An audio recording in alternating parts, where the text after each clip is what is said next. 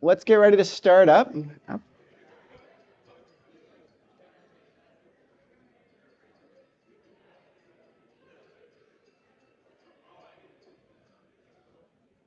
Welcome to the 2024 Marshall Forum. I'm the 2002 Marshall Scholar, getting my dates mixed up.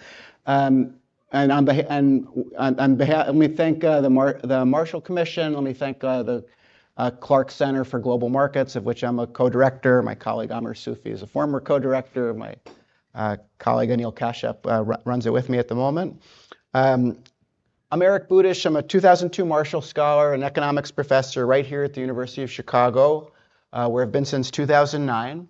And like I said last night, the purpose of the Marshall Forum is to come together to consider strategic and economic issues that are relevant to the US-UK relationship in the spirit of and in honor of the Marshall Plan.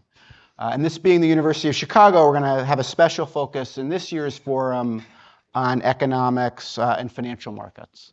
So the topic of this panel is Chicago economics. I think we provocatively titled it the new Chicago economics. So Chicago economics, past and present, Chicago economics, caricature and reality, whatever you want to call it, it's fine. So Keynes famously said, to quote, practical men who believe themselves to be quite exempt from any intellectual influences are usually the slaves of some defunct economist. And a lot of those economic ideas have come from right here at the University of Chicago. Chicago economics is often caricatured as an extreme free market ideology. Even if you read it, Milton Friedman, though, he talks about the importance of the government as umpire and the importance of the government in setting the, quote, rules of the game. And if you spend time with Hayek and Constitutional Liberty, he grapples for 600 odd pages on the role of government and laws in maximizing liberty. So I wanted to use this panel to reflect on the Chicago School of Economics and how it manifests in the present day. And together with me are two just very distinguished colleagues of mine, Amr Sufi and Luigi Zingales.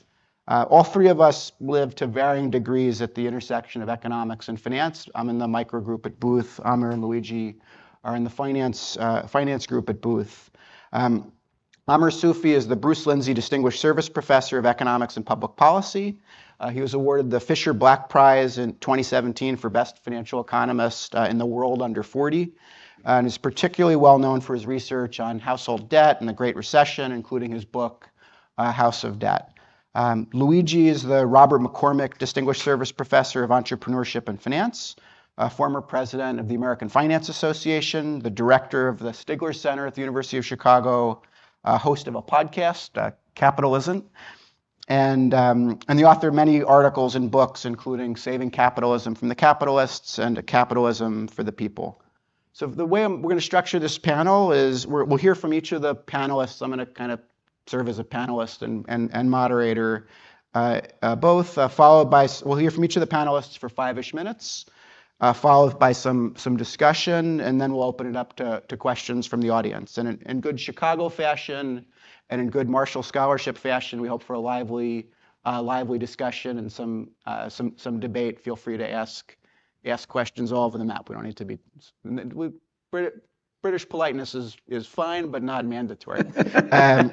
So without further ado, Amr, why don't you lead us off? Yeah, well, thank you. First of all, thanks, Eric, for the opportunity to be here, and thank you all for coming. It's early, but it's hot and it's air conditioned, so we'll enjoy it. As Eric said, I'm Amr Sufi. I am in the finance group at Booth.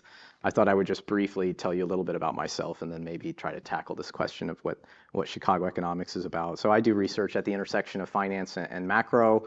Always been interested in the core question, which is how does the financial system affect the real economy, consumption, employment, production, and always trying to keep grounded in the real economy as we talk about finance. That's always been my goal in my research. I'm currently working on questions related to the production side of the economy, because I do think it's changed a lot in the last 20, 25 years. And I think this, obviously a lot of people are interested in artificial intelligence and large language models and how it will further affect the production process. So that's kind of what I'm focused on right now in my research. In terms of the big picture question of like what defines Chicago economics, is there a new Chicago economics? That's a pretty intimidating question. So let me start with some modesty, which is Chicago actually has an enormous economics community, and it has a lot of differing viewpoints throughout the different places. And so coming up with like a unified theme is going to be a little bit hard. And I think just to make sure everyone understands what I mean, we have the Department of Economics, we have Booth, we have the Harris School, and we have the law school, all of which, and I apologize if I'm missing anybody, that I probably am, but these are all different places with their own cultures. We interact with each other, so sometimes we bleed into each other. And so when I think about Chicago economics, I really do think from the perspective of Booth, because I've been at Booth my entire academic career since 2005, so coming on 20 years now I've been at Booth. And when I think about the core themes that define what we try to do at Booth, and I think broadly speaking Chicago economics, I think of two main themes relative to other places. One is the focus on questions. I think that's something that is, you may be thinking is obvious, but I don't think it is. And I think at Booth and at Chicago in general, we never lose sight of the biggest picture questions in the field of economics. Maybe to a fault, that if someone comes and gives a seminar on what we perceive to be a small question, maybe we all kind of tune out a little bit and aren't even going to focus on the details. So we want to know the answers to big picture questions. How do macroeconomic fluctuations occur? How does the financial system affect the real economy? And we had some promotions in finance this year to tenure, and I could go through them, and all three of the people who we promoted were clearly focused on big picture questions. So that's one thing. Now, I'm sure every economics group in the world is going to say we do too, but I really think that there's something special about Chicago in that regard. And it's closely related to the second main theme, which is a kind of openness, that as long as you're on the same page, that you care about big questions, we're going to be pretty open in listening to what you have to say. And that may be something that's changed over time. I think these two things can be dangerous in their interaction, because a guy like Milton Friedman, I hope not to get struck down from the sky here, but like obviously focused on super big questions, right? And obviously had super compelling arguments on those questions. I think at some point he may have become so convinced of his answers that he wasn't the most open person in the world. And I think we have plenty of evidence, including from David Booth himself, of examples where perhaps presenting in front of Milton Friedman, you didn't get the most open person in the world to new ideas. But I think at Booth especially, we really are quite open. I mean, we saw a couple of papers in the spring quarter with outlandish ideas, and you're like, but on important questions, and we were willing to listen. So then in trying to define that in a little bit more detail, let me tell you what we're not. I think sometimes it's usually easier to see sometimes the counterfactual. And I think where some economic disciplines and disciplines in science in general go wrong is drifting too far from these two principles, which is openness and big questions. And what I think you see in some other places, and I won't be mean and name them, but I do think that if you don't focus on those two questions, you can go in the wrong direction on the following way. First of all, you can become very ideological, right? You can become very wedded to certain ideas and no longer be open to considering other ideas. And that's a very dangerous thing that happens in some economic departments that you can very clearly see throughout history. And maybe they make huge contributions in the short run, but in the long run, that's not a good way of running a group, is to be excessively ideological. And a close twin to that is to be excessively focused on methodology, right? This is a natural corollary, I think, to a lack of openness, is you become more in love with the methodological tools rather than the questions. And I think at Chicago, I've always prided ourselves as only caring about methodology to the degree that it facilitates the answer to the big picture question, and being open to any methodology. But I think you've seen in many economic disciplines, getting too deep into one particularly methodological toolkit, and that ends up detracting from the buildup of just broader knowledge.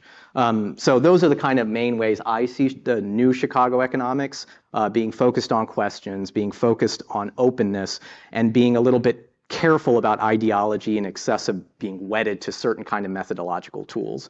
And I think it's served us well. I think we've done pretty well sticking to those principles.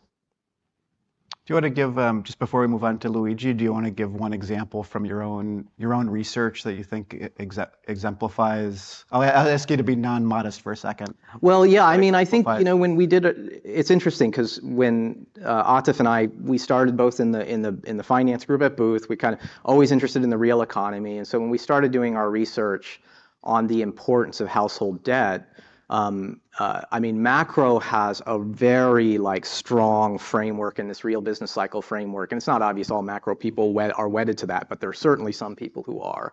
And you read that framework in a lot of detail, and it's super important and useful, and it gets you the right first order conditions to think through things. But it's just missing so much, right? And I think you have to be open to thinking about what it's missing. And so there's this great body of research, part of which Ben Bernanke won the Nobel Prize for, thinking about intermediation frictions. And that was where Atif and I came from.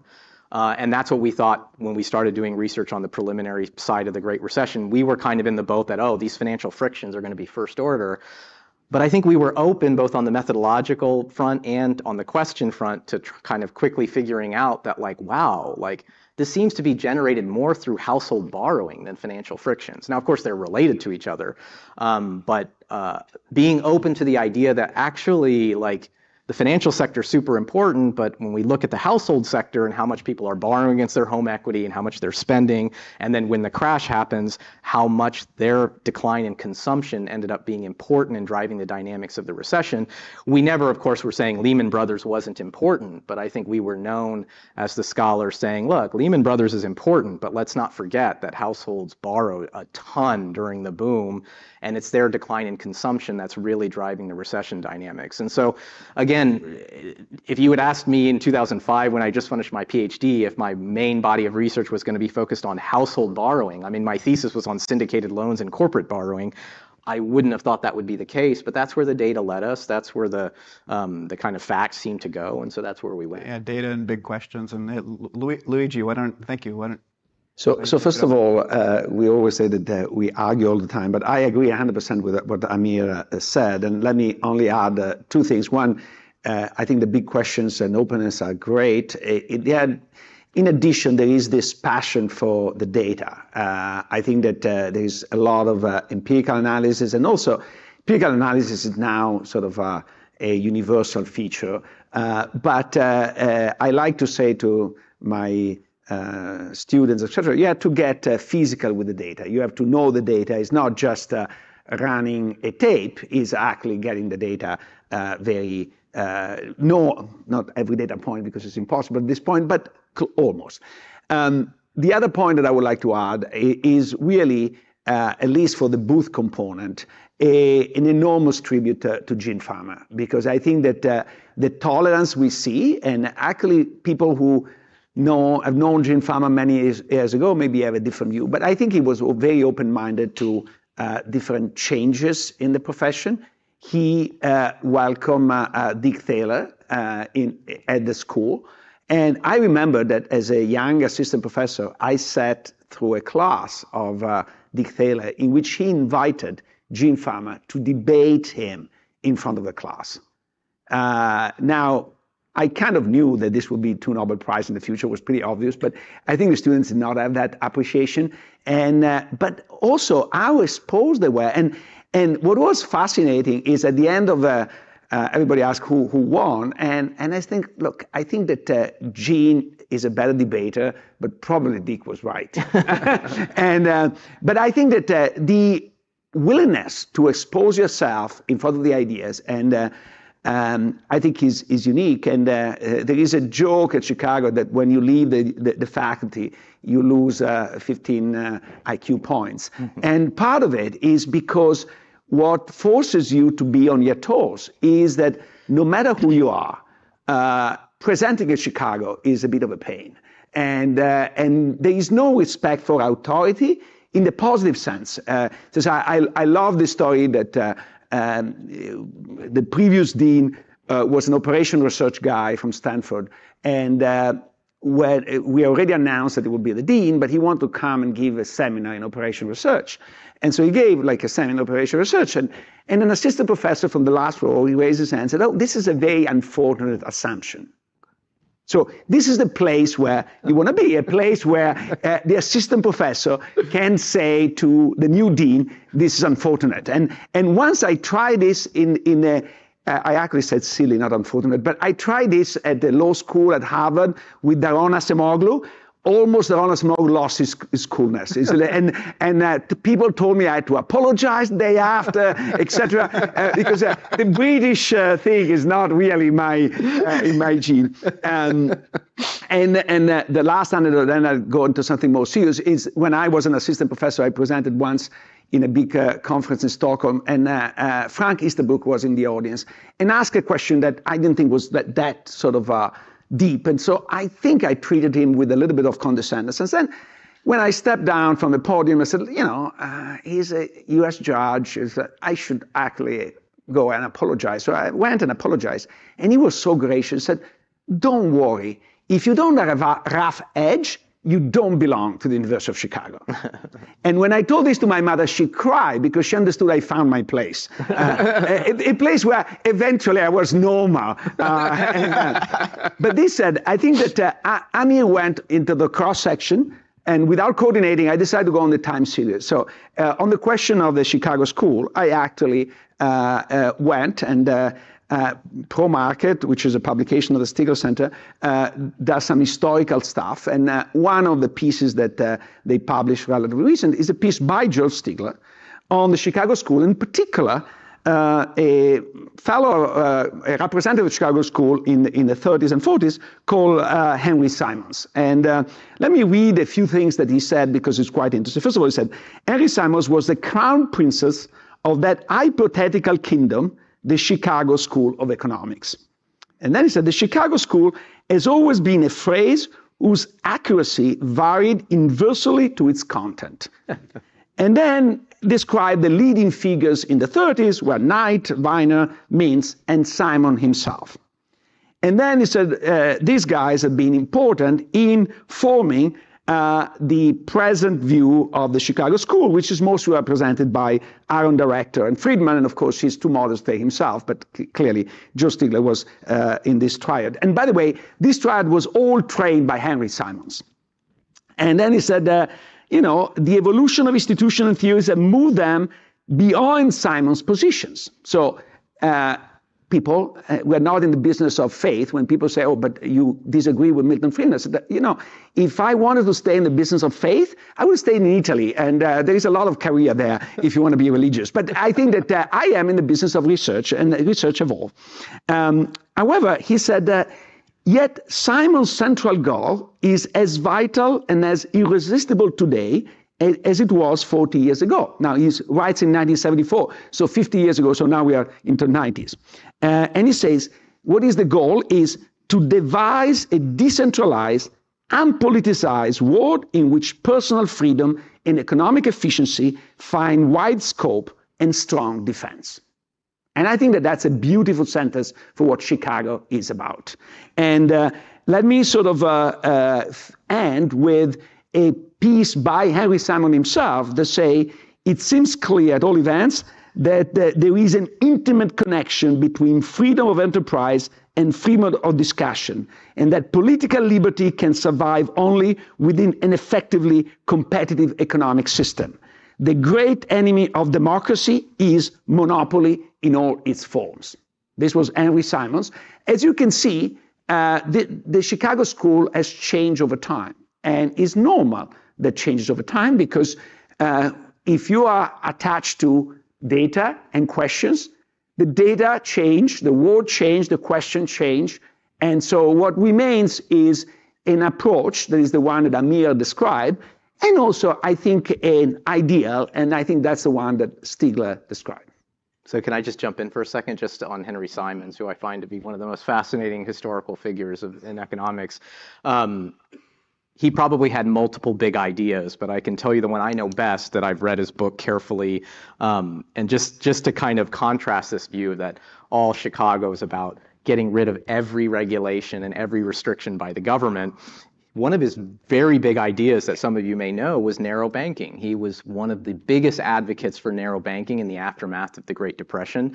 And those of you who don't know what that term means, there was a whole consortium of economists, including Irving Fisher, that were very upset about what they called the ability of the private sector to do money creation, which they blamed for the Great Recession, that the bubble in the 20s was caused by private lending institutions lending too much.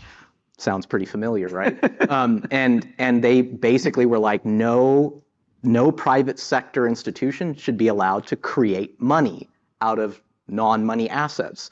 And that led them to the conclusion, talk about regulation, that no private institution that issues deposits should be able to invest in anything but reserves at the central bank and maybe short-term T-bills.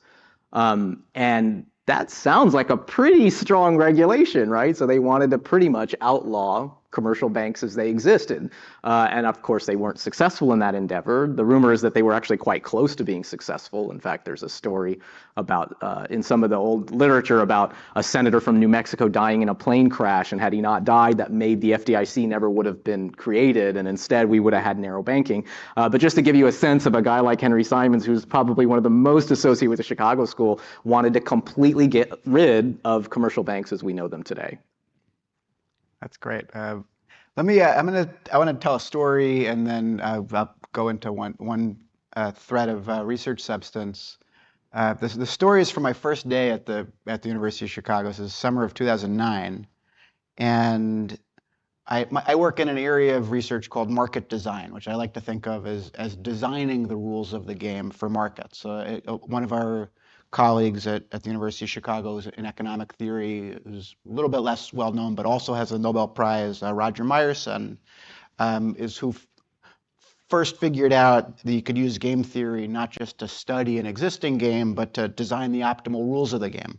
And so you can sort of see a throughput from Milton Friedman's line about the rules of the game and the umpire to mechanism design, which is the area I work in.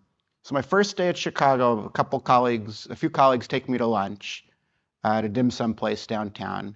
And looking back, I was just thinking a few minutes ago at this set of colleagues. One of them turned out to win a Nobel Prize. One won the Clark Medal, so for best economist under the age of 40. One won a Genius Grant, and one just a total pain in the ass. So that's my lunch table. And one of them, I won't say. So who exactly was at lunch with you? Right, exactly. It was actually one guy. No, it's four. I'll tell you later. Same person. Yeah, right.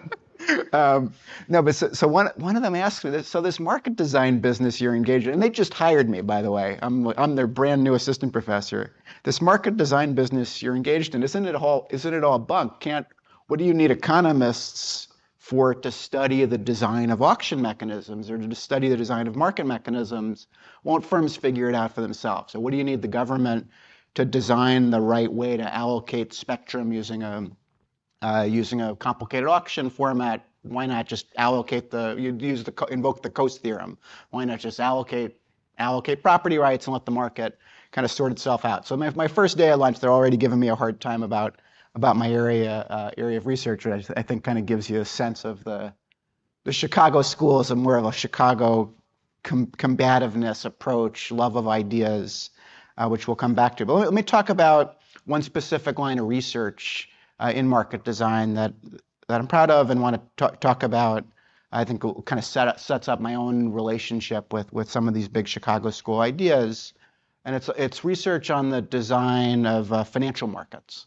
And I started this research in 2010, just after one of my colleagues said, you got to find big questions to study. So I figured if I'm going to study market design, the design of financial markets is about as big as it gets. And I was struck by this arms race for trading speed that was starting to get a lot of attention in the press and on some more obscure blogs. And I kept digging into this and ultimately concluded with colleagues that the arms race for trading speed is an outgrowth of an underlying structural flaw in the design of modern financial exchanges. And this structural flaw, which I'll come to in a moment, leads to a never-ending race for trading speed and makes markets less liquid and more expensive to use than would a better designed market. In an empirical study, I'll come to the theory in a moment, but an empirical study that I conducted jointly with researchers at the UK Financial Conduct Authority, so the US-UK relationship, this was published in 22 in the Quarterly Journal of Economics, we found that 20% of trading volume in the UK stock market took place in high-frequency trading races, the typical race taking just 5 to 10 millionths of a second, and that the tax that trading races put on liquidity accounts for 17 to 33% of the market's cost of liquidity, depending on which empirical measure you use. The races were also very concentrated, as a point I've talked about with Luigi. The top 6 firms in our data winning over 80% of all trading races, and we estimated that latency arbitrage, this kind of arms race for trading speed, is about a $5 billion a year issue in global equity markets, let alone all of the different kinds of financial instruments that trade on limit order books of bonds, certain kinds of bonds, currencies, options, futures, and so forth. My earlier work published in 2015, probably the work that got me tenure here, identified the underlying conceptual problem theoretically and showed how to fix it with a market design reform we called frequent batch auctions. So in a nutshell, put time into tiny units, like a tenth or even a thousandth of a second, and then let algorithms or other market participants compete on price instead of on speed within these very frequently conducted auctions. Or we're used to in financial markets that prices come in units in lots of financial markets, like stocks trade in a penny or treasury bonds trade in a 16th. But when markets transitioned from human-based markets in trading pits, like in downtown Chicago, to electronic markets run fully in server farms, we forgot to put time into units too. And what frequent batch auctions do is, one, they make tiny speed differences among trading firms not matter anymore. It doesn't matter if you're a millionth of a second faster than the next guy if the market clears once a second. And then two, the auction changes the nature of the game. It changes the nature of competition from competition on speed to be a tiny bit faster than the next guy to react to a price signal to competition on price. And this protects market participants from trading at a price that just became stale. So all participants trade at a market auction price. So in the part of this research that was most closely connected, I think, to the big Chicago School ideas, published just this past year in the Journal of Political Economy, I asked the question, will the market fix the market?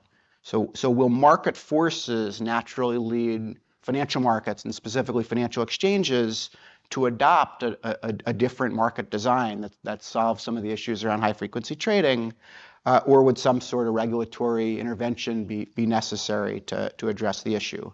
And I think this "Will the Market Fix the Market" paper is certainly where my own inner dialogue with the big Chicago ideas was the loudest, because on the one hand, I think we're all inclined by nature to favor market-based solutions where possible. But on the other hand, I want to make 3 points. So one is, there was a lot of incumbent rent, what economists call rent, in the status quo, and specifically high-frequency trading firms, of course, but also exchanges from selling fast access, and the big investment banks from helping their clients navigate a very complicated equity market structure, made a lot of money from the complicated and speed-sensitive status quo. Second, the harms from the issue were very dispersed. So we actually had this classic Mansur-Olson issue of concentrated interests on one side of the problem, on one side of the debate, and very dispersed interests on the other side of the debate. And then third, it's kind of a fantasy and a caricature to just ignore the regulator altogether, because financial markets are highly regulated for good reason. And what my work was arguing was that markets would work better if the regulations were slightly different. So I gave a talk once, and I'll close on this, where one of our alums, who's a billionaire quant hedge fund manager, I gave a talk on my research, and I had 45 minutes to talk. At minute 43, he takes the floor and says, "I wasn't expecting to say this, but you're actually not a communist." And then he went on to say that you're not saying this isn't about more versus less regulation. This is markets need rules to flourish, and you're saying the rules should be different. And then they gave me some fancy prize. It was one of my professional professional highlights. I think my research has always been in dialogue with these big ideas about what's the role of the market, what's the role of the government, what are the right rules of the game. It sometimes shows up in big issues like the design of financial markets, sometimes in much smaller stuff like how to sell Taylor Swift tickets. But I think we're all engaged in this this kind of work. And with that, let me kind of turn to the panel part, or the crosstalk part of this this discussion. I guess we've talked a lot already about the Chicago, not quite the Chicago school, but the Chicago mentality or Chicago approach. And I wonder if you think there is currently a Chicago school, or if it's more the approach and mentality and fierceness that we've already discussed. Well, I mean, let me jump in on what Luigi was talking about data, which I just wholeheartedly agree with what he's saying. And I think that, I like to think that at Chicago, we really do strike a balance between data and frameworks that I think is hopefully exactly at the right point, because I think 30 years ago, people started to recognize, I mean, you hear these statistics now, they're just like crazy. I think Hal Varian at Google used to give these statistics about how much data is generated every day relative to, like, you could go from the 9th century to the 14th century, and about the same amount of data is produced in one day as was produced. These kinds of numbers are just mind-boggling. And so you quickly get the impression that you can just end up drowning in data if you don't have frameworks. And I think that's something that I think I've been very interested to see as we go through. I mean, Luigi has been an expert at this, right? Because Luigi can say he's all about data, but I mean, Luigi is a top-notch conceptual thinker, right? And so trying to strike that balance, so I'll just give you an example of something I've been thinking a lot about, is the production side, right? Where we have these views on how production works. Production is a function of capital and labor. And when you start looking at the data with that framework, a few things jump out at you right away. So I love this work by a woman named Teresa Ford, who's at Dartmouth, who's been using census establishment level data, the best data really out there for understanding production in the US. And she basically makes the point that I find so fascinating, which is companies like Nike and Apple actually don't have a single manufacturing establishment in the US, right? I think we would all agree, we have the iPhone in our pocket, we would call Apple a manufacturing firm to some degree. They manufacture this product we all buy, and yet they don't have a single establishment in the US that does any manufacturing. And she makes the point that when the BEA does their GDP value added, they do it for domestic value added, and they do it at the establishment level. And so I don't know how many people know what we classify the establishments of Apple and Nike as. In the US, we classify them actually as wholesale trade firms, right? Which I think all of us would say that doesn't seem to make sense. They're not wholesale trade firms. And I'm getting into this because it then really kind of strikes you that what are a lot of US production doing? US production, I think, is really at the very beginning of the value. Now, I want to be clear, there's a huge amount of domestic value added of Apple and Nike, right? We all agree with that. So at the front end, they design, right? And at the back end, they do sales and marketing, right? And I think these two functions have now become a huge fraction of the value add of the production sector of the United States. And how does that fit into the production sector mentality? Like, how does that fit back into the conceptual framework? When we think Y equals FKL, like, where is design and where is where is sales and marketing? And there's a huge literature on intangible capital, which then intersects very strongly with some of the issues Luigi's thinking about, which is when we talk about rents, concentration, profits, how does it relate to this general change in the way the production function's working? So my wife is always getting all of these mailing things in the mail for companies that produce clothing, and they're always like the same, right? Like, one of the ones that's hit it big is a company called Vuori that some of you may hit, or Lululemon is the old one, right? And it's all of these things you get, and it's kind of, you look at them, all the clothes are produced in Vietnam or China or somewhere else. And it's all about a mentality or a lifestyle they're selling you. And I was just thinking to myself that this just looks like a lottery. There's like 100 of them. A couple of them are going to hit it big, maybe because my kids are going to be on Instagram and TikTok with it. and then they're going to be super profitable, right? And I started thinking, like, and certain enough, venture capitalists actually fund a huge number of these companies. And so once you start thinking about the framework, the data, how they interact, it kind of opens up a way of looking at very classic questions like, is there market power? Is there concentration? And I think that's what we try to do at Chicago, is to always stay wedded to the data, but also make sure we have the main conceptual frameworks that help us guide what the most interesting questions you can answer with that data are.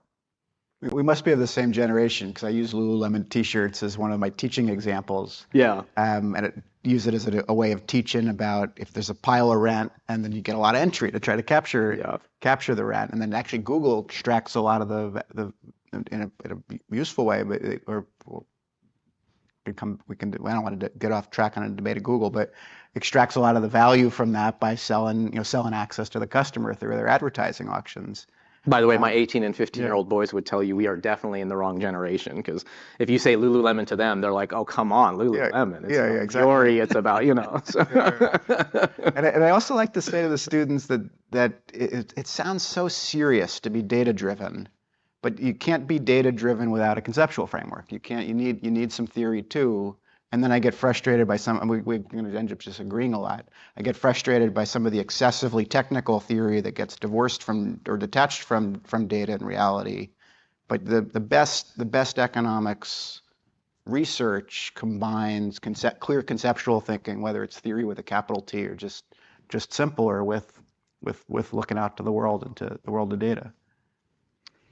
So if you ask me what is sort of the characteristic of the Chicago School, besides what Amir has already said, I think that the other characteristic is that we subject our discussion always to the so-called nirvana fallacy test. The nirvana fallacy, I don't know whether it's Coase or Demsetz, but one of the two raised this point, that economists tend to compare market imperfections with perfect government.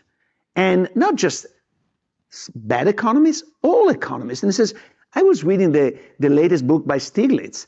He's the paramount example of that. He goes on and on about all market imperfection, and boom, the government comes in and solves everything.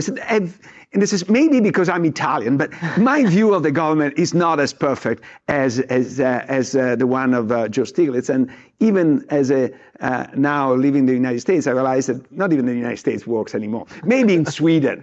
Maybe if you're Swedish, you can be sort of socialist because the government works well. But any other country, that's not the case. So I think that is, to me, the stuff with the staying power. And let's be a bit controversial and move forward, where I think that the traditional Chicago School, at least the Chicago School as of the late 70s, is wrong, is precisely where Eric is working. The fact that markets naturally evolve toward an efficient outcome with no intervention brought anywhere. And I think that this is not common to the entire sort of liberal society. In fact, inside the Mont Pelerin society, there was a bitter fight between, let's call it the neoliberal and the ordoliberal, that are mostly German, but I think Harry Simons was an ordoliberal. They said, no, you need to have a state that has some power to set the rules, because without the rules, markets don't work. And I think that the fascinating aspect, there is a kind of a sexy finance element to your work, Eric, but from a big picture point, the really important point is to say, look, don't assume that just competition among institutions will deliver an efficient outcome.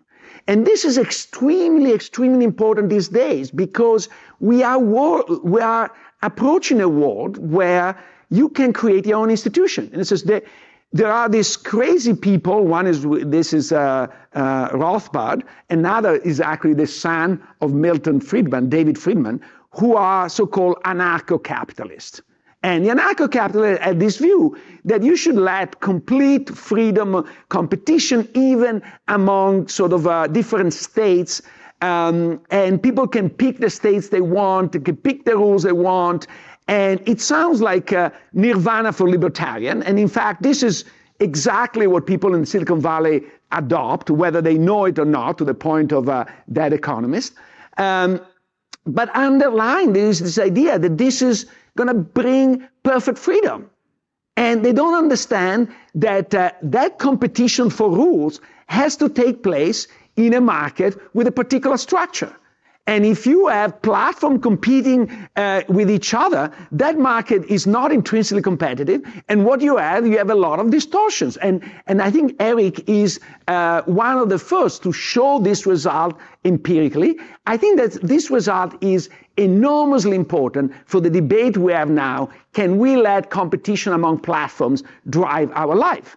Because each platform is a state to some extent with its own rule. At some point, Mark Zuckerberg said, I have the state of Facebook, and it was also trying to print his own money. And that will make it short of having an army, but if you look at the Pope, he has a state and no army. So it's impossible to have a state with no army, as long as you have enough power on other dimensions. So long story short, I think that the new Chicago School, or the new incarnation of the Chicago School, differs, in my view, dramatically from the old one, is precisely on this point, which seems small, but in fact is gigantic. Now, the tension, and a tension that has not been resolved, that's the reason why we're still working very hard on this, is how do you reconcile this with the fact that governments tend to be captured by vested interest and then distorted and so on and so forth.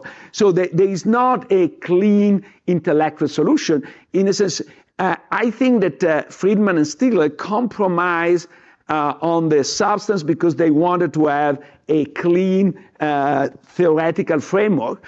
So if you go to complete laissez-faire of institutions, I think that is very clean theoretically, but in practice, as Eric shows, doesn't work. And then the question is how to reconcile the two. So how do you, something I've struggled with since I got here 15 years ago is how do you, so contrasting graduate school with here at University of Chicago.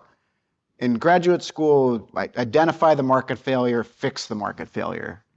What is the policy solution or the market design solution that will fix the policy failure? Come to Chicago, you say, well, fixing the policy failure isn't enough because governments are flawed too.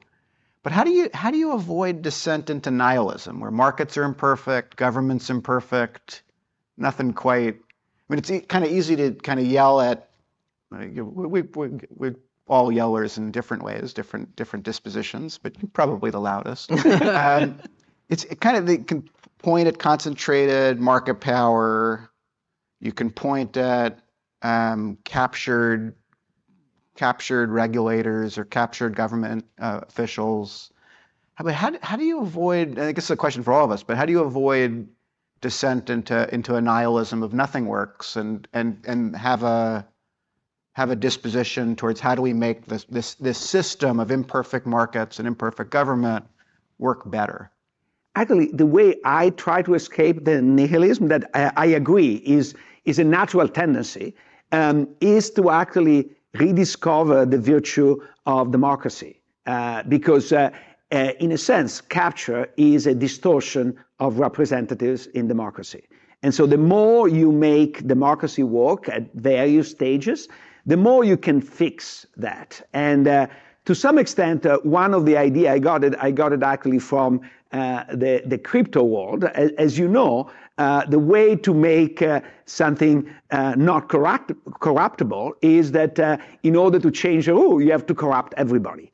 And if you corrupt everybody, you basically reach a cause-and solution, which is the one you want. And so if you have, and of course, there are friction in democracy doesn't work, but I think that understanding that democracy is an integral part of a competitive market, because competitive markets needs rules, and rules can be fair if you want, or can be efficient if you are an economist, only if you have a sufficient democratic system. So that's to me, the closure, and that's the reason why I quoted those passages, because to me, this integral component is important, an integral component that was not fully recognized, I think, by Friedman, for example. I mean, one thing I'm going to say on that front is just, I think that this is one place where I probably depart from the Chicago School, and I'd like to see it change in a way, which is I think once you go from being positive to normative, when you're really thinking about policy, when you're really thinking about what we should do as the government or whatnot, and I think Luigi's been excellent at this because he's so well steeped in political economy and thinking of the way governments work. But I do think sometimes economists need some modesty in learning from other fields. Like I think that whenever you get to the actual policy questions that you need to focus on, like, whether we should restrict free trade. Obviously, we have a very strong view on that, and I kind of subscribe to that. But it's hard to ignore the evidence from sociologists, from political economists, from psychologists on like the importance of people working and how it affects their mental health. I mean, we need to be like cognizant of the fact that we are one discipline in many disciplines, and I think we need to be a little bit disparaging of other disciplines sometimes in terms of what they're bringing to the table when we kind of go into answering policy questions. Sometimes people ask me policy questions, and I'm like, that's for a philosopher, a theologian, or a psychologist. Like there's so many elements of what it takes to get the right policy that I think we as economists at Chicago sometimes overstep our boundaries in terms of thinking through where we could be learning from other disciplines that have different ways of thinking. Now, that being said, like I sat on the University of Chicago press board and saw books from all different types of disciplines, and I do probably share a lot of the views of many economists in which I generally am like, oh, they're just not doing it right in that field, right? So I think we have that tendency, but we do have to try to find what we think is doing well in these other disciplines and try to implement them into our policy solutions. I completely agree. I think that the great things about the Chicago School is that went outside of economics. The bad thing was that had an imperialistic attitude going outside, and now we are more in a fair trade exchange. And I think that Dick Taylor represents actually a fair trade exchange. And I think there is so much more that we can do because reality is complex. And now the other fields have become much better, to be honest. Yeah. I think it might be a good time to bring in some questions from the audience, and we've got a microphone that we can pass around the room, and then we'll interject more as we go. But please go ahead. Good morning, Parker Hudson, 1968 LSE. Quick historic comment, and then a question for you guys. The historic comment is that at LSE in 1968. Harry Johnson ran the crowd, and every day they reminded us that they were from the Chicago School. So whatever it was, we were getting it straight from Chicago. There were no computers, no handheld calculators, anything we had to do with data. We had to literally put it pencil and paper, and figure something out. But these guys would lecture us in the morning and then go be the advisors to the Macmillan and the conservative government, the shadow government, because in the morning, the main government under Harold Wilson was very Keynesian, so they came down from Cambridge and told the government what to do, and then our professors from the Chicago School would go in the afternoon and tell the shadow government what to do. A little bit of history. Question. We hear so much that the level of debt and our deficits is unsustainable, which from just a common sense point of view, you would think sounds pretty accurate. My question is, what will that look when it becomes unsustainable? What will it look like? What are some real world consequences for households, for markets when we actually hit unsustainability or we go past it? I think that's Jim's. Yeah, Jim Peterva's talk right after is going to be 100% focused. Yeah. You just have to wait an hour. In the spirit of humility, we defer to our colleague 20 feet from us.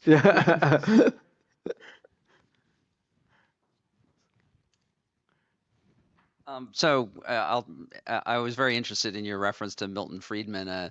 People forget that actually for him, economic freedom was a huge tie to political freedom, and it was a political position. And I think implicit in it, going to Luigi's point, was some idea that too much monopoly is bad. And so there's a political freedom element to that as well as an economic element. And then tying to Eric's point about what do you do about it? Well, Lina Khan is trying to change the way we practice antitrust law. And so I'd be interested in, and there's a kind of whole new set of ideas in the antitrust area. Maybe there's too much monopoly now. Maybe the nature of monopolies with Google and the like has changed. I'd just be interested in your thoughts on this subject, which seemed to be a very topical one. That's So I'm proud to say that Lina Khan spoke at the Stigler Conference on Antitrust in 2018 and was on my podcast in 2018 when she was fresh out of graduate school. So I'm very sympathetic to those ideas.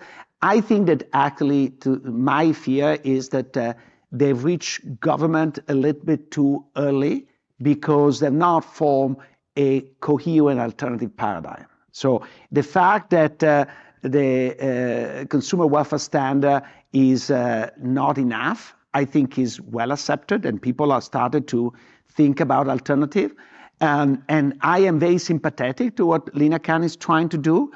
I think that they're struggling because you only beat a theory, back to the framework, you only beat a theory with another theory, and the other theory they have is not as well thought out. And so my fear is that they might lose in court, and not only because they are conservative judges, but because the arguments are not sharp enough. So I think there is a desperate need of alternative theory, and part of what I'm trying to promote with this regular Stigler conference on antitrust is precisely to create alternative. And one thing, speaking of the Chicago openness, is the conference in 2000, I think it was 2017, was the first conference in which the so-called neo-Brandesian were talking with the establishment. And there was a bit of a tension in the room because generally they were not in the same circles. And they speak a little bit of a different language. But I think I'm very proud that I brought in the same room, because I think that progress can only be achieved by bringing people in the same room and moving forward. Jim? Yeah, I mean, thank you all for a really stimulating discussion. And Luigi, I was very glad that you brought in the kind of, I call the role of the market and the presumption there. So if I were going to characterize the Chicago school of Milton and George and Gary, it would be sort of a presumption that the market gets it right, and a pretty high standard to demonstrate that there's any reason for intervention, right? And that view with the satellite institutions at UCLA and Rochester and similar places, you could kind of tell in the economics profession of 40 years ago where that sort of stream of intellectual view ran strong and not. And it kind of was a counterbalance to many other places, including MIT, where government intervention was kind of taken as the role of the social planner was to figure out how to improve on what the market would deliver. And I'm curious, as Amr has spoken about more openness, and Luigi, you've spoken about a nuanced view on some of these topics, whether you think that there has been a bit of a change over time, from all of your ability to look back over these few decades, so that the sort of push for resist the temptation to intervene has weakened. And I think back to something like the George and Milton writing on roofs versus ceilings, and very clearly saying, look, rent control is a mistake. Let the market deliver here. But it provided sort of an end point to the discussion that was, here's the sort of Chicago pro-markets view, and then here's all the rest, which is saying intervene. But is that stream running less rapidly today? Has it just become more nuanced over time? How do you think about that kind of a push? Well, let me try to jump in. I think that what's changed a lot is, I think when you're living in a world in which data analysis and empirical analysis is still pretty nascent, we would say, in terms of where it was at the time these arguments were being made, then I think there's a little bit more of a tolerance for starting with the big question, which is, should the government intervene or not in this market, and coming up with kind of an ideological umbrella that you tend to fit in, which is, in general, we're going to say markets work pretty well and have a high threshold. I think with the advent of data and empirical analysis, especially what I would call the youngish generation, if you start with that kind of ideological predisposition, which is just in general, we're going to be skeptical of government intervention, I think you get massive pushback because people say, well, look, like, tell us what market you're studying, tell us the way it's structured, tell us what the data say. And so I just think that there's kind of a pushback right away to anything that's being framed with the policy going front and center. That as a general principle, we're going to view the government skeptically, or as a general rule, we're going to view the government favorably. And I think, youngish people, which, I'm almost 48 now, so I don't know if I still fit in that category, but You were a Lululemon, right? yeah. I mean, we're a Lululemon generation apparently over here. But I think that it's oftentimes viewed as, wait, you've come to some conclusion that is now going to shade all of the work you do. And it can be as dramatic as like, I'm not going to even trust the work you do now because I'm not sure it's being done in the ground up kind of way. Now, the world is such that we can never really do things from purely ground up. All of us come in with our frameworks and our ways of thinking in general principles. But I guess if I would try to summarize what I'm saying is on the general principle versus let me try to build up from the ground, we're a little bit more towards building up from the ground before we come up with broad umbrella kind of policy views on how we're going to view the government. So for me, for example, I am with Luigi that I'm always worried that the government is just another player and that we got to think very carefully about government intervention for that reason. But on a positive perspective, I'm very happy to look at certain markets, as Eric has done, and say like, okay, there are real problems with just trying to let the market work in this market. But that doesn't then necessarily inform my view on another market. And so I think you don't want to get too specialized, but I think you do want to be careful about making general statements all the time that I think some of the people did 30 or 40 years ago. We can descend into the, it depends. It always depends on the context of the specific, and then to rising back up to this big picture level is not the natural disposition of the way our journals work and profession works. But that's a good point. Yeah, it really shows up in the journals, and I mean, editors are not going to take papers that like make outlandish claims without really supporting evidence. So, but I would say that there was almost an absolute presumption in the old days that markets get it right, and I think that absolute presumption is untenable today. In part for the work, like your work, Eric, etc., that shows that markets often get it wrong. And so I think that the tendency is to challenge whether the market get it right and to challenge whether the government can do better. That's the nirvana fallacy, but not to have an absolute belief. The other thing, and maybe this is my personal bent versus is very important to distinguish what I call the pro-market position from the pro-business position. Because a lot of the Chicago rhetoric play very well in the interest of the business community. Not all of it, but some of it. And then was really broadcasted very heavily as a lobbying tool. And I think it's very important to recognize that and to separate very clearly what is a position in favor of competition in markets and what is a position in favor of the interest of producers who might be very influential, but is not necessarily what we want. And last but not least, I think there is much more interest in distribution. I think that one of the characteristics of the old Chicago school is that distribution really did not matter. And we know it matters in many ways, and we're much more attentive to that. I think that's a great note to end on. Thank you very much, Amir and Luigi. I love we're so grateful to have you as colleagues just down the hall. And let me turn it over to Nell, who will introduce the next panel. Thank you.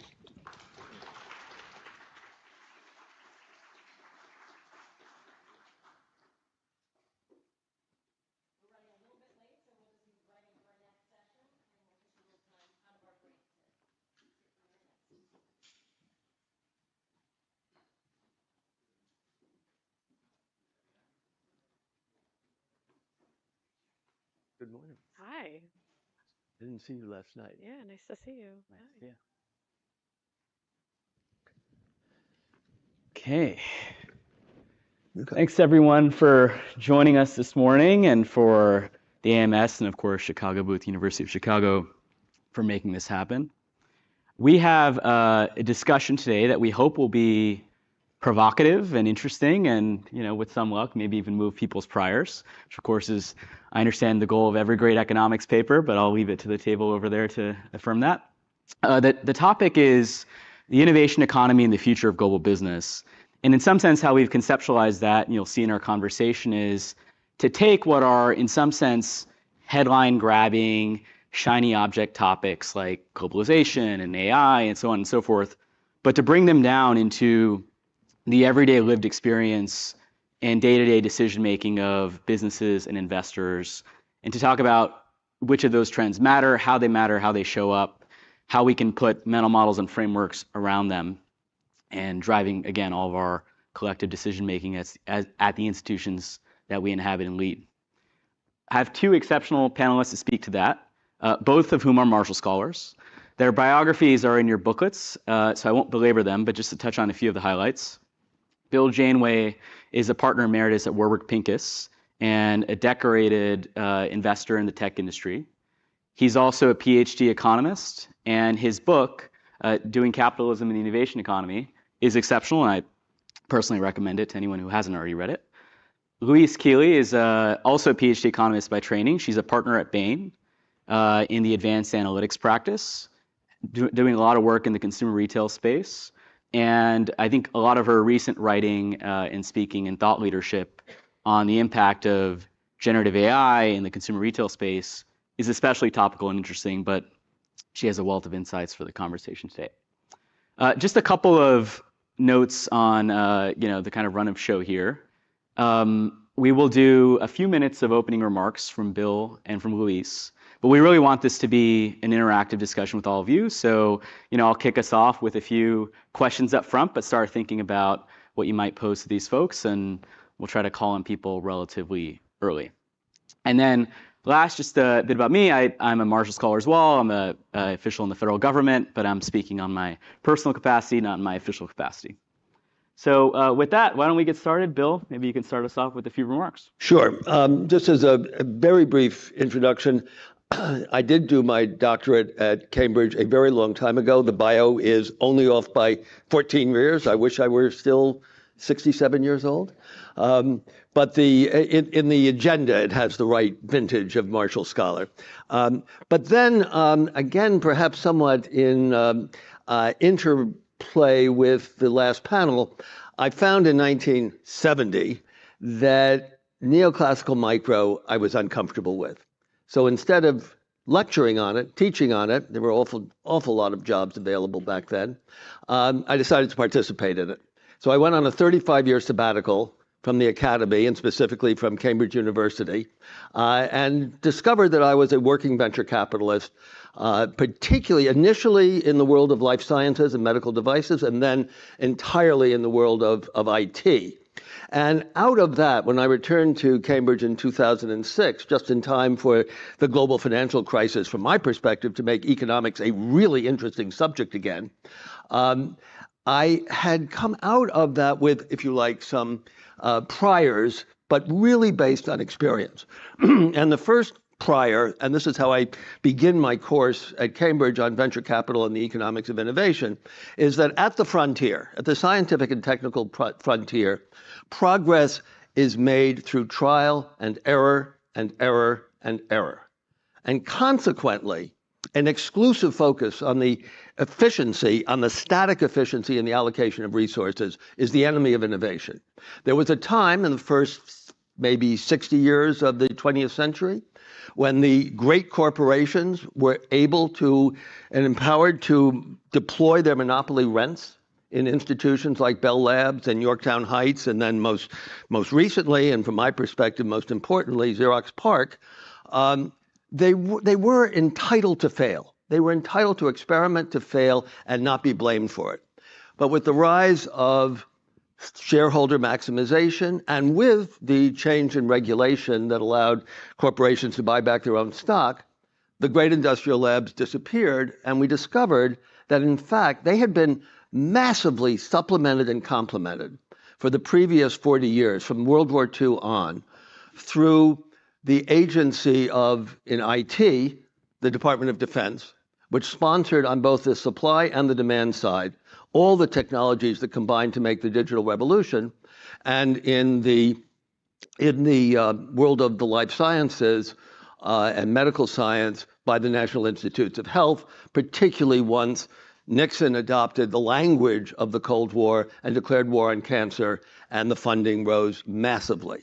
Now, that fundamental understanding of the role of the US government in building platforms for entrepreneurs and venture capitalists to dance on is something that I think has become pretty broadly recognized and does now begin to fit, but incompletely and haphazardly, with a kind of rediscovery of the concept of industrial policy. In the long generation after World War II, what was an industrial policy, multiple industrial policies, were both defined and legitimized by the Cold War. Then they were delegitimized in some of the threads that the previous panel discussed. Now, China, climate change, some of that legitimization has returned. I do think that when we think about globalization or deglobalization, we should recognize that a shift in the policy regime precedes, and may precede by a decade or more, the visible economic consequences of the change in the policy regime. For the moment, and who knows whether it will persist beyond January 2025, there has been some material, visible, observable shift in the policy regime, and we should be thinking about what that may mean for global business and for the macroeconomy, including the balance sheet of the macroeconomy going forward. And I just want to add one more thought. In addition to a legitimately motivated state in funding experiments at the frontier, where, at DARPA, if you're a program director and you don't have any failed projects, then you really haven't been doing your job. But there's another source of funding, and that is historically speculation, financial speculation. Bubbles are ubiquitous wherever there are markets and tradable assets. Occasionally, the focus of the bubble is one of those sets of technologies which, when deployed at scale, create a new economy. Think railroads, electrification, the internet. Most recently, financial speculation funds not only the deployment of the platform, the network technology, but also the experiments in what is this stuff good for. And that's why I kind of am somewhat associated with the concept of the productive bubble. It seems to be a contradiction in terms, but when the bubble burst in the railroad age, when it burst in 1929, when it burst in 1999, 2000, nobody tore up the railroad tracks, nobody tore down the electricity grids, nobody pulled the dark fiber out of the ground. It was there to embed and empower the entrepreneurial exploitation of this new technological infrastructure. So I'll stop with that, but that's how I think about the innovation economy.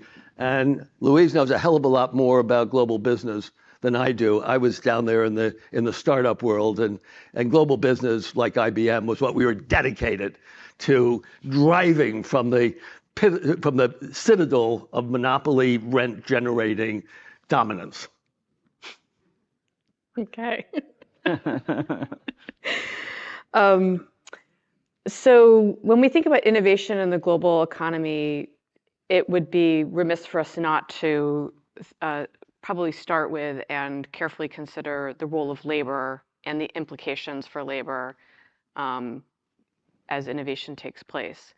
Since the Great Recession is well known, we've been in a period of labor productivity stagnation alongside longer-term labor force growth weakening, particularly in OECD economies.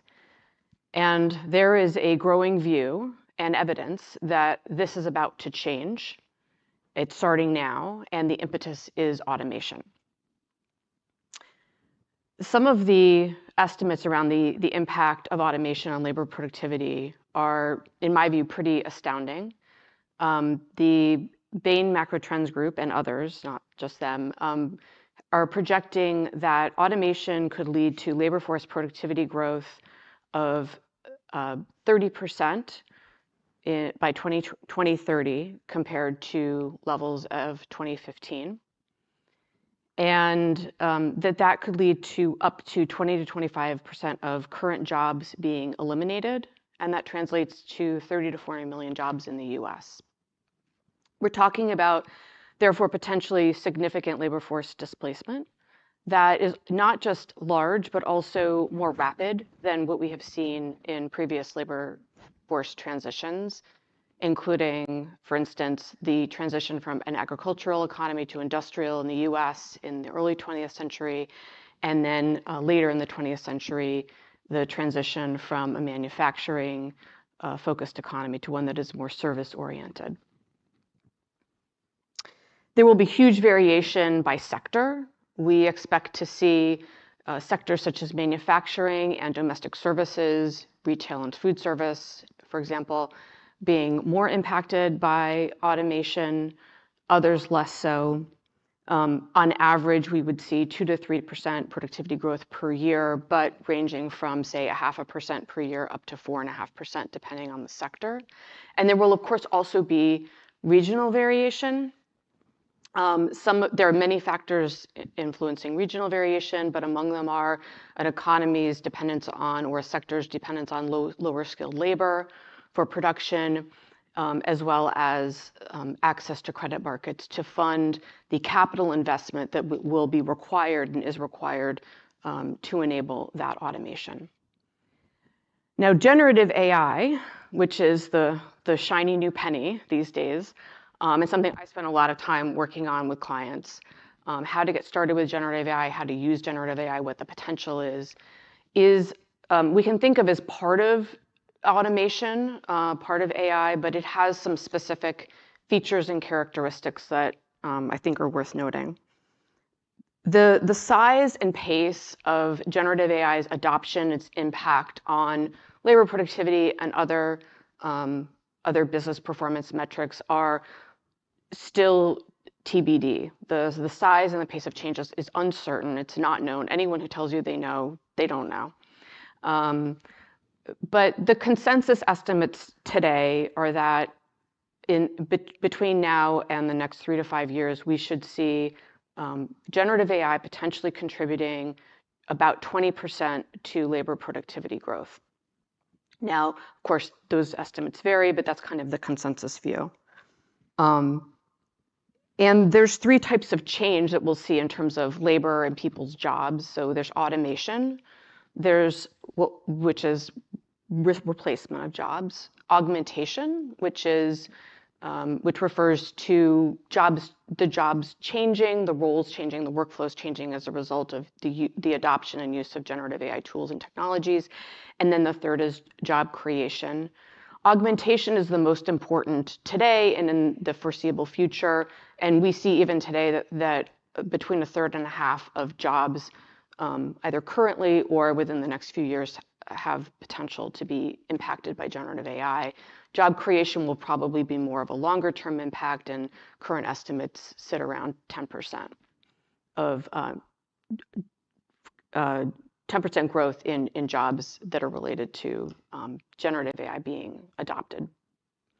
And the early impacts of generative AI are different from automation, in part because they are impacting knowledge workers, white-collar workers, more than automation overall.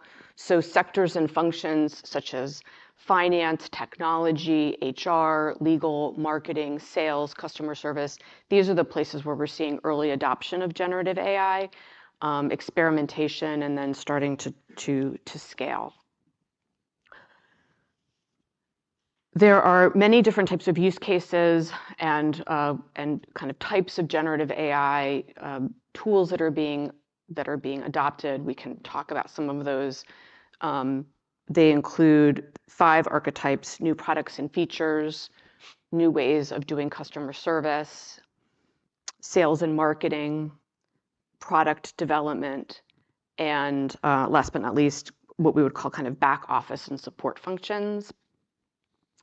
And the one big question that comes up a lot is not only what are the examples of this, but what is the impact going to be on business performance? And again, we do not yet have benchmarks. We don't have a way of measuring systematically. This will happen over the next several years, use case by use case, company by company, sector by sector. But we have early evidence. And again, the early evidence is, I would say, encouraging, sometimes quite surprising. In the clients that I work with, that Bain works with, we see most clients starting with a handful of use cases, and that's business terminology for kind of a specific application of generative AI, specific use case. And they'll start with, say, maybe 3, maybe up to 15. And of those, about 40% of them will create about 80% of the value. So it's quite concentrated. Sometimes there's concern, often there's concern about the cost and what is the ROI on this going to be.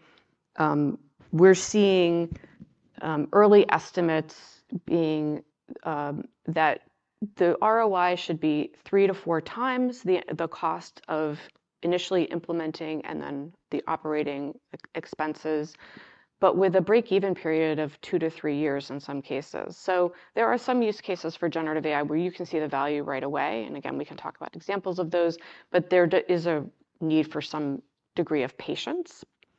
And so there are many impacts of that. We'll talk about some of the implications maybe around inequality and we talked in the last session a little bit about the role of distribution, implications for trade and cross-border investment, and then also just institutional inequality. I'll say I don't see this discussed very often, but access to generative AI and access to its application. Ultimately, coming back to labor and jobs, one of the big challenges with generative AI, and I would say AI and automation more broadly, is that at the end of the day, this affects people's day-to-day jobs and the way they work. So the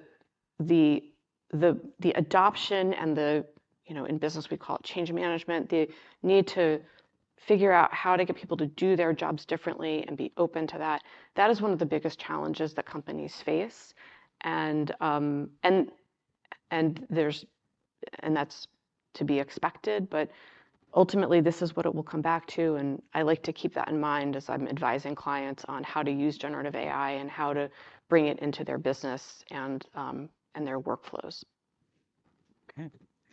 So both Bill and Luis, one thing that stood out in both your remarks to me was, in some sense, this notion that we are in a kind of epical moment for technology, for the role of the state in business, for some of these broader trends and how they affect day-to-day decision-making, and maybe even in some ways reminiscent of the post-war economic boom, of course, the Marshall Plan being central to that across the Atlantic.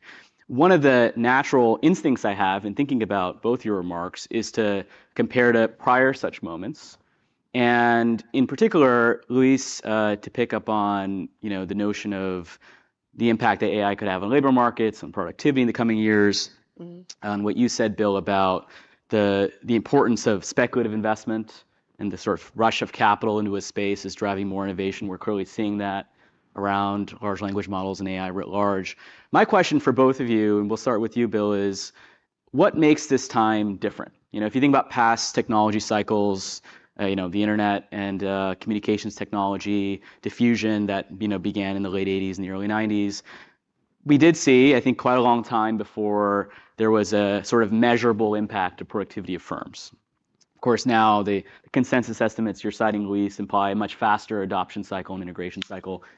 What makes this time different? Should we think of this differently? Is it because of what you said, Luis, about how the technology is hitting maybe white-collar workers more quickly than other parts of the economy, or maybe it isn't different. So I'd just love to start with you, Bill, and we'll go with you, Luis.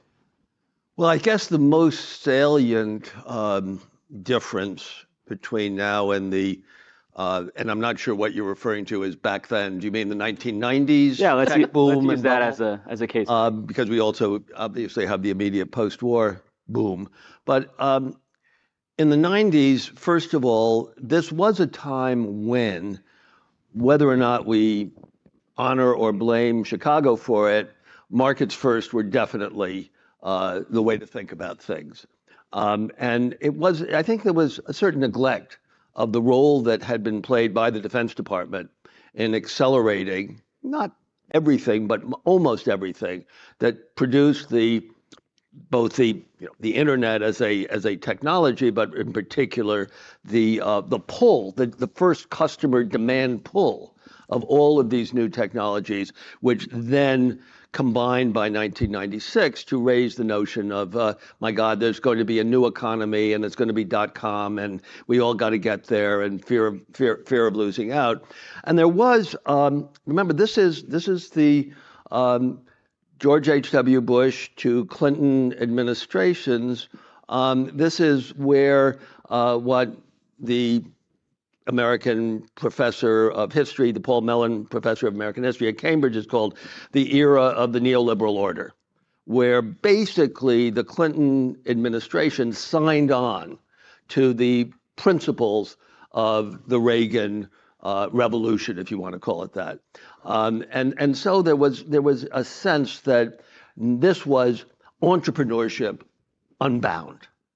Well, then the bubble burst, and we had the global financial crisis, and we had the Great Recession, and we had all the questioning that the last panel, internal to the economics discipline, but obviously much more broadly, politically, fed back. So today, we certainly do not have anything resembling a political consensus in this country. We know that the Biden administration's move towards a new industrial policy is subject to radical reversal, depending on the outcome of both presidential and congressional elections this November. It's seems to me, a much more fragile and unstable context in which these new technologies are going to be rolled out. And it's important to note that the Google antitrust case was brought by the Trump administration, not by the Biden administration. There is a certain pushback, again, against, whether it's against the market or against the platform, quote, monopolies, unquote, that is evidence on, right across a very broad spectrum of political opinion. And I think that the deployment of generative AI, the experiments with how it works, where it works, what the returns are, will be in a relatively fragile political context, and where and I think this I really give full credit to the economics profession in rediscovering distribution as a central subject.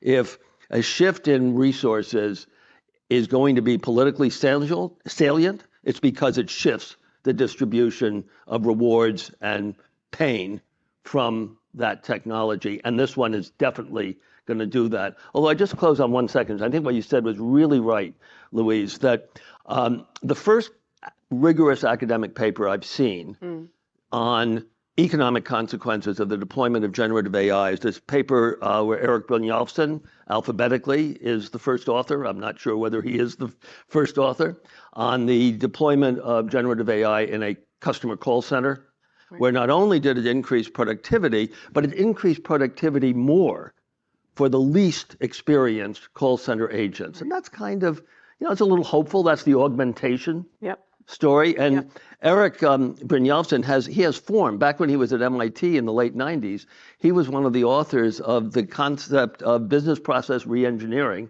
which made a lot of money for the consulting firms, that you needed to change your business processes to take advantage of the IT that was being deployed in the enterprise. So I think that there is at least some shreds of hope around this technological transformation that has begun. Yeah. Well, so building on that, Bill raised as one of the big use case archetypes, as I mentioned, is around customer service and call centers, and that's where we see a lot of companies experimenting with generative AI and starting to use it in their business process. And there's two ways. So when people talk a lot about chatbots and am I going to start interacting with a generative AI model when I need customer service, and what is that going to be like? there's that side of it, which is kind of like automating customer service, but more immediately, it's with customer service agents is giving them access to the ability to query documents, to get answers to questions so that they can answer more quickly and more accurately than they do without those tools. So that's just one example, and some of the estimates we're seeing that I think are consistent with that NBER paper are productivity gains of between 10 and 25% in terms of labor time savings. So I would say like the research I've seen is pretty consistent with what I'm seeing kind of on the ground, like kind of company by company. And I think there's two things about this situation that maybe aren't unique, but are distinct and are part of the reason why people I think are still bullish about the potential for rapid impact. One is and this is related to the adoption of the internet in the 90s. There's a kind of democratization of access that comes with this. These are not tools that require huge technology investments. There is some cost involved, as I mentioned, but with the examples around call centers, these are tools that you can kind of bring into people's daily work lives pretty quickly and start to test and learn. And that's one thing. And then a second is, and I was talking to somebody about this at dinner last night, is that we're in a period now where it's pretty easy to start a business. And so there's this debate and discussion about whether generative AI tools are going to be the deployment of them and access to them is going to be dominated by the large tech firms who have the LLMs and have the resources to build and train them, or are we going to see lots of little folks coming in and building applications? And if you look at OpenAI's marketplace, you can go and you can see lots of examples of these small startups that are providing applications for sale. And that's the other thing is there's a lot of investment and excitement around. I think I read that 70% or 80% of VC investment last year was AI related. So there's a lot of excitement around this and experimentation around it that I think is healthy and is part of the reason why I think that we could see pretty rapid changes. Mm-hmm. So I want to pose one more question, but then to the extent folks in the audience have some, I want to get into that discussion. So maybe we'll start to have folks who can raise their hand and get a mic while I pose this question, and then can start calling people up. Bill, I want to come back to a little bit separate from me. I want to come back to your point earlier about I think you characterized it as a regime shift in industrial policy or something to that effect. Separate from how durable that is and does it persist across administrations and so forth, it's clearly happening. And one thing I'd love to hear from both of you on is the way in which that regime shift is affecting decision-making among investors, among businesses and boardrooms and so on. Marshall scholar Pete Orszag, who's speaking later today, and some colleagues had written an article in Foreign Affairs in the last few weeks on the role of geopolitics in the boardroom. And companies, in some sense, maybe departing from historical practice of sort of very clean separation of what they do and what the state does, and instead thinking much more actively about how their strategic priorities can overlap with the strategic priorities of an administration, whether it be in semiconductors or other critical national security sectors or other areas. So I would like for you to both comment on that shift and whether or not you're seeing that either culturally in the organizations that you've worked with and counseled and so forth, whether it's changing the way they hire and think about talent in the boardroom, whether it's changing the way discussions around capital allocation and so forth are being structured. Well, I'm going to respond to that at a bit of an angle. In a way, it goes back to, I asked if you wanted me to relate where we are now to the immediate post-war era or the tech boom and bubble of the 1990s. I'm going to go back to the first one, because I discovered, really by accident, a book I inherited from my father, published in 1954. It was called The Economics of National Security. It was published by the Social Science Department of the United States Military Academy. And it distilled the lessons learned from industrial mobilization in World War II, as then extended and to an extent transformed by the partial mobilization triggered by the Korean War and the recognition that we were in a long-term contestation with the Soviet Union. And what it talks about is the lessons learned about how you go from evaluating the resources you have to definable outputs. In those days, they were talking about number of military planes. We might today be talking about reshoring some elements of high-tech manufacturing. And what I see it representing is a really interesting challenge and opportunity for economists. Because what it's involved with, and the book is really all about this, is what happens in that space between micro, the individual business, and macro, the big blogs of GDP, the aggregates, the network of production chains, supply chains, value chains that are global today, global to an extent, whose fragility we discovered with the COVID pandemic.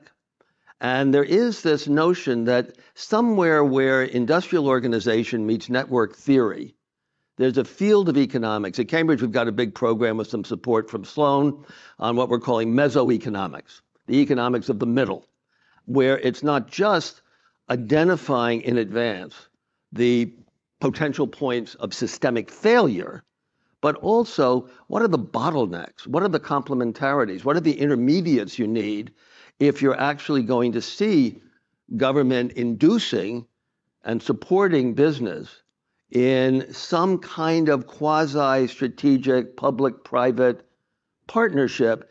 And even if it weren't China as a political driver of this, which is what makes it potentially bipartisan, by the way, climate change sooner or later would be, even if Southern Florida should take for granted that they're going to be under a meter of water for most of the summer, as the governor just said, that's just the way it is.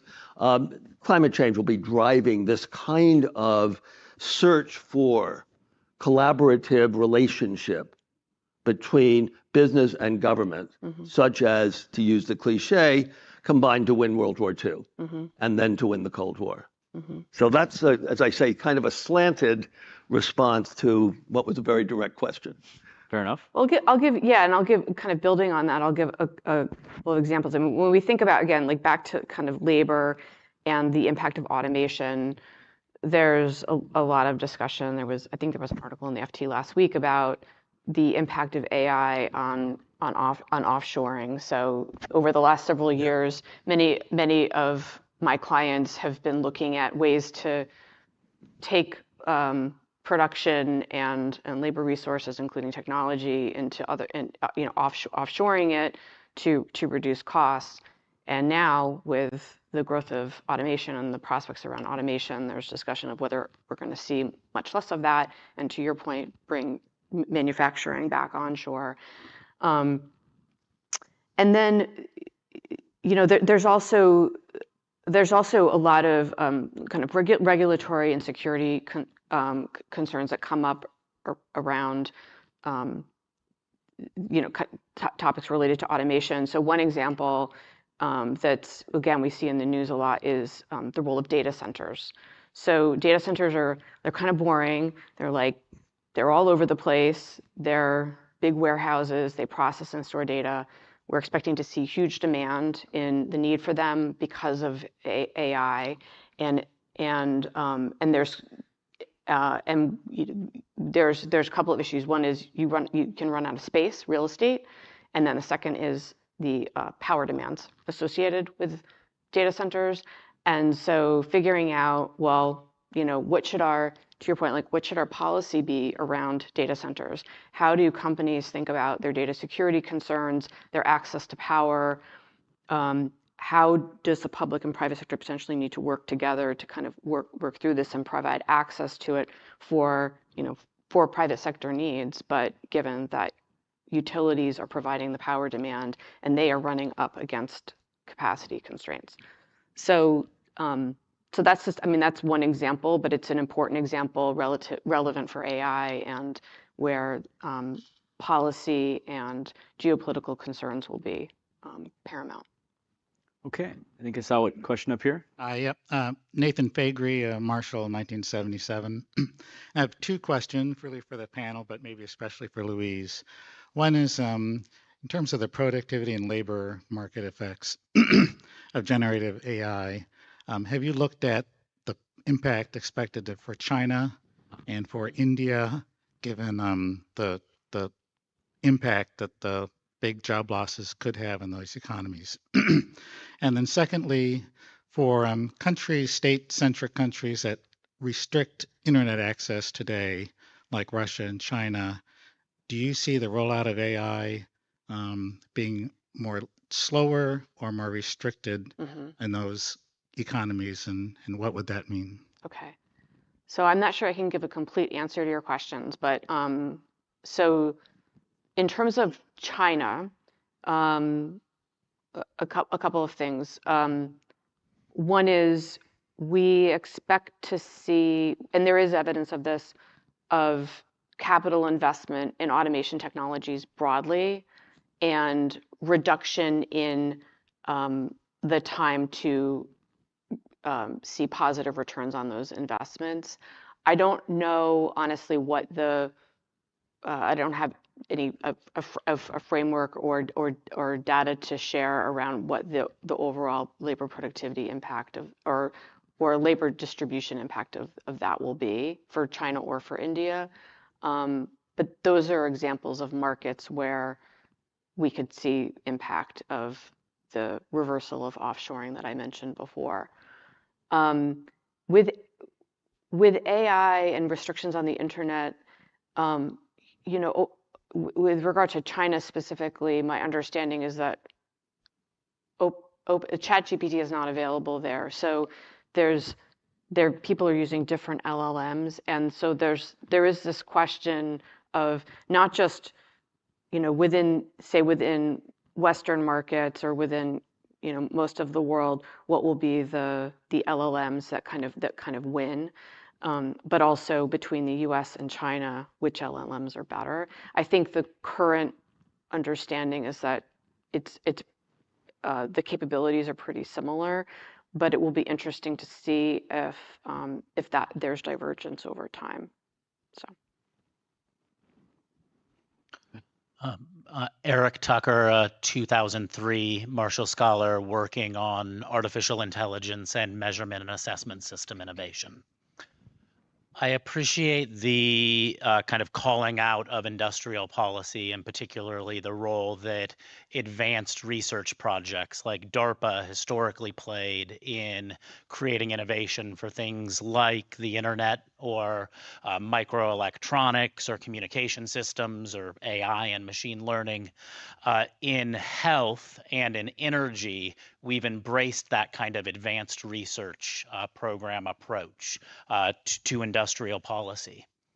As generative AI and predictive AI kind of automation lead to the kind of job displacement that you discussed, and there's a corresponding opportunity around a kind of cognitive steam engine or a kind of industrial revolution for human potential.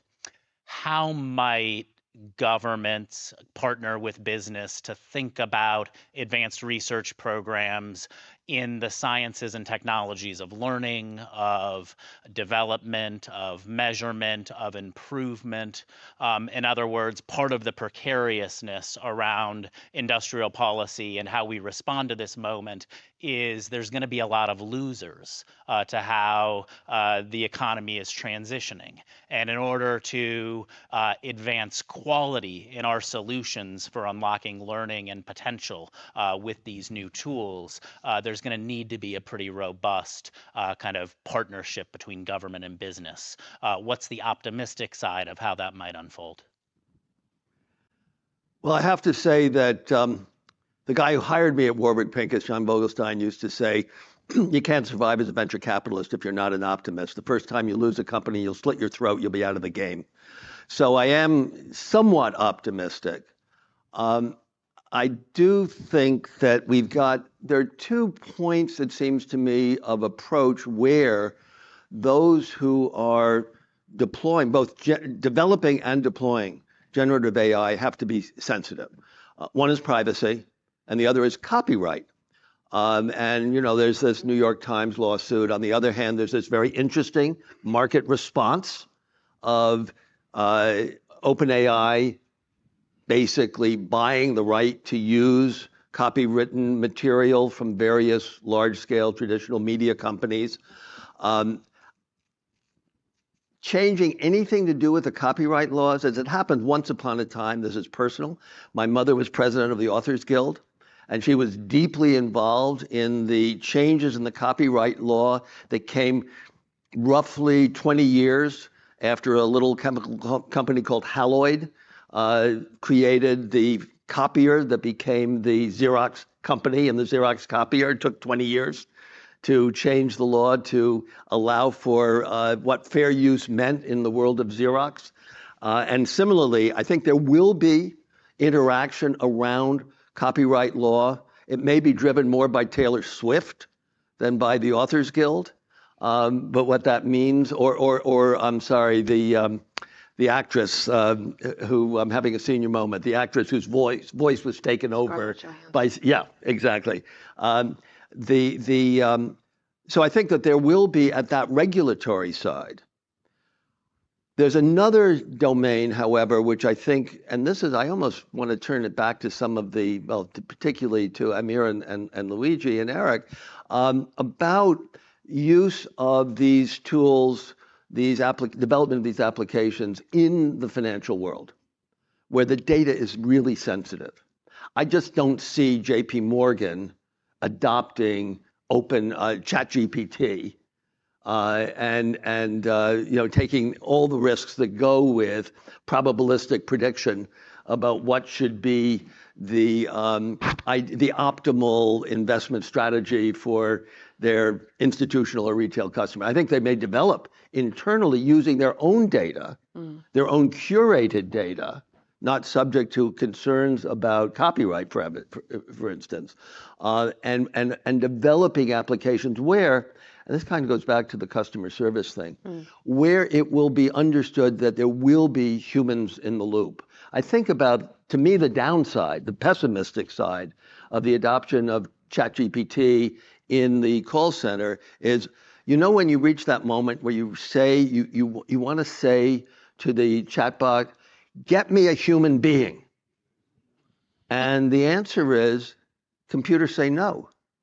This is your customer service representative. And that's where, again, one last personal note, my last really significant company as a venture capitalist was called Nuance Communications, automatic speech recognition. Major application in medicine, but also in the call center. And one of the things they developed was the capacity, and this is now, 10, more like 15 years ago, that as a customer was speaking to the automatic speech recognition system, they could detect when that customer began to speak in a tighter way and began to express emotion that could spill over, at which point the system would go, madam, I'm sorry, that's above my pay grade. Let me refer you to my supervisor, and pass it off to a human being before the phone got thrown against the wall. So I do think there's that whole social side. But on the I think that there will be these regulatory issues will be the point at which business will be looking to partner with government, with regulators, to legitimize their use for profit of this new technology. I mean, there's a question of what is legitimate legal use, and then there's also the question of making sure that my data and my information is not leaking out into the ecosphere.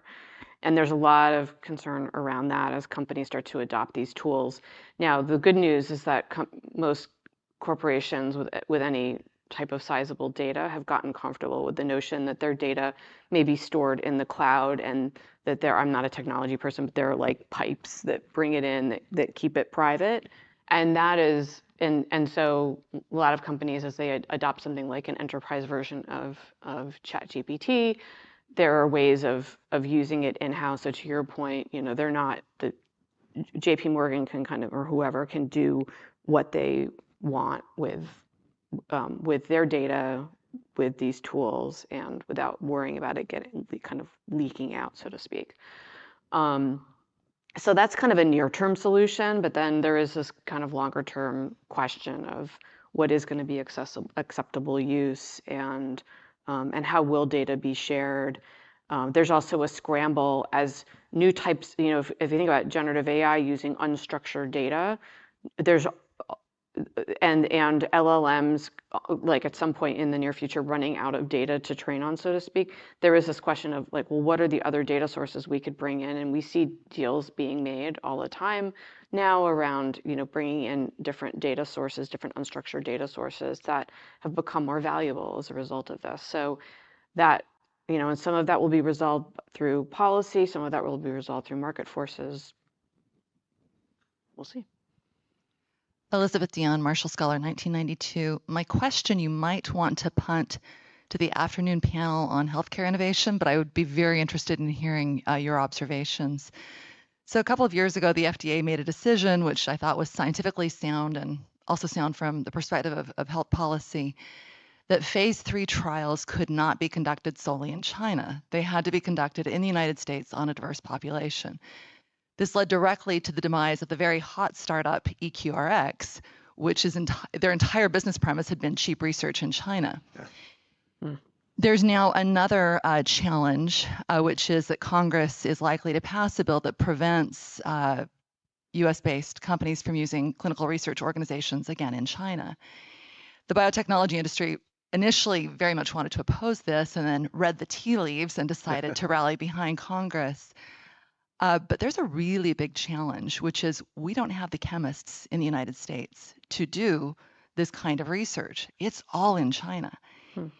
And so I don't know how we bridge, reshoring all of our clinical research in what has been a very important segment of the United States economy and has produced some really phenomenal results.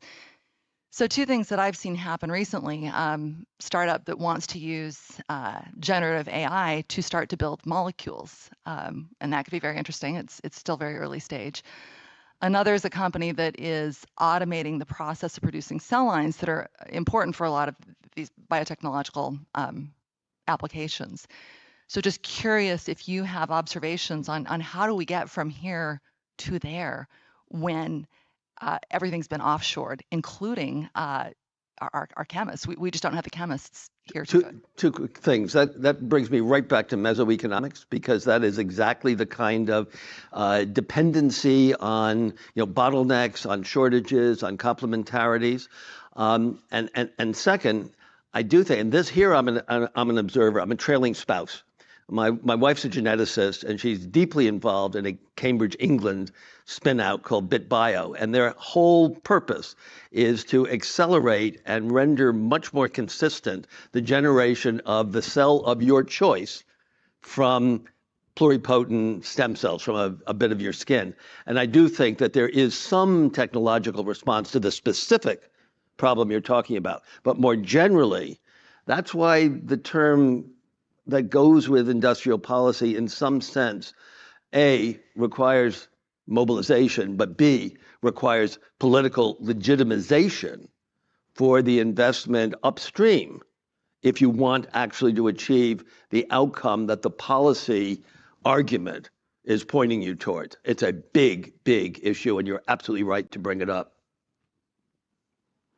Luis, any I was just gonna say, I think you I don't know anything about this, well, I know very little, I should say, about the healthcare industry, except for what I listen to on podcasts about how generative AI is going to revolutionize drug discovery.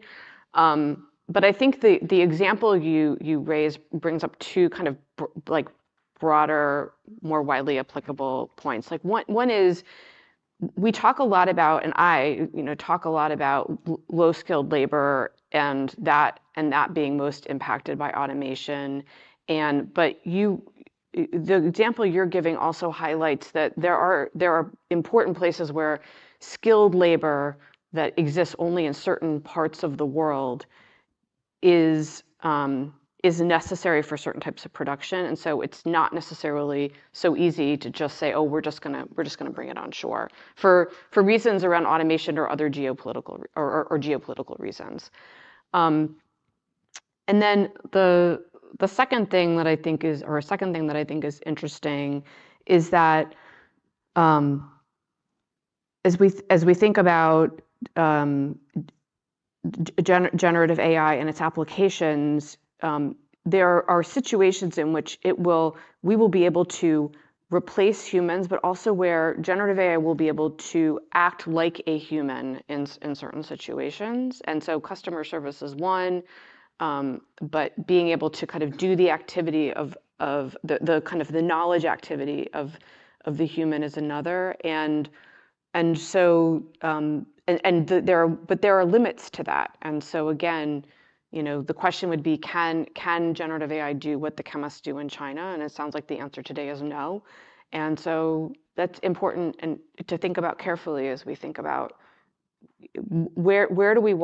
how do we want to build generative AI tools, and what should they be solving for? And is not just automating the way robots automate low-skilled labor activities, but what are the knowledge activities that we expect generative AI to be able to do beyond basic things like searching for documents? Yeah. Please join me in thanking our fellow panelists.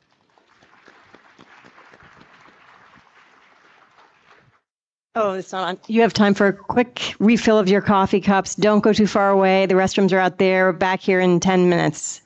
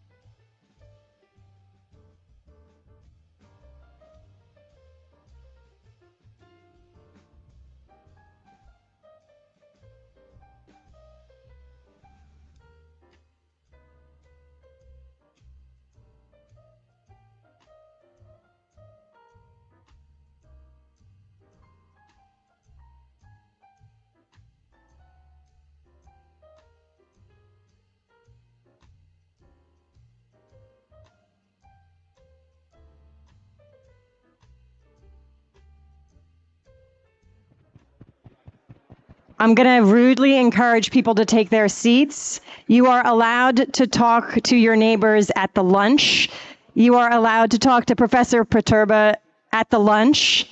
But for us to remotely stay on course, I'm going to ask people to take their seats now, or any seats, someone's seats, so we can hear from Professor Perturba without getting too off schedule. I know. I know. I mean, you know, and you'll see that.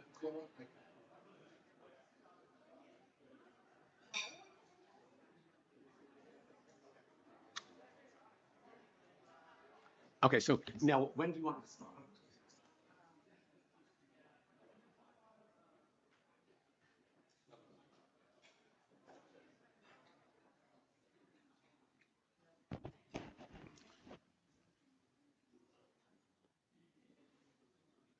Okay.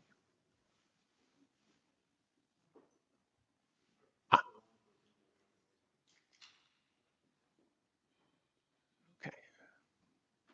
Great.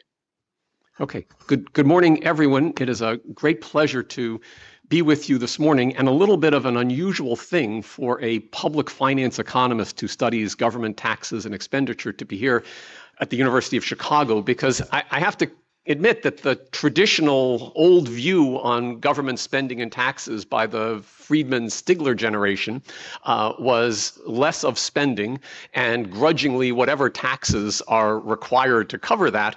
Milton Friedman, of course, said that he thought one of the great mistakes of his career when he was working during World War II at the US Treasury Department was coming up with the idea of withholding taxes, because withholding taxes made the collection of revenue so painless that people did not protest in the way that they would have if they were required to write a single big check every April 15th to the federal government. Okay, so that, you know, leaving that view, which is the Chicago public finance approach, to the side, what I'm here to talk with you about this morning is the developing set of issues around government deficits and debt in the United States at a time when the IMF in the last few months has berated the federal government in the US for fiscal profligacy, pointed out that we are running a substantial structural deficit at a time when the unemployment rate is 4% or lower, potentially destabilizing global financial markets over the longer haul.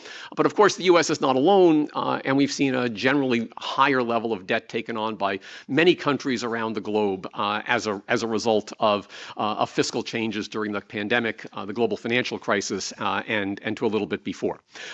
We are facing not just a fiscal deficit, but also a time deficit this morning, and I have agreed with Nell that we will try to stop quickly by 11:05 this morning. That will mean that those of you who'd like to ask questions about this, I'm afraid will have to grab me during the lunch break, but I am eager to do that and don't want to discourage that in any way. So, all right, so my goal this morning is to do three things. First, it's to tell you a little bit, for those of you who are not steeped in reading the documents of the Congressional Budget Office and following U.S. fiscal dynamics with the IMS Fiscal Monitor, where are we, what's changed over the last decade or decade and a half, and what does that suggest about where we are headed as we look out for 20, 30 years. Second, how do we think about the consequences of these higher debt levels and deficits? This is Parker's question a bit from before. I'll do my best to give you some answer. And then, you know, what's the outlook look like? Have we ever faced challenges like this before? What's history tell us, and is the future likely to be like the past, and why might they be different? And I'll see if I can do all of that in about 20 minutes with you this morning. So let me start with a couple of slides that just show you the challenges of projecting debt and deficits as we go forward. Okay, this is a chart from the Congressional Budget Office in 1999. The U.S. was running surpluses at the end of the 1990s, and some of you may recall that we were having serious discussions about what was going to happen, given that the projection showed the U.S. debt to GDP ratio declining, that it wasn't going to be long before we ran out of government debt. And that was going to create a whole host of issues for financial markets, because Treasury securities were, of course, a bedrock of a lot of different things in financial contracting and capital markets more generally. And there were discussions, for example, about how the federal government could take the surpluses that would be then run and begin to invest in equities and do other things along those lines. Okay, now, of course, if you run the tape for a few more years, these projections turned out to be inaccurate. And the federal government did end up owning equities in corporations, but for reasons in the global financial crisis that I don't think any of us had quite anticipated ex ante. This is the projection of the Congressional Budget Office today. What you can see is that period right around 2000 when we were on a sharp decline reversed relatively quickly with tax cuts and spending changes in the early part of the 2000s. There's then a sharp upward jump in the debt to GDP ratio that takes place during the global financial crisis and the years thereafter. And it then continues with increase during the COVID-19 period. And the reason that looking forward here is so important is you can see that we are today at a level of debt to GDP around 100%. Okay, that number was 39% in 2007, and of course significantly lower at the beginning of the millennia.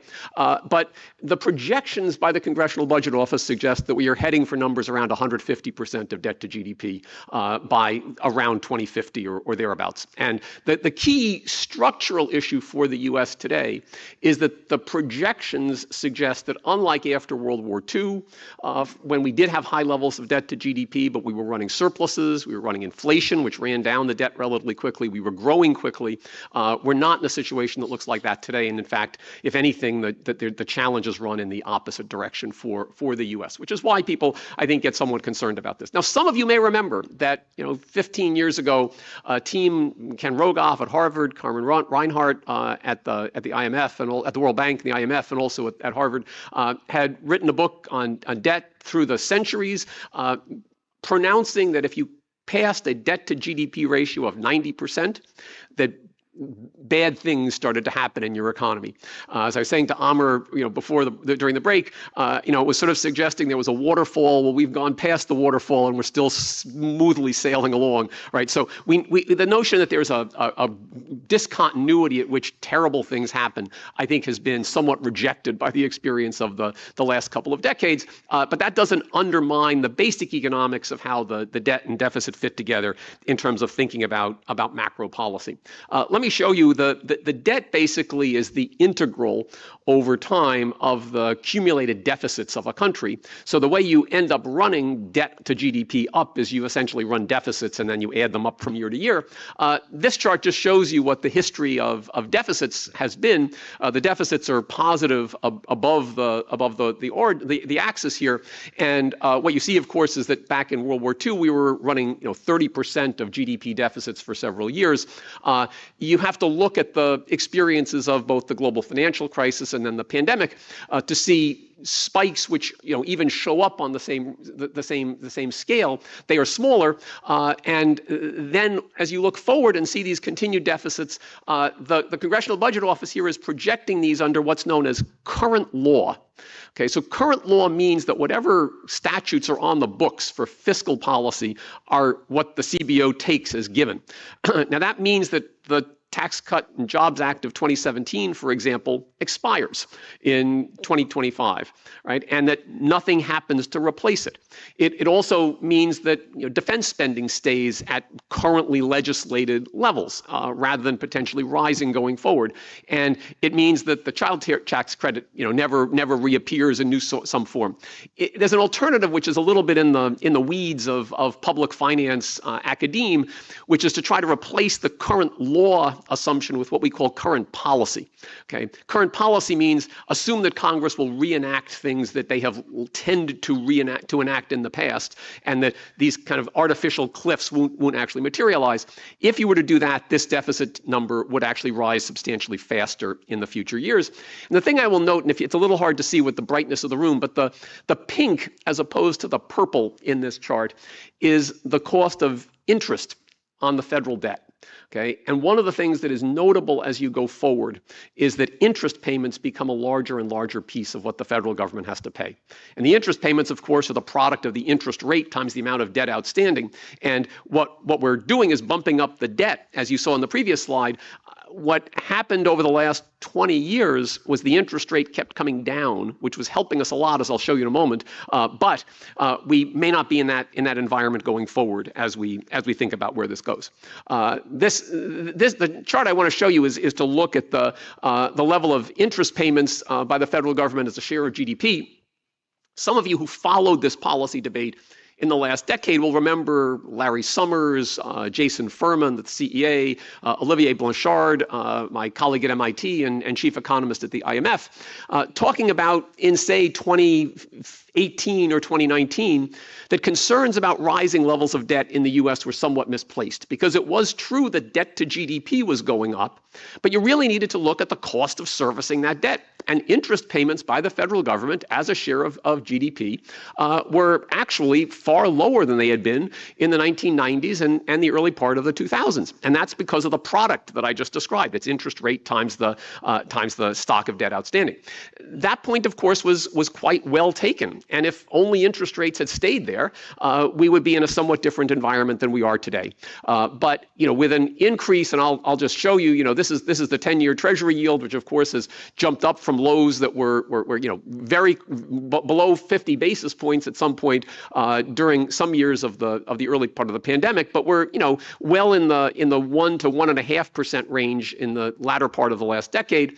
If you look out to something like the 30-year TIPS yield, this is the inflation indexed real interest rate on long-term Treasury bonds that pay you an inflation adjustment plus an interest rate. This has gone from a negative number 5 years ago to numbers that are today on the order of 2 to 2.5 percentage points. A shift of 250 basis points in the interest rate, the long-term real interest rate on U.S. Treasury debt, is monumental in terms of the burden of a high debt to GDP ratio, and that's part of what is driving the kind of alarm bells within the fiscal policy community today.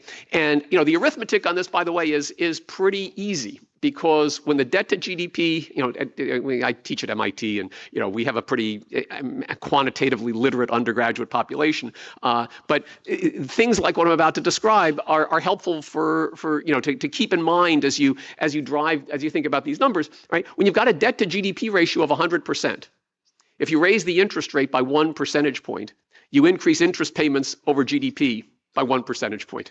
Right? So that helps you think about what this is doing to the deficit, right? Which is a 200 basis point move in interest rates is like a 2 percentage point of GDP increase in the deficit that the federal government has to cover. And of course, the interest just has to be paid, right? The Congress can't legislate that it's going to cut the interest payments, whereas it can tackle, not discretionary federal spending, and maybe it could someday, but not anytime soon, tackle entitlement programs. But those are all going to be additional challenges. But the interest is there, and of course, is a market-determined price multiplied by the legacy of what's been accumulated in the past.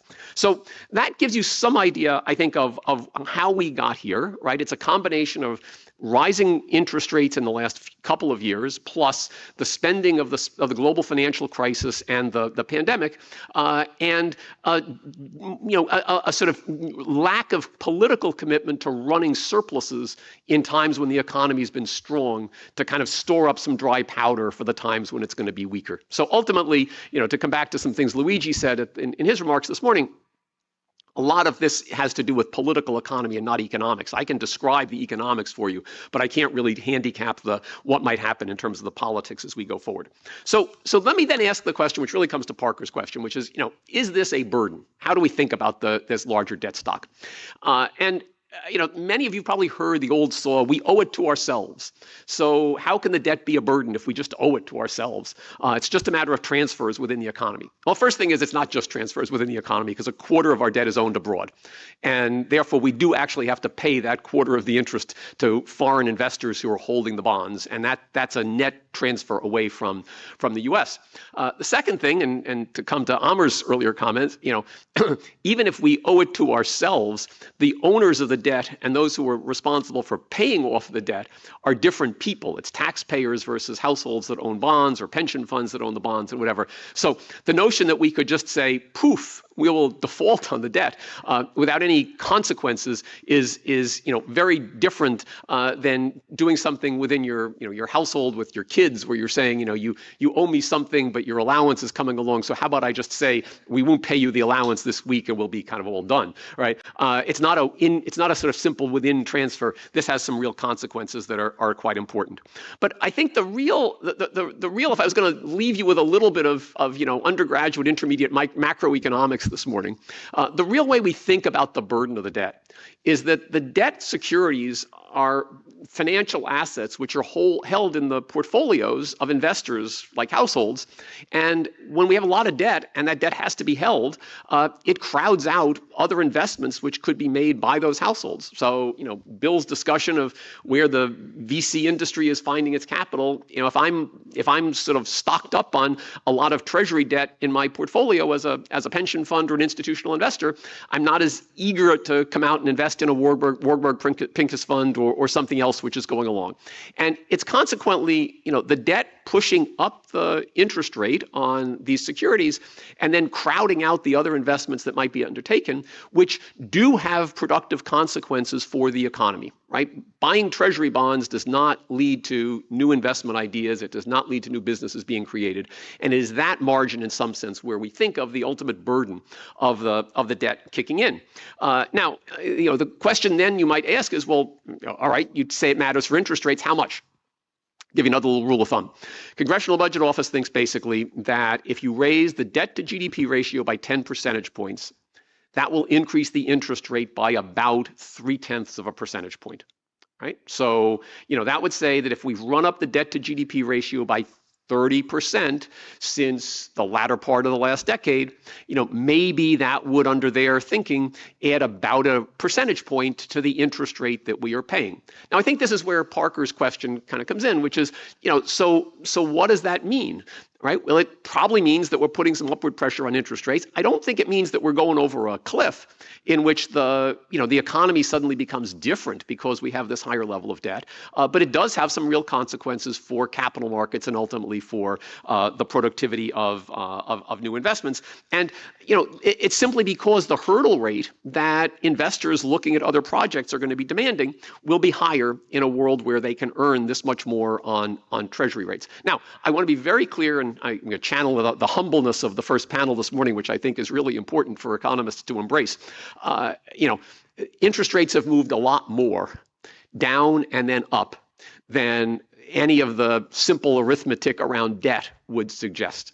Okay, and that's a very important reminder that a lot more is going on when you try to think about the determination of interest rates in the treasury market or other markets than simply supply and demand of treasury debt. Right? And whether you say, this is global geopolitics, this can be flights to safety at various points, it's all out there and it's all got something to do with what's grinding out these interest rates and prices that we see. Okay? But if you're just trying to do the, ceteris paribus, holding everything else constant, what would you try to think about it? You would think that this is basically a force which is pushing us up a bit in terms of the interest rate that we see.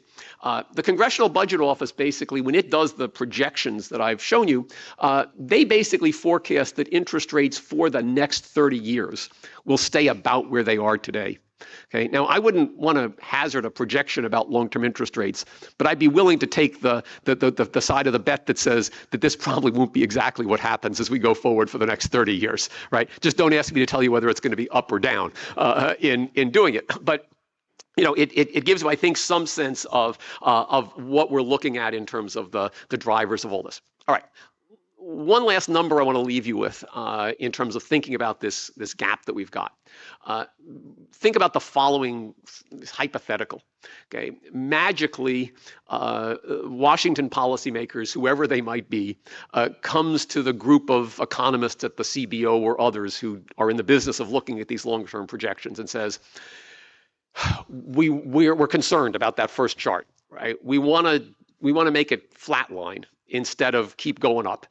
And our past sins are what they are. We've got 100% debt to GDP ratio, but at least let's stop making it worse. Okay, so what do we have to do to keep debt to GDP constant so that by the time we get to 2054, 30 years out, we're doing our forecast, what do we have to do to get to 100% of debt to GDP in 2054? Okay, well, the answer to that question, if you're using current law, TCJA expires and all else, you need to increase your taxes relative to spending by about 2.5% a year, starting now and doing it in every year for the future. Okay, 2.5% of GDP, 2.5% of GDP, right? Very important reminder. If you do it with current policy, right? With whatever spending we think Congress might decide to enact, it's much larger. It's about 3.7% of GDP.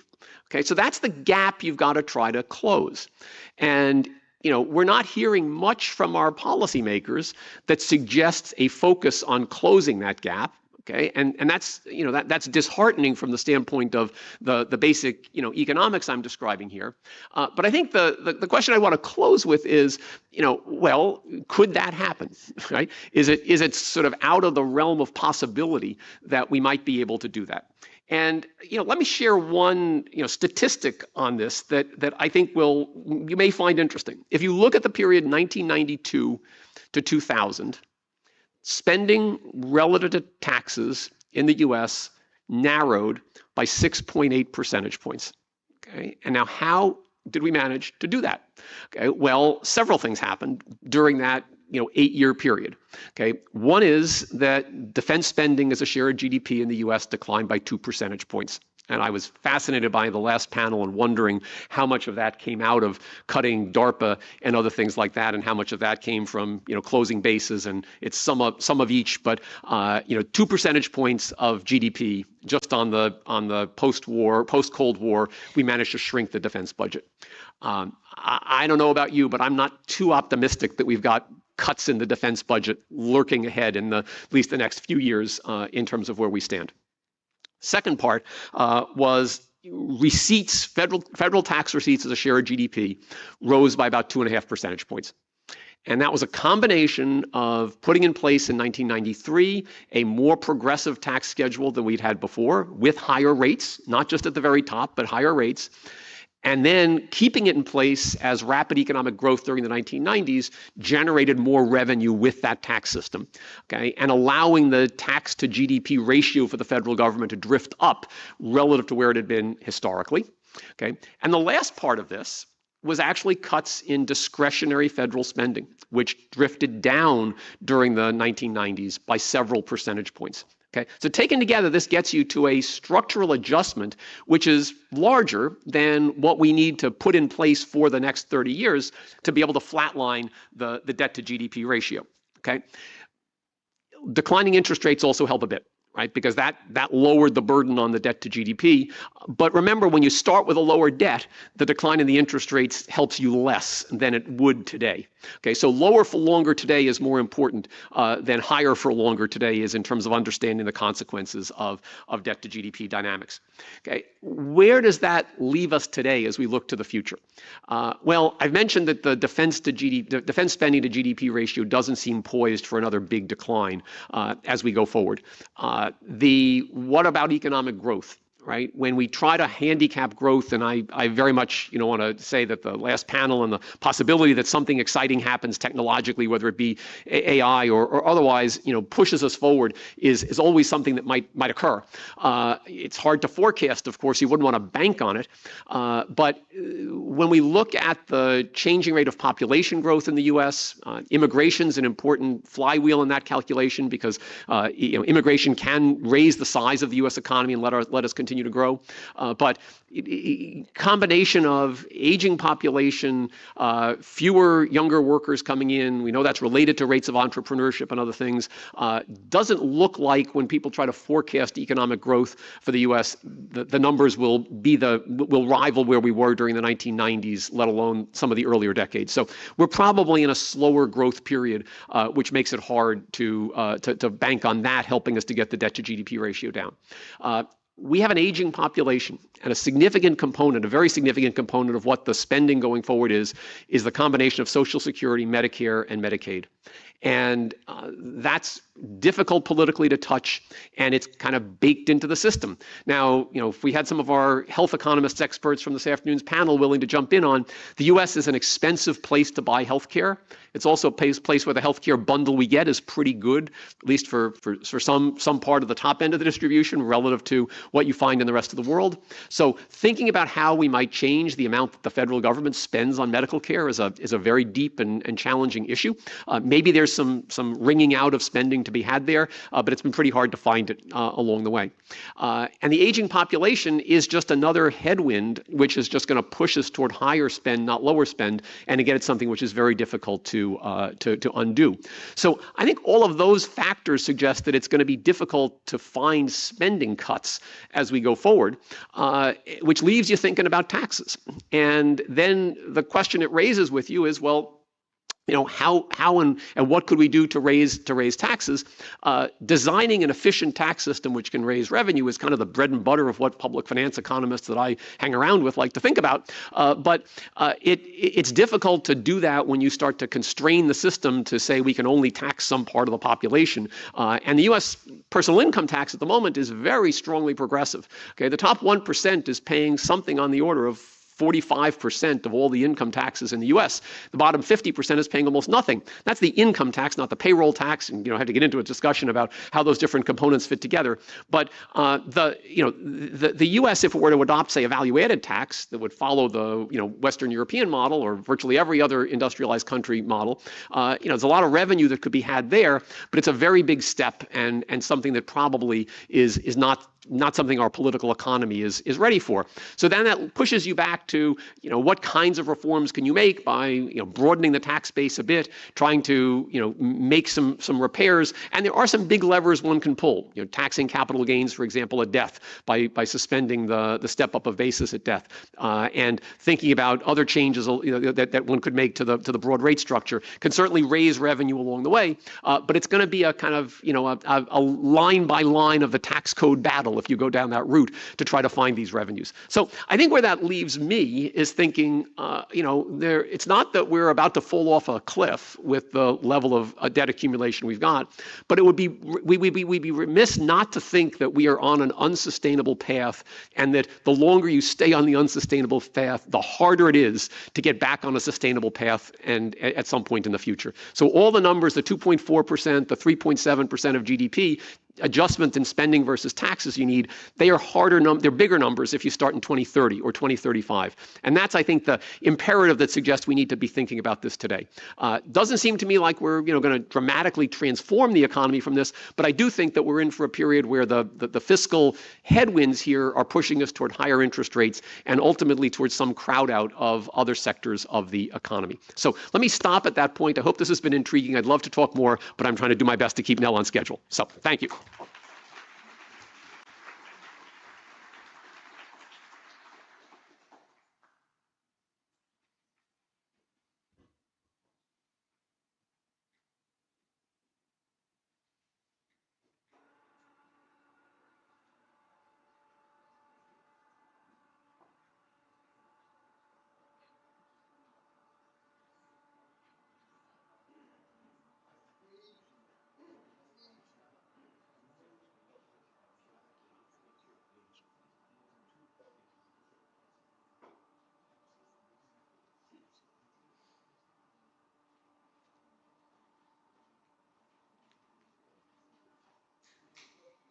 Good morning, everybody. That's a great, Jim really set us up nicely by talking about the macro U.S. situation now, and we're going to try to kind of drill down somewhat and talk about the situation in communities and on the ground for Americans living in this economy. I'm David Leonhardt. I'm a writer at the New York Times, and I am joined by Michael George, who is with the formerly with the Treasury Department, and currently with the Treasury Department, formerly with the White House, and formerly with the Gates Foundation, and with Prabal Chakrabarty, who's an executive vice president for regional and community outreach at the Boston Fed. So you're just going to forecast interest rates for us, right? Well, I think as Proterva has just done so. They're going to be straight as a big plateau as long as the eye can see. Prabal is not going to forecast interest rates for us. So we want to talk about a few different things. Our goal is to talk about revitalizing America's communities. And I want to talk, we all want to start with this question, well, why do we even need to talk about revitalization? What's the problem with America's communities? And the central way that I think about this, there are lots of statistics, lots of economic statistics, lots of social measures, but I think the single best measure of how a society is serving its people is how long people live. It's not the only measure. But in the 1980s, the United States had a normal life expectancy for a high-income country. Maybe a little bit below average if you look closely at the chart, but we were really right in the middle. And so we're now talking about all the high-income countries in the world, every country in Western Europe, Japan, South Korea, Australia, Canada, and we were sort of right in the middle. Starting in the early 1980s, our life expectancy began growing more slowly than every other country on that list. By the early 2000s, the United States had the lowest life expectancy of any high-income country in the world. This is the first chart in my book, which the Marshall Foundation has generously bought and is out there for you all if you want it. And now it's not even particularly close. The United States trails every other high-income country in life expectancy by quite a substantial margin. And there is no one single explanation. There are many different reasons. But I'm interested in asking kind of each of you, how do you think about it on the top level way that our economy and our society has served so many of our citizens so poorly relative to our peer countries? It's a great question. I'm going to start with life expectancy, where you left us. So there's a lot of work done around the social determinants of health, as our public health friends can tell us. And of course, these are the economic conditions that give rise to so many of these so many of these health conditions. I work for the Fed. I'm here in a personal capacity. I work and oversee community development and also economic development. And was meeting with a public health person who came in and said, you know what? Actually, you at the Fed are public health workers. And I'm like, really? And they said, yes. And here's why. It sort of painted this connection to me, to employment, to household financial stability, and all of the health indicators that flow from that. And so when I look at, the question you posed, a big question, right, about American condition in America. If I look over a decades-long period, maybe we'll start in the late 70s through to, certainly through to COVID, what you see is, in particular, a declining ability for the lowest income Americans literally to survive, right? Without government programs, it would be very difficult with the wages that were provided, right, in low wage jobs to survive, to have enough food and clothing and medicine for their families without government supports, And even then, it's literally just on the edge. And so the question, of course, is why, and does it have to be that way? And let me just tell you, and I could say this even from the Fed, it does not have to be this way. There's no economic reason why you have to have an economy that delivers so poorly for its lowest wage workers. It absolutely doesn't have to be that way. It's a combination of obviously public policy and employer practices and all the investments in human capital. All of these things come together to give us an outcome that we should not find acceptable. And so one of the key factors here has been the declining sort of bargaining power, if you will, of workers due to sort of structural reasons in the economy. And economists, and I'm not here speaking as an economist, I've written about this as a paper by Stansbury and Summers that sort of goes into this quite deeply and really does find that the declining bargaining power has been a huge factor in the decline in living standards, and that leads back to some of the health indicators.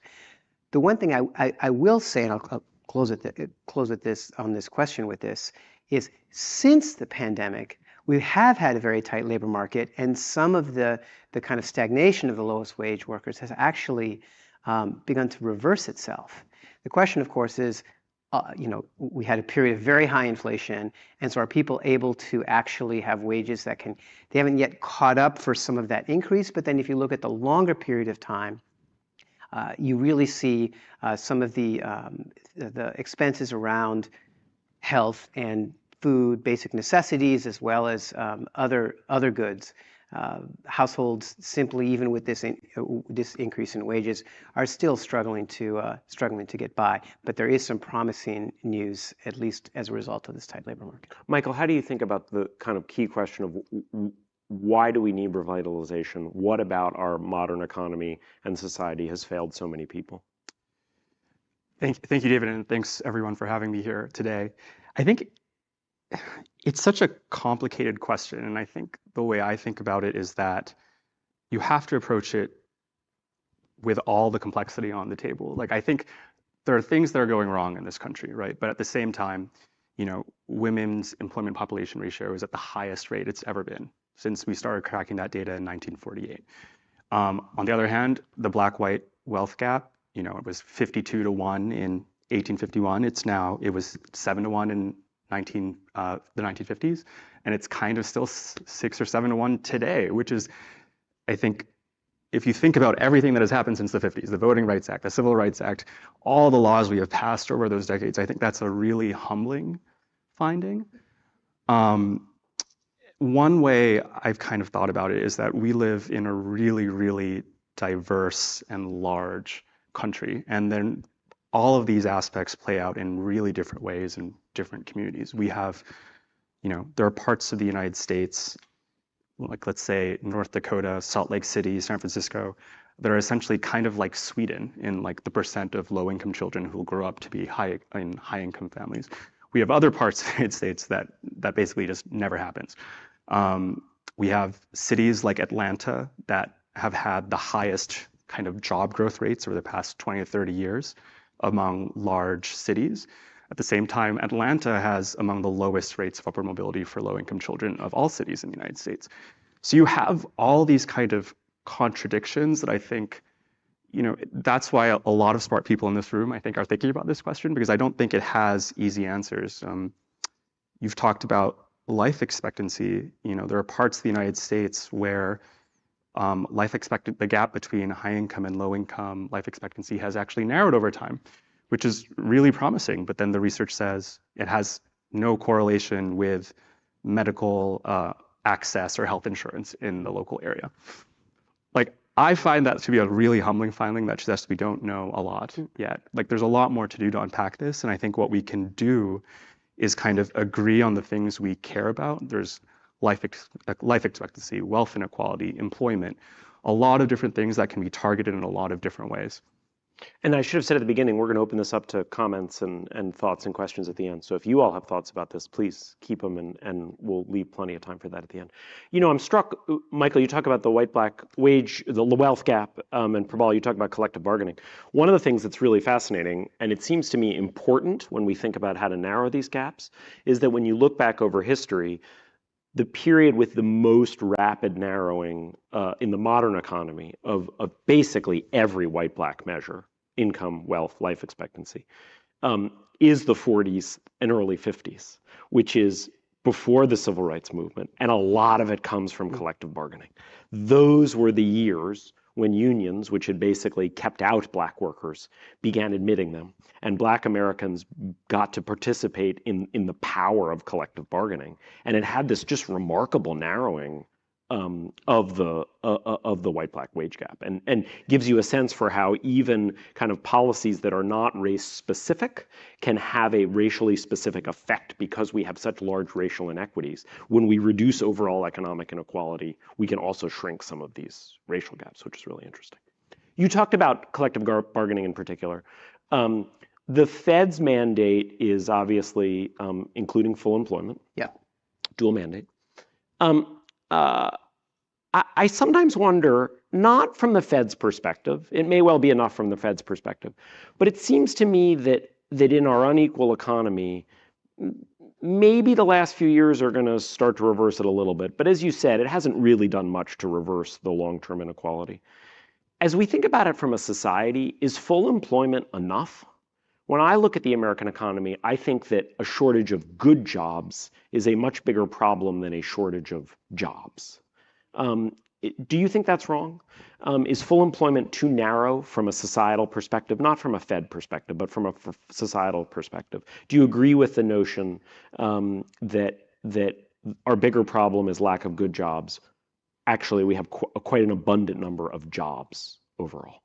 So I really like how you put it. And again, like, I'm not here, the Fed has a specific definition of full employment, but when Congress gave us our mandate, they actually wrote in maximum employment. And so I actually see that as, I'd like to take the broadest possible view of a mandate. And when I think about maximum employment, I would include some of these other characteristics in it, the nature, the quality of the job, right?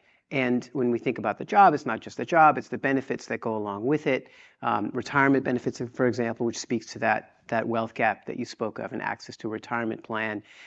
Thinking obviously about health benefits. We have employer-provided health insurance in the United States, and so that's an important aspect of access. But even I'm going to really broaden this here and think about more sort of familial concerns, because we're not just workers, right? We're people. We're humans. Many of us are in families. And when you think about just the rise of remote work and people's desire for remote work, people want and need to have flexibility. In many of our parts of our country, the transit systems, well, if we even have public transit systems, they're often underfunded, but a lot of times there isn't. People have to rely on a car. Cars are expensive. Maintaining them is expensive. Transit is unreliable. People can't get to the jobs on the right shifts and at the right shift times.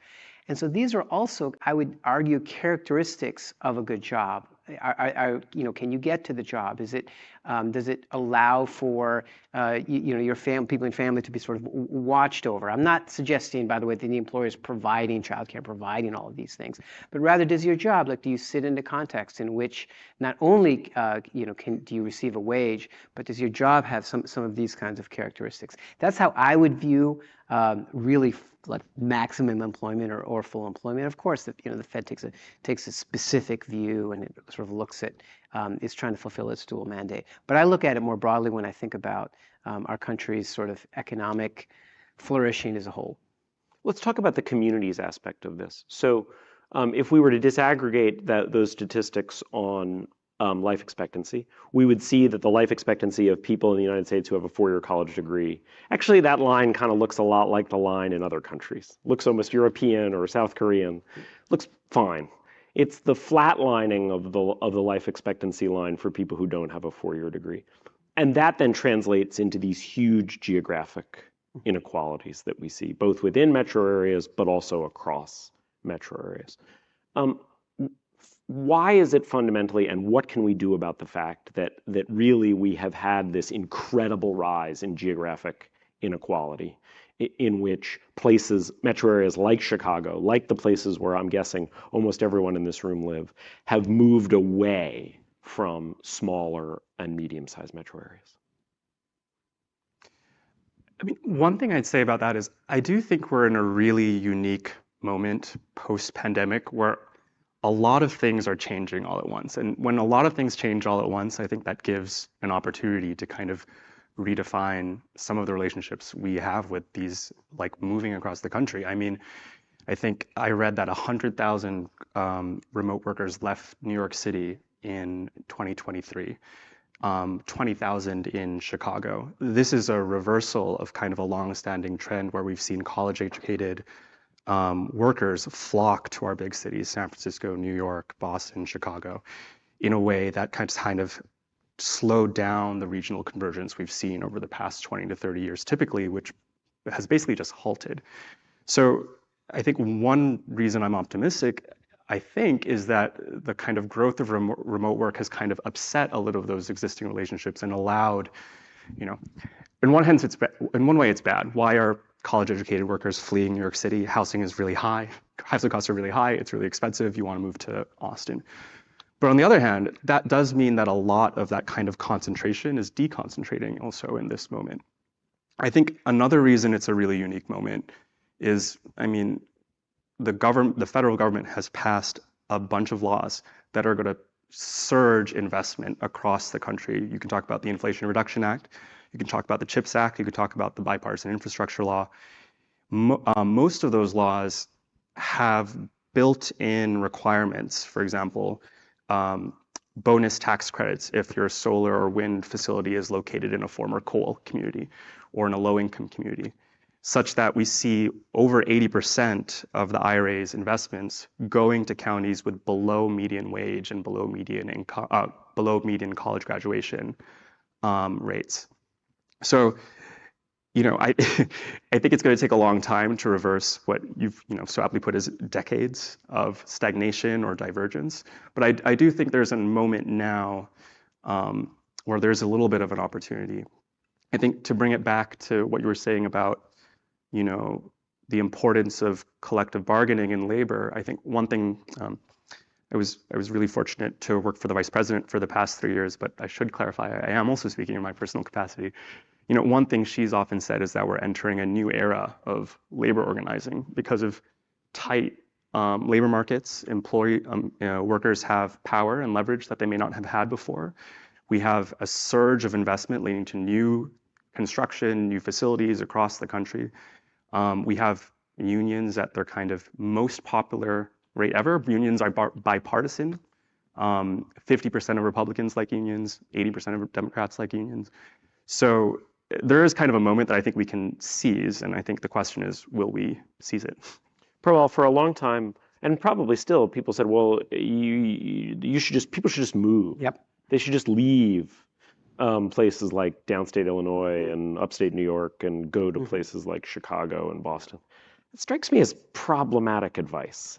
How do you think about it? Well, it's funny you say that. In 2006-07, when I joined the Fed, we were looking at places in my New England district like Hartford and Springfield and Lawrence, places that are like here, like Joliet, Aurora, Rockford, Gary. And we had this discussion, and the head of the research department said, people should just move. And I was like, well, I'm doing community development. That's not a winning message to go out to communities and say, why are you guys living here? So, I mean, that was going to be a tough thing. But I just felt this was wrong, right? And it didn't matter what, economic theories or whatever you would put on there about the, dual sector labor model or something, having people move. It didn't make sense to me. And so we, as the Fed, I'm going to sort of a long research paper short, looked around to see are there any cities like small cities that face decades of deindustrialization doing well around the country. And we found a set of cities that were doing not great, not keeping up with the US as a whole, but then maintain their economic vitality. And so the question was why? Why these places and not, the Hartfords and Springfields of the world? And to make a long research paper short, a lot of things mattered: investment in infrastructure, investment by anchor institutions like universities and hospitals, right, in their community, but also leadership. Leadership that was cross-sector, could bring sectors, public, private, nonprofit, together with a vision and measurement and accountability for that vision. And so we at the Boston Fed decided to put together a competition to incentivize, with still a lot of economists, incentivize that kind of behavior and reward it where it was happening. And so we partnered with philanthropy and the state to give grants, provide technical assistance and resource to cities that had these kind of attributes. And again, our winning city, so to share the story, in 2010, a local magazine, Boston Magazine, put on the cover story a story about Lawrence, Mass. 80,000 people, important city in during the Industrial Revolution, textile manufacturing, decades of job loss. So the headline of the story was Lawrence, City of the Damned. That was the headline. And, it's like, but these are people. I mean, it was just, and that city rose up and they were so upset. They all marched to the editorial. They got buses, vans, and marched to that magazine. And they actually won the first Working Cities Challenge, which is the effort that we put together. And it was people, citizens coming together, the business community, the municipality, the nonprofit. They focused on increasing family income and measuring the impact on student test scores. And, family income in Lawrence during this time period went up, and it went up by more than the Massachusetts average. But there's a lot of factors that go into this, right? And these cities are all going to have their fits and starts, but they are better off than where they started. And I think that might be the measure. If we look for a measure, it's going to take a lot of time to get to the U.S. average and to the superstar city level. I mean, let's not not every place is going to make it. Not every place is going to do great. But can they get better from where they are today, and do that with really strong communities working together across sectors? That's really what at least this research found, and what our experience has found to be an important factor in the capacity of communities to be revitalized. I think that's a really important story, because as we think about revitalizing communities, I think there are the economic ideas, which are really important, but there are also another set of ideas involving respect and respecting people's values. And the idea that, when we say to people you should just move, it sort of ignores the fact that people have churches and they have high school basketball teams and they have parents and they have real reasons to want to live in that community. And I think that when we see some of the divide in our society, so many people in these communities are deeply distrustful of experts, honestly, in an unhealthy way. They are actively hostile to the Democratic Party and large parts of higher education and the progressive left and all this. And I think if we think about how we're going to try to solve some of these things, not telling these communities, well, that's because you're ignorant or that's because your ideas are wrong, but listening with some more respect is going to be really important to that. Before we get to folks' comments and questions, let's talk a little bit about the clean energy transition.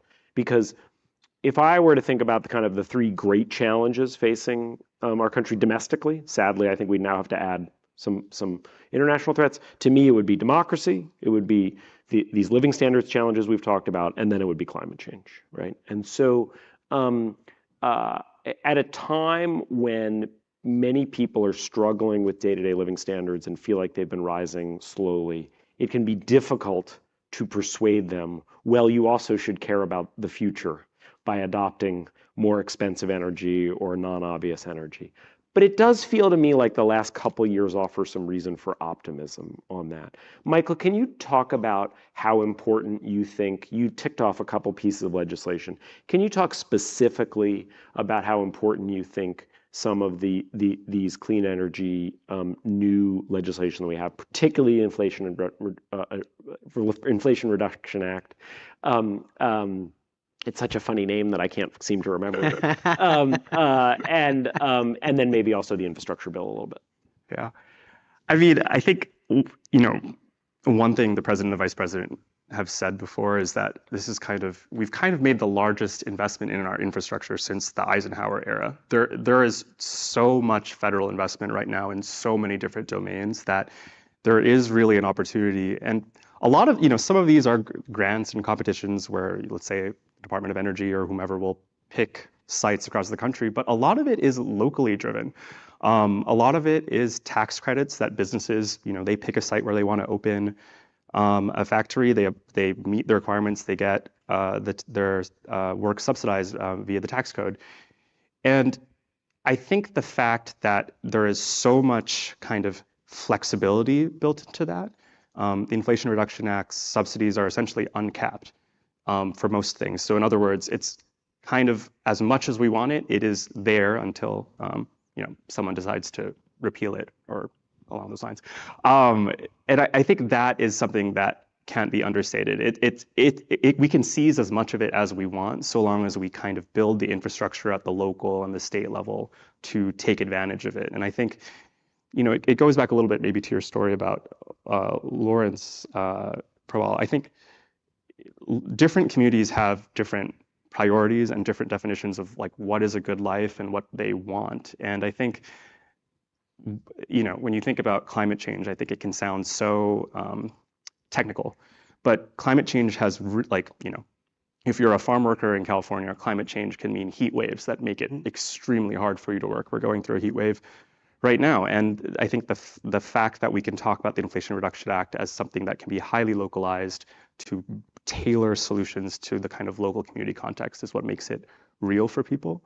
I think the fact that you can talk about kind of a surge in clean energy jobs makes it tangible in the sense that climate change can feel really far away, but a job is a job right now.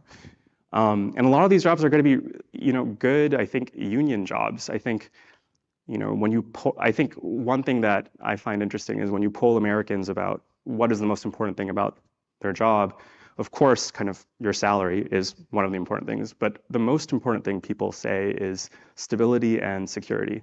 And that I think is interesting because we've gone through like a period of a lot of uncertainty with the pandemic, with inflation, whatever.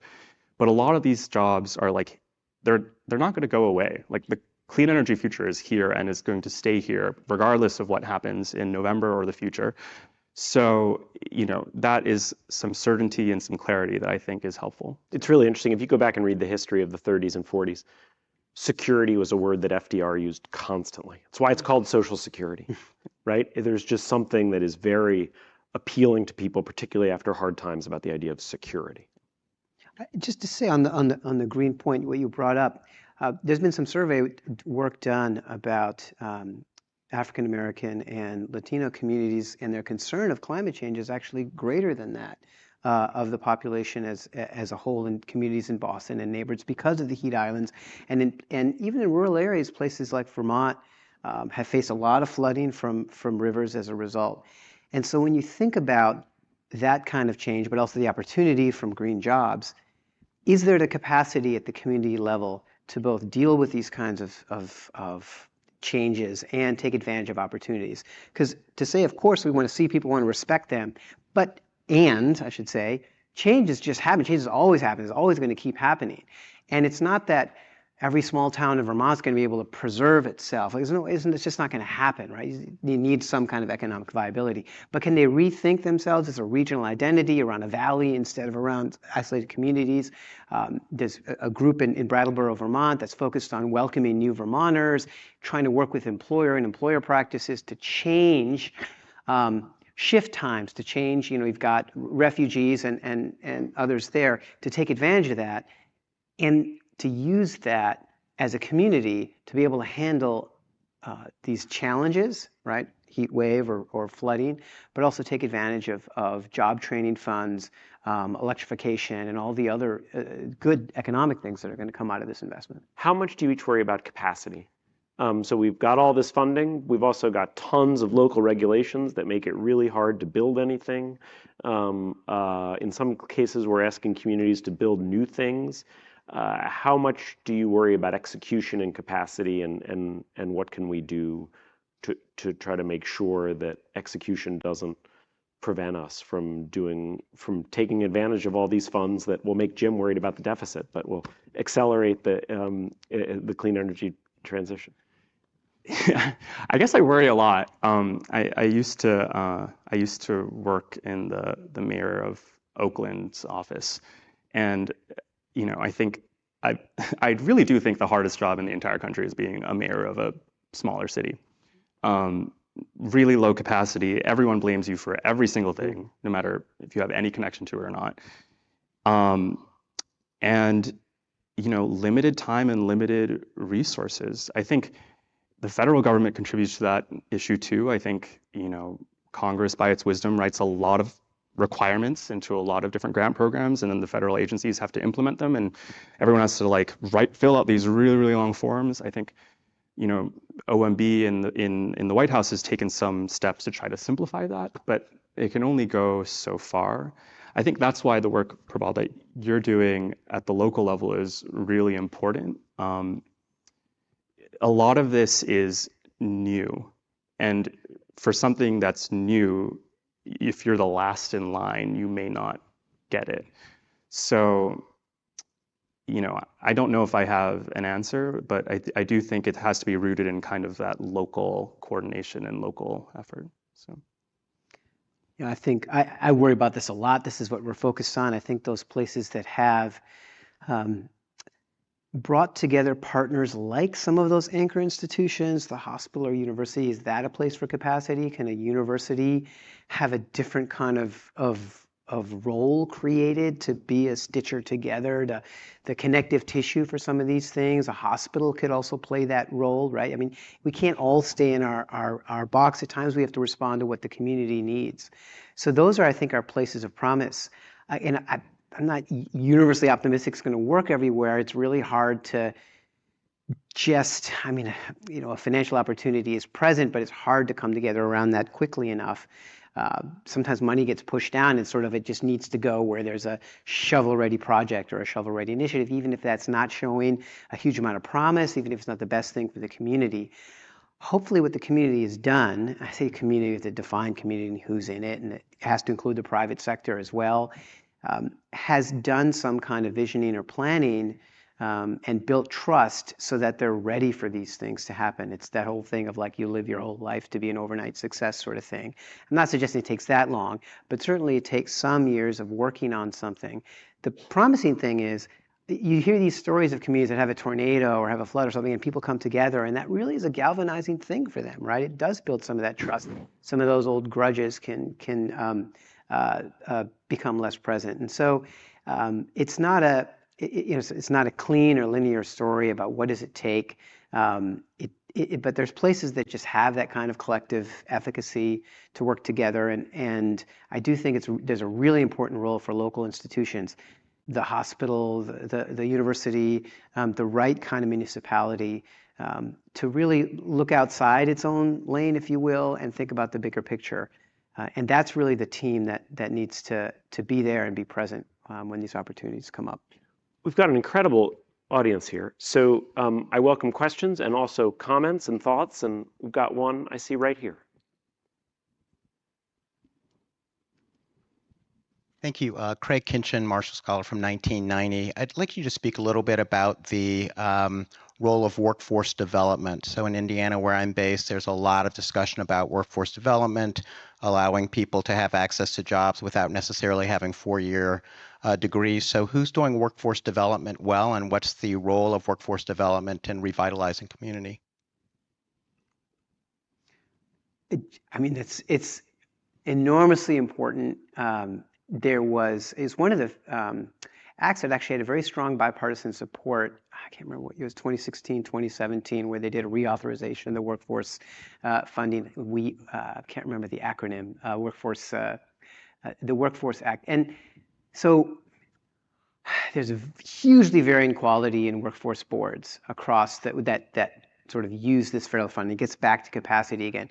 Some very strong, have a good, strong employer presence, make sure that the training is tied to what employers actually need.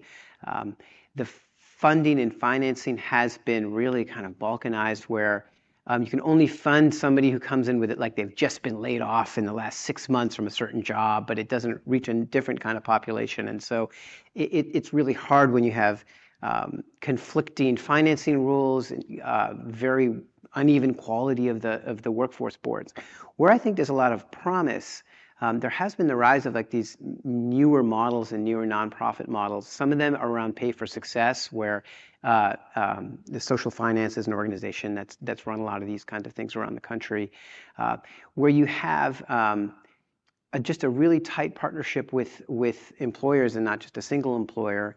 You're focused on populations that may be harder to employ, whether it's ex-offenders, returning citizens, or it's immigrant populations, and just a real strong emphasis on numbers and on sort of metrics.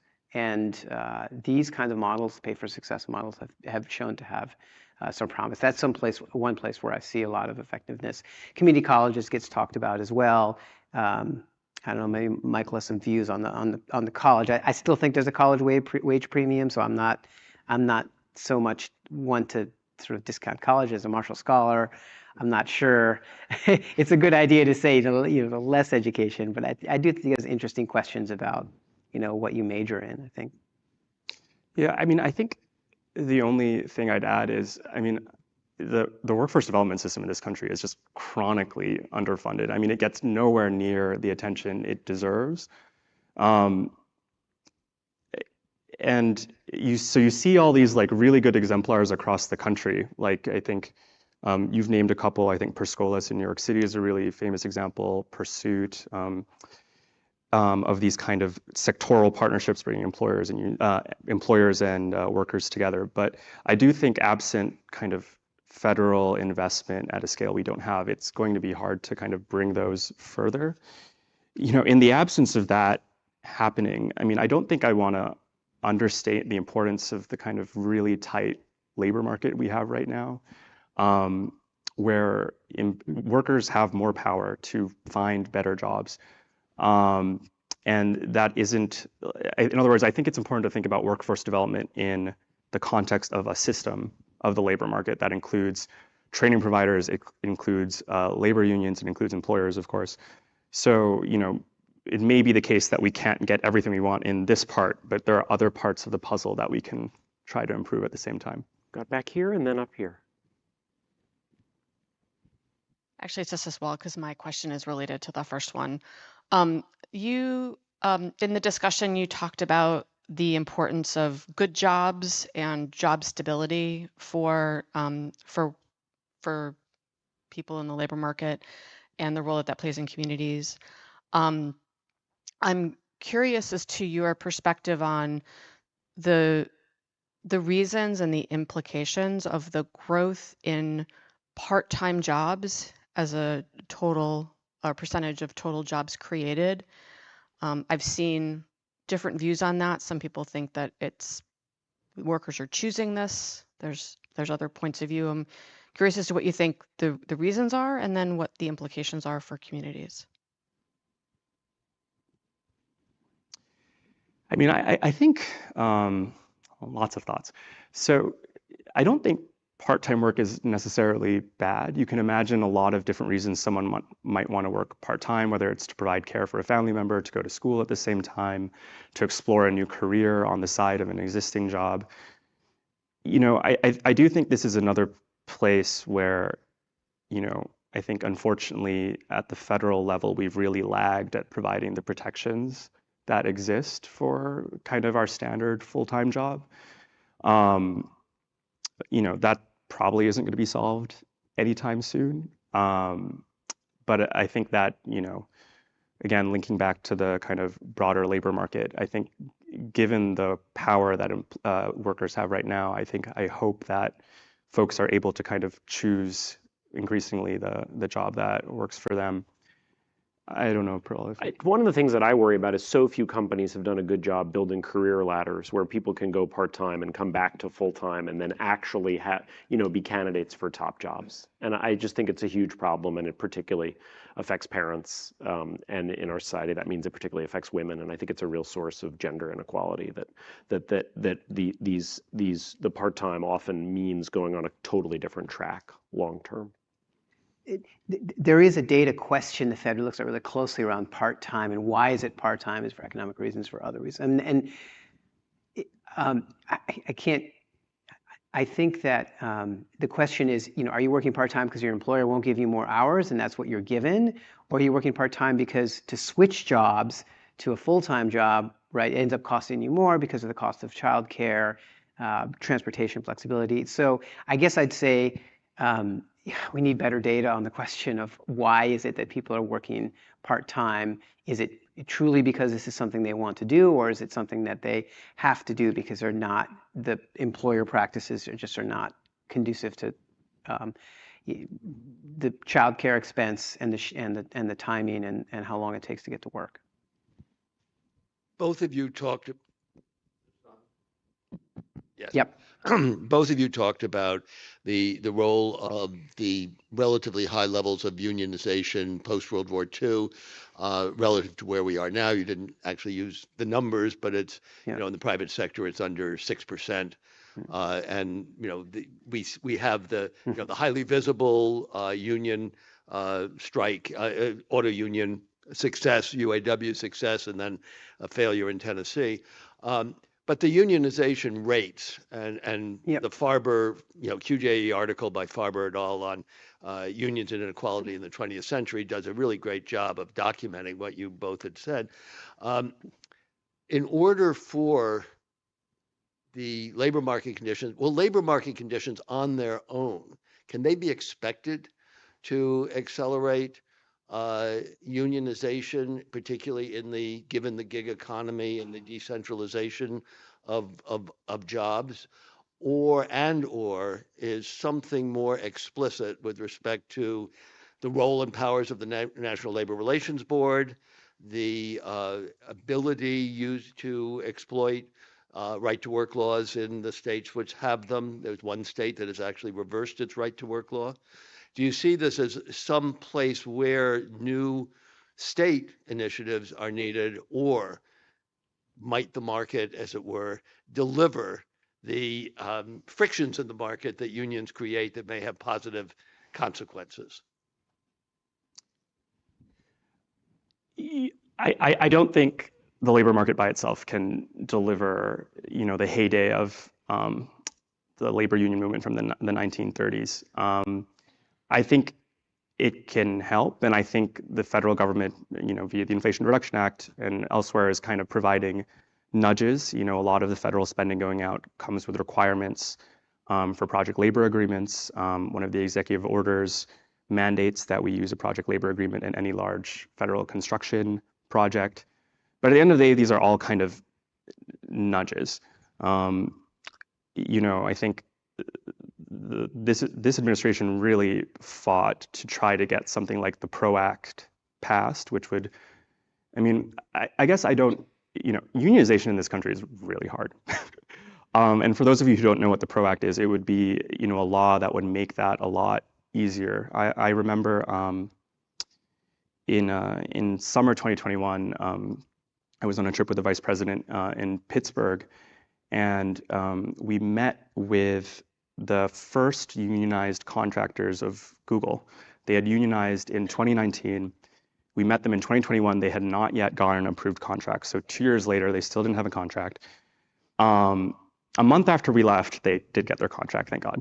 But it's a 2-year process. They had to fight a really hard election. Under current rules, you would never run an election this way. Your employer can kind of hold you hostage in a room and just kind of, give you whatever propaganda they want. A person we met on that trip was trying to organize her kind of small tech startup, and I remember, she burst into tears at one point because of the retaliation and harassment she was facing from her boss for trying to organize their workplace. So I don't think it can be understated that unionization is hard and it requires a lot of bravery. And I think absent some more fundamental reforms, we're definitely not going to get back to kind of the heyday. But I do think that there is a really unique opportunity right now to make progress. I think some folks have talked about the fact that the United States has, you have to kind of win unions establishment by establishment. We don't have sectoral coverage largely, but our neighbors to the North, Canada, they also don't have sectoral coverage, and they have a unionization rate kind of 3 times ours. So, I think there's probably a ways to go to get there, but there are probably ways to move it up. I think that's exactly the right point, which is the legislation is important, and I think the history is really important to think about here. This is the lack of prioritization on labor law reform is part of the Democratic Party becoming increasingly a party of more affluent college graduates since the 60s. It is the only major part of the Great Society that LBJ didn't get passed. LBJ, the famous guy who could arm twist Congress into doing whatever he wants, the only part of the Great Society he didn't get passed was labor law reform. It just wasn't a huge priority to him. Jimmy Carter had to choose between prioritizing the Panama Canal Treaty and labor law reform. He picked the Panama Canal Treaty, right? And I don't doubt that President Biden really wanted to pass it, but he didn't have the votes even with it in his own party.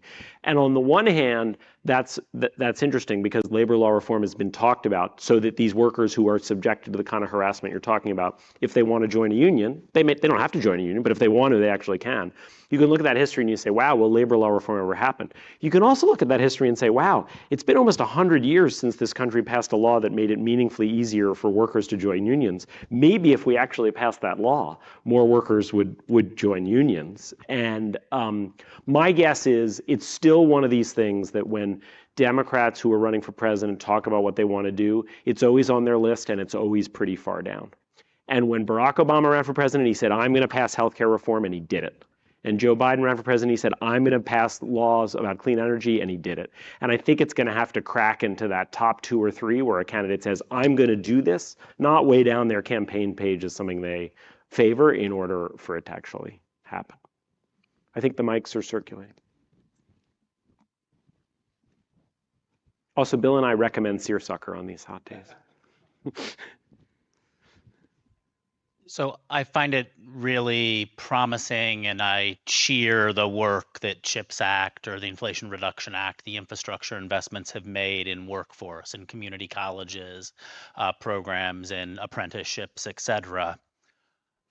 And folks like Burning Glass or Jobs for the Future have been good at identifying that there's a pretty significant new wine, old vessel challenge with the skills mismatch between what we're training workers for and what the jobs for the future will be.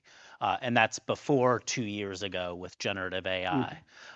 So my question is, given the increasing urgency of skills for the future in an era of generative AI, what are the pieces of your respective work that are even more important for making sure that as we make investments in kind of learning for life, that we're equipping people for contribution in the economy that will be here in 10 years and 20 years?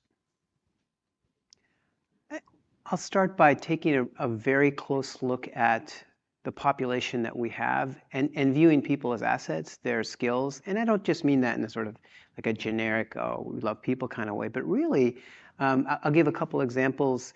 We have a lot of immigration coming into the US. I think it's recently at a somewhat higher rate than was expected. Do some of the immigrants coming in have training from their home countries? That's not, right? This is the classic example of the doctor driving a cab or something like that from before. But there's actually a lot of examples of people who are educators and they can't, work in a child care, right? And there's a shortage of childcare. There's the lack of trying to take account of people's credentials if they have them. Thinking about English as a second language, workplace training, very, very underfunded. And you could do that with a state policy across a set of employers. And some of the little things like, well, when do you offer the class? Can you actually offer it during the workday? And maybe pay people during that class time, right? Because you're going to see the return. That employer's going to see the return, and everyone's going to see the return. Those types of employer practices, I think, or community practices, really stem from looking really closely at the population that you have. What are their needs?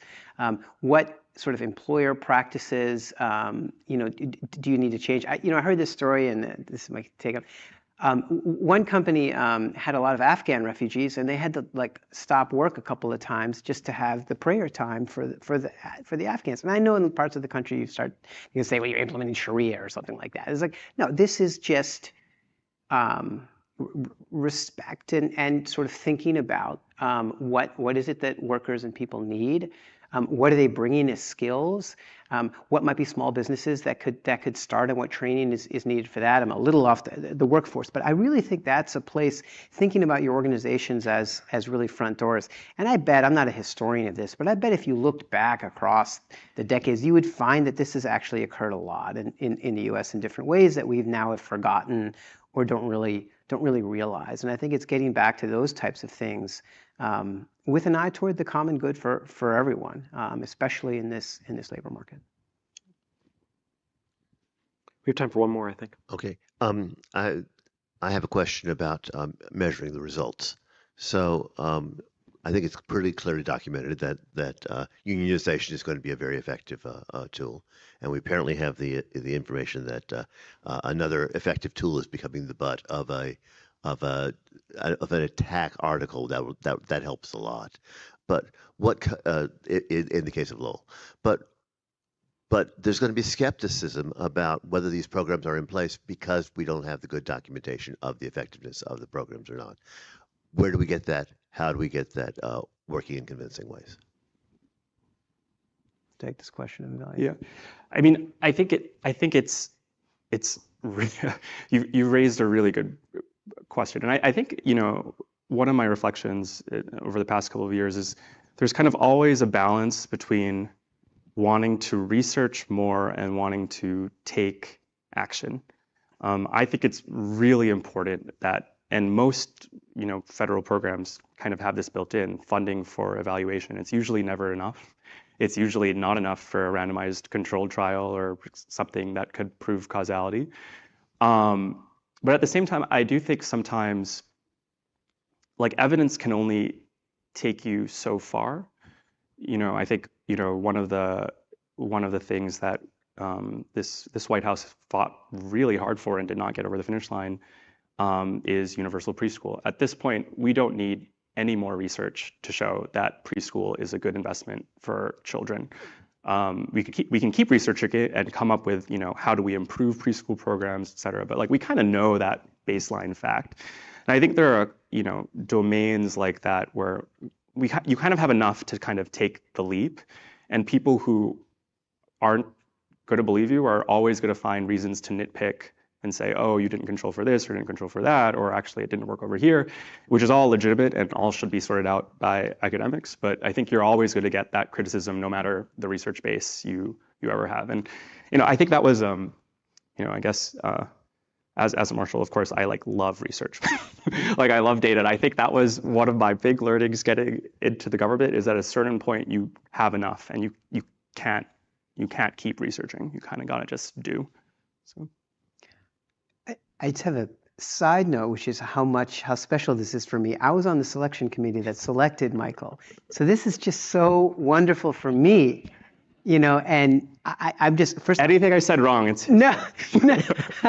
So I have to think once again. I'm really glad that I interviewed for the Marshall in 1994 and not when Michael was interviewing in 2010 or whichever 2012, whichever year it was.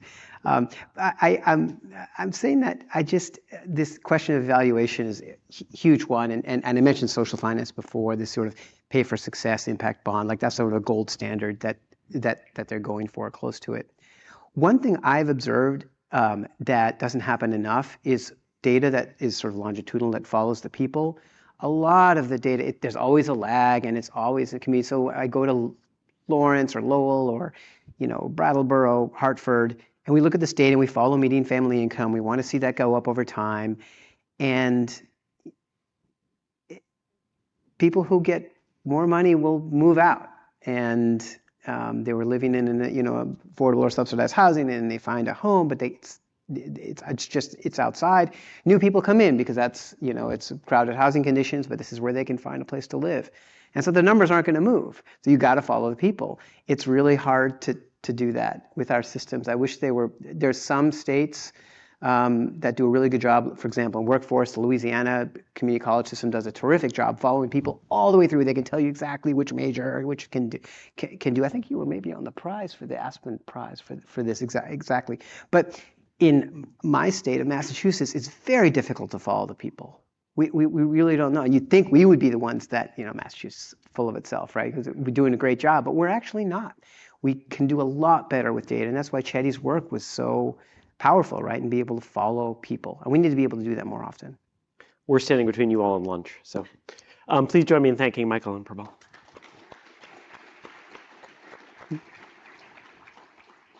Lunch is out and around the corner. You are welcome to continue, and Professor Perturba generously got us back on schedule, so any of the folks are around for questions.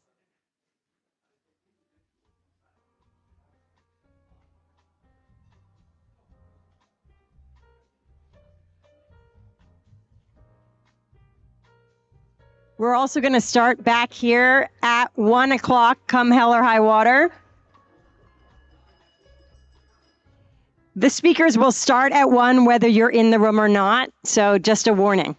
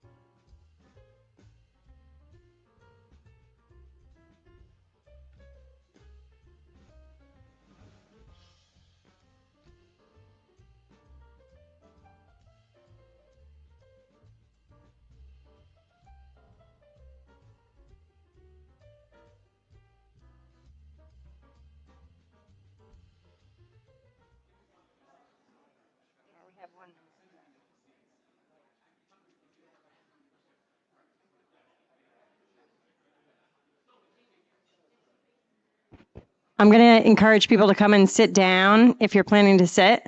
If you could sit now so that we can actually start in 30 seconds.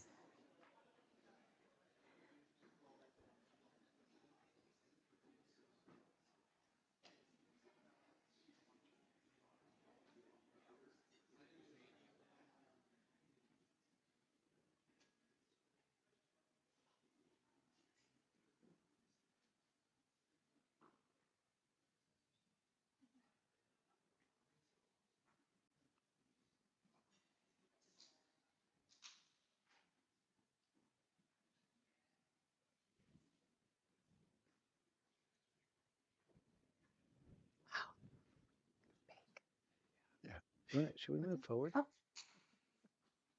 Welcome back from lunch, everyone. It's great to see you all in the room. And I think the entire program today has been building up to this conversation we're about to have. So I would like to welcome our next speakers, Austin Goolsbee, who's the President and Chief Executive Officer of the Federal Reserve Bank of Chicago, and Peter Orszag, who's the Chief Executive Officer of Lazard. They really need no introduction, but perhaps I might. I am Katie Fallon. I'm the EVP of Corporate Affairs for Fidelity Investments. And we all share in common that we are alumni of the President Obama administration, but we are here today to talk to you in the capacity of our current roles. So I'm going to start with Austin. Austin, if you could take us behind the curtain in your last Federal Open Market Committee meeting, which took place last week, and share what you You're can among friends. share. You're among friends. These are friends. What happens in a typical, for those of us who are not closely following the Fed, what happens in a typical FOMC meeting? And is there anything about last week's meeting you can share that we didn't read in the headlines? Okay, there's one part of that I can answer, and there's one part of that that'll send me to jail. The part that would send me to jail is there's a freeze for 5 years, but everything is recorded. So in 5 years' time, you can go back and read word for word every blow by blow what happened. Nobody ever does. And once it's 5 years past, they don't. But in the typical meeting, so I was, if you don't have 28 plus years, I was an economics professor at the business school here at Chicago Booth. And last January, I started at Chicago Fed. If you were a econ nerd like I was growing up, the FOMC meeting is just about the coolest thing in the world, and it's just as good as what you dreamed it would be. Okay, you come in, there's a giant room, there's a huge table, the shades come down so nobody can spy on it, and they go around the room, and here you got the presidents of all the reserve banks, you got the governors, you got the chair and the two vice chairs, and everybody speaks their piece about the economy and give what their opinion, and there is it's got a formalized, it's kind of formal, as you would expect, but I say, no offense to the U.S. Senate, this is now the world's greatest deliberative body, I think, the FOMC. And I'm not disparaging, well, I'm kind of disparaging them, but I'm not meaning to disparage them, but the dance that comes out of that is very important, very impactful. And there will be a briefing by the board staff from Washington about their forecast and their interpretations of various conditions. And each of the reserve banks, of which there are 12, has its own research department. Chicago, we're known for having an extremely high quality research department. I would say probably us and New York Fed are kind of the two most known research departments. And so everybody will come there with a perspective on the economy that's not just random. And Jay Powell, I knew a little bit, but not very well, and I've come to super respect both his judgment and his ability to take an ornery group of a lot of people and in a very united way keep us on the straight and narrow. This last meeting, it was unusual in that the inflation numbers came out the second, it's a 2-day meeting, and the inflation numbers came out the morning of the second day. So it was a little weird in that sense, but it was an excellent inflation number after a few months of less excellent numbers. So hopefully we'll see more like that. But that's kind of how it's on a cycle every 6 weeks, and it's basically predictable in that way. So just to hit the inflation question right off the bat here, we have seen inflation trend down. We do hear a lot about the 2% target. How sustained of a path does that trend line need to be towards 2% for the Fed to take action? And is 2% even attainable? Yes. Look, it's not only it's attainable, we are going to attain it. Okay. We said we will get to 2%, and we're going to get to 2%. How sustained? That's kind of a question of when, and then in a timely manner. I think the thing about inflation is it went way up. The Fed has, by the Federal Reserve Act, a dual mandate. Our job is not always easy to carry out, but it's very easy to understand. Maximize employment and stabilize prices. The law says that's what we do. That is what we do, and that's what we're going to do. We've done well over the last, let's call it three years. We've done very well on the employment side of the mandate and less well on the inflation side. But if you take from the peak to now, on the long arc, inflation is way down. And 2023 was, by dual mandate terms, and really, truly excellent year. There has never been a year in U.S. history where inflation fell that much that did not have a serious recession. So that's a very rare thing to happen. And now the question is kind of, well, how much of that magic extends over into 24? And that we grapple with. I'm not allowed to speak for anybody else on the committee, which is a great relief to them. But I think there is still a little bit of the juice left that's working its way through. And I still can't get past take the long view. Inflation is way down and the unemployment rate is still 4%. And there was when we were in graduate school, 4% was thought to be full employment. Like, you can't have an unemployment rate less than 4%. And we've just been through years where it was less than 4% and inflation's coming down. So that's not a terrible place to be. There's always tribulations, but that's not a bad starting point. So it seems, Peter, that the markets were somewhat disconnected from this conversation at the beginning of the year. The markets were pricing in, pretty aggressive rate cuts over the course of 2024. And even though Chair Powell himself was predicting early this year in January, that there'd be 3 at most, and since then that forecast has become even more conservative, as we all know. How do you explain the divergence between the market's reaction to the Fed and the Fed's forecasting on rates?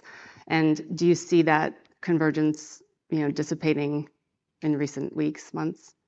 Yeah, the markets were delusional. Divergence. I think it was pretty clear, and they're now much closer. But I want to take a really quick detour before I get into this a little bit more detail, just to say the Marshalls for me were a transformational moment in my life. So I'm very excited to be back with you and tell a really, really quick story and then answer your question, which is when I interviewed, it was at the British Ambassador's residence.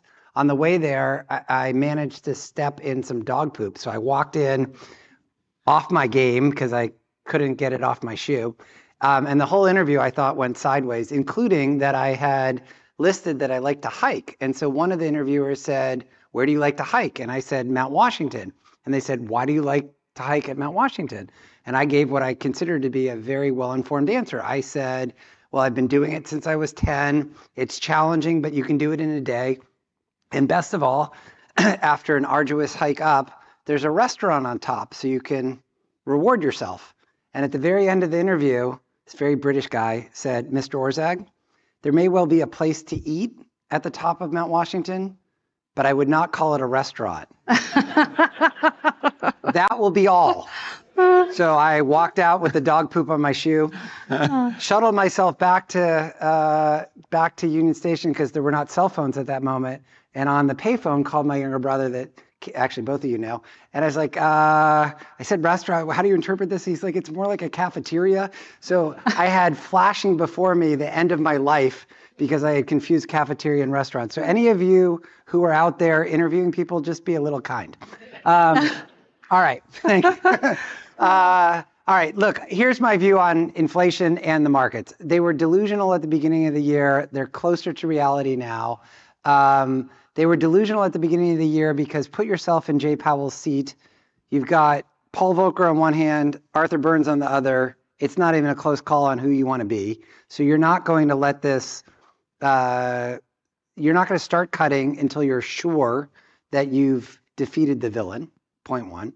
Point two is, to Austin's point, the economy has held up very well, and I'm going to come back to that. So there was no imminent need to start cutting ahead of time because it wasn't like you were facing just a collapse in the economy and a recession, et cetera. So, and then I also think there's the argument, which may not be as dominant, that it's preferable to go a bit higher for longer so that when you hit the next recession, which will come at some point, you do have more room above the zero lower bound instead of having to go back to quantitative easing as a tool. You put it all together and I said this publicly at the time, the markets were off. So I'm glad that they've kind of aligned. But let's step back to the inflation debate because I'm going to say something a little bit too provocative on purpose, which is I think when you look back at this period with a little bit of distance, it is going to come across that disproportionately, and by disproportionately, I mean like 80, 90%, not 51%, this was the pandemic coming and going. Pandemic came, huge shift from services to goods. Inelastic supply meant that there was huge price increases in goods, exacerbated by supply chain problems associated with the pandemic. Pandemic ends, supply chains normalize, goods inflation comes way down. People shift to, I haven't gone on my family vacation. I haven't gone out to the movies. I haven't, eaten out at restaurants. I'm going to do all those things. And that takes a long time to burn through. And so the provocative thing is, I kind of sort of think that inflation would be kind of close to what it is today, even if the Fed had not tightened. Maybe 10 or 20 basis points, not 150 basis points off, because most of this is pandemic coming and going. And consistent with that, I think most of the disinflation we've seen has occurred despite the fact that consumption has largely held up. It's starting to soften a little bit. Default rates are up a little bit. Lower middle income households are starting to feel a little bit of strain, but inflation's come way down before any of that happened. So this is a lot of supply chain normalization, labor market effects with immigration and productivity growth, and a lot of other things that frankly are not the traditional channels for monetary policy tightening. And maybe you can see it in a couple places, but again, that's why I think mostly you would have seen the same pattern even without the Fed tightening. Now, what do I think is going to happen? I can obviously speak with more freedom than my friend Austin. If I had to bet, I think that we're going, just like we saw last year, there was this panic over whether early in the year inflation started to go sideways and then it kept going down. Robin Brooks at Brookings and I have done a bunch of analysis on that last year period, which we think was affected by lots of seasonal adjustment factors and other things that were causing inflation to go kind of sideways early in the year, and then it declined. I think the same thing is going to happen this year. And that's because there's not a lot of wage pressure. There's a significant amount of productivity growth, so unit labor costs are not off the charts, or unit labor cost growth.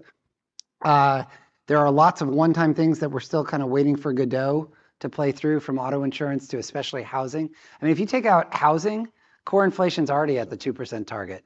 So a lot of what's happening is, what the heck is happening in housing when there are known issues in the price, in the way that the price indices work with regard to owner's equivalent rent and other components of housing. So My bet would be that you're going to still see continued downward pressure in inflation. A lot of humility is required here because inflation has been acting, unusually. But that would be my bet. Now, to your question about when will they act, I think even the small probability the market puts on anything this summer is, again, delusional. But the interesting question is going to become September, because if you've got 3, 4, 5 monthly prints that are actually on a downward trend, and you're getting very close to the zip code of where the targets are, if you cut in September, one candidate is going to say that you are being highly political, and if you don't cut in September, the other candidate under that fact pattern is going to say you're highly political. So you're sort of screwed. So since that's my central estimate, I think it's going to be really interesting to ask Austin about the FOMC meeting for a September rate cut when we reconvene next time. Well, that was very, very helpful. I thought the context for disinflation was coincided, perfectly with Austin's tenure the last 18 months. Exactly. I mean, that's true. When people are like, the Fed screwed this up, I was like, I wasn't there. I mean, I only got there, but it's only been coming down since I've been You there. got to do one of these charts like presidents always do, even if it's not them. Like Austin comes in, boom. Yes. So going back to Austin, to something you said, that we were able to achieve this without triggering a recession. Yes. Why do you think that is? What does that say about the overall health of the? I mean, part of Peter loves. I was gonna say, he was like, I have something controversial to say. I was like, never change, Peter. But I don't even know that that's that controversial. I mean, the question that became and still remains a little bit of religious war among the economists is the question: did inflation come because of supply problems, contractions to supply, or did it come from too much demand from stimulus, monetary fiscal stimulus and stuff like that? And there's some evidence on both sides. I start from a place that sounds like it's similar to where Peter described, which is, I think a lot of it came from the supply side. And part of that was the obvious supply chain problems. A second part was a massive decrease in labor force participation. That was a supply shock, just like not having computer chips. Like, you did not have people who could come down and work. And the healing of the supply chain is a major component of what happened in 2023. It's why early in 23, just to set the stage, there's some very prominent and smart economists saying it literally is not possible to get inflation down without a recession. And you might have seen, Larry Summers said the unemployment rate will need to go above 6% for 5 consecutive years before you will ever see inflation come down. And inflation came down, like I say, almost as much as it has ever come down in 1 year.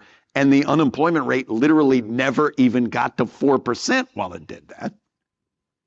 So there was a dispute, and the people on the other side of that tend to be correlated with, they thought it was demand that was the driver of inflation. I think if you go back, you got to explain how inflation soared when the unemployment rate was already above 6%. That is what happened.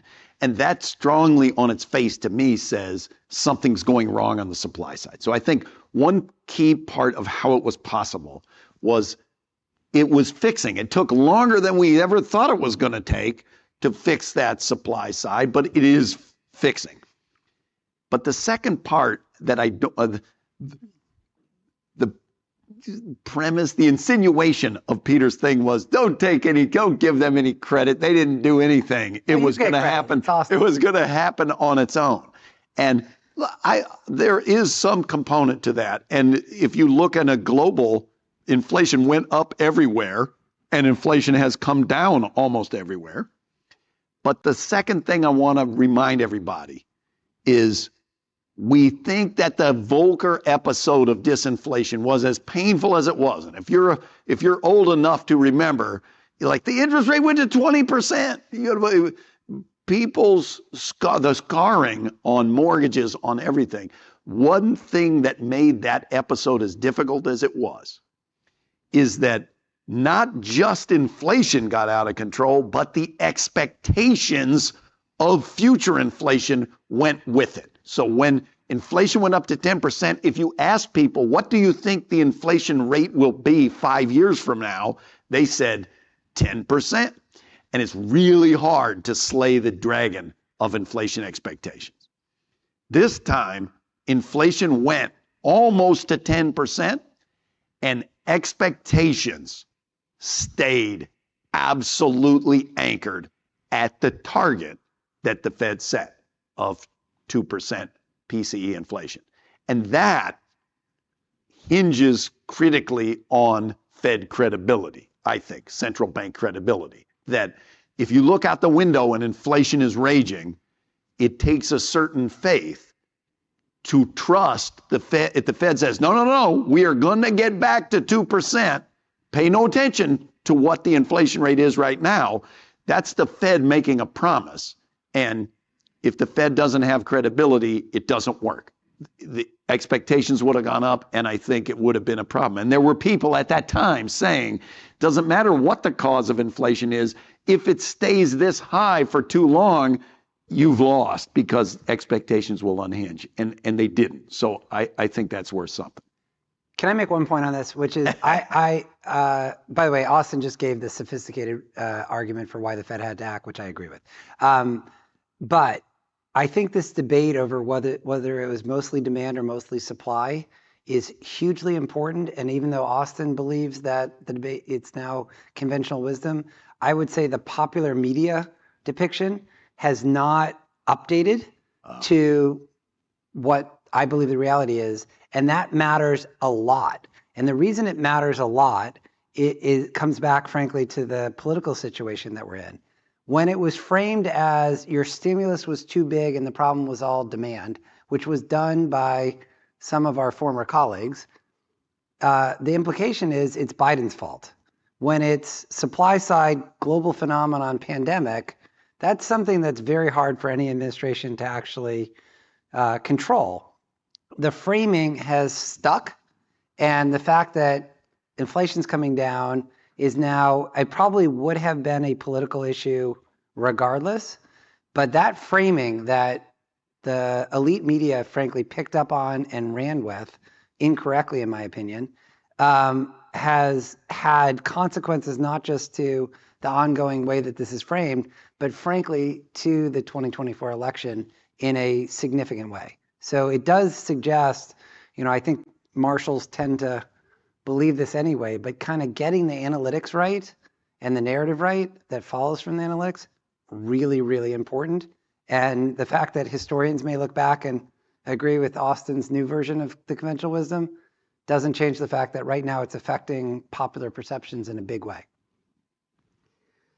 So if we can pause and just talk about the supply chain for a second here, because we had an interesting conversation this morning about how countries like the U.S. are de-risking and becoming more self-reliant post-COVID. And for us, there's a national security agenda for doing that vis-a-vis China, as we've seen with the administration's restrictions in outbound investments to China and the AI, semiconductor, and quantum computing space. Does that, so does the confusion about the narrative or that, religious debate about the causes of the inflationary spikes risk, us sort of over-indexing on protectionism going forward with good intentions? But how worried should we be about exacerbating the supply shocks of the early COVID era? I'll take a crack at that. I mean, I think they're largely separate, but there are obviously some overlap. So, I mean, a great example is in the energy transition and the climate space. And I think the next 12 months are going to be really interesting for a lot of myths that have arisen with regard to climate and energy transition, including that it is absolutely necessary, but will be really expensive. So the sort of free lunch, this will be easy don't worry, we know that fossil fuels are embedded in plastics, aluminum, steel, cement, and pretty much every other input into modern society, but don't worry, this will be super easy. That will be exposed as being a myth. The thought that capital allocation can solve the problem even in the absence of government policy. So, don't worry, the investment management firms can take care of this for you. That will be exposed as a highly flawed approach. And the third piece is there's a lot of tension between the energy transition and two things. One is the local politics around mining. So a lot of what needs to happen in the energy transition involves electrification. It involves critical dependence on lithium and copper and lots of other minerals, and getting those things out of the ground. Look at the debate over Thacker Pass in Nevada, which is the largest lithium mine in the US, or largest lithium deposits. There is tension between the overall objective of protecting the earth and the local environmental consequences of mining. And then the second piece, which comes to your question, is there's also tension between the desire to move fast on lots of things, especially in solar, and the desire to keep the Chinese out of the marketplace. Those are just, this has been in the news over the last week. There just is, given the dominant supply component in many of these pieces. Lazard publishes something called the levelized cost of energy studies, and you can argue a bit with the analytics, but fundamentally, you've seen this dramatic decline in renewable energy costs over the past 15 years, much larger than what was predicted and quite dramatic. But you're starting to see the pressure both from higher interest rates, but especially from supply chain constraints in certain areas. And there is that tension, just period. Austin, anything? Look, when you join the Fed, it's like joining the Night's Watch or something. Like I'm out of the elections business. I'm out of the fiscal policy business. Mm-hmm. And I always say our motto, we got the Midwest motto, there is no bad weather, there is only bad clothing. We come prepared for whatever it is. You tell us the conditions, we get the jacket, and we're ready to roll. And tariffs and deglobalization and every country gonna get on their own island. I was a 28 years free market economics professor from the University of Chicago. Nobody in this room is gonna out free trade me. And I always said, tariffs are terrible. That like prices go up. I have no opinion. If Congress, in its deliberative wisdom, passes whatever laws they want to, we will adjust. The Fed will deal with that. I think deglobalization can strengthen your resilience, let's call it, or I'm mixing two thoughts. The spreading of the supply chain out of one country can strengthen your resilience, but often comes with higher cost. And tariffs, deglobalization, and putting up walls basically just comes with a cost. That's what I think. Would the Fed be concerned if there's any risk to the dollar staying the reserve currency? Well, I remind you, I don't speak for anybody else in the Fed. The dollar policy is not the Fed's to decide. The administration should think that through. And we'll match whatever conditions. We have only two things that we do: maximize employment and stabilize the prices. All of these things affect prices and employment, and so we indirectly have to think about them, but we don't engage in direct dollar diplomacy, if it were. There's a really good article in the most recent issue of Foreign Affairs on this topic. Basically making the argument that yes, of course, the dollar's role is continually under threat. It remains under threat. But, the classic argument, like it takes a plan to beat a plan, it takes a currency to beat a currency. And if anything, the thesis of this article is under the surface, if anything, ironically, the US is advancing even further. And you don't see that necessarily in the reserve currency shares, but relative to the alternatives, the distance between the benefits of the dollar and everything else has grown larger, not smaller. So we'll see.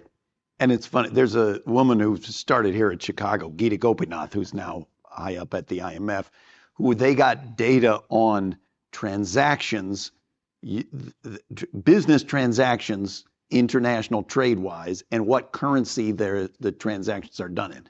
And she shows a large fraction of world trade is done in dollars, not in the US. 2 countries in other places, they're trading in dollars, and that the share of transactions that use dollars has not been, to Peter's point, has not been falling. If anything, has been going up over time. Speaking of foreign affairs articles, Rahul mentioned this morning that you had an article, I think a couple months ago, about the just increasing expectations of business being involved in sort of geopolitical arguments, debates, policy, advocacy. Yeah. Can you elaborate more on that? Yeah, so what's interesting is if you go back 30 or 40 years, the only entities that really had to pay attention to geopolitics were, oil and gas, global oil and gas companies, and a few others. But most businesses could just kind of go about their business and read about geopolitics in the newspaper and kind of shrug their shoulders and say, isn't that interesting? Today, this is partly because, this former Soviet Union was a much smaller share of the global economy than China is. It's partly because technology and globalization have changed the dynamic in many markets. But today, it's, I think, very difficult, if not impossible, to make any important business decision without taking geopolitics into account. So that's fact one, which means businesses are just more exposed to what's happening in the world and need to be nuanced and knowledgeable about them. The second thing, though, is I would say relative, again, to 30 or 40 years ago, companies are not only the objects of foreign policy, they're also the instruments for foreign policy to a much greater degree. So you mentioned semiconductors. Let's take that example. There are lots, but let's take that example. So the US is going about building a ton of new fabs. They're really expensive to make semiconductor chips. They have a long life associated with them, given the capital investment that's necessary. And they are, construction is underway. But whether that policy actually works to increase significantly the domestic production of semiconductor chips, especially at or close to the frontier, the smaller nanometer ones, is going to depend not only on the government subsidies to build these things, but on whether entities like Apple, for example, decide that they're going to they're going to purchase from the US facilities, despite the fact that it is extremely likely that the cost of production will be higher here than, in Taiwan or at other existing facilities. So there's an example of where private business decisions are going to materially affect the outcome of foreign policy objectives. And that's before we get to Gen AI, the biotech revolution, and all the other things that are now foreign policy targets or objectives or what have you. So the relationship's gotten much more nuanced. And the problem is, it's still the case, there's sort of a Mars-Venus thing that goes on. I'm sure you've experienced this, and I certainly have, where people in boardrooms think, why can't those incompetent fools in DC just figure this out?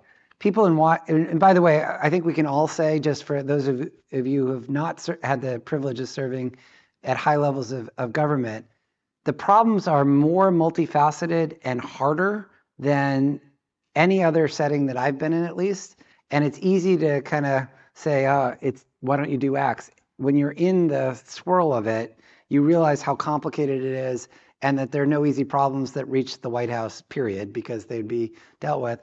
Similarly, I think there still is, in parts of Washington, for example, a view that there's just these, all companies do is try to scheme and cheat, and the whole objective is just to somehow connive their way to success. The vast majority of businesses are focused on, what will lead to sustainable growth, and they need to be pointed in the right direction, but they're really powerful vectors for that. So there still is this kind of Mars-Venus thing, and that always mattered a little bit. It matters more when there's this increased codependence.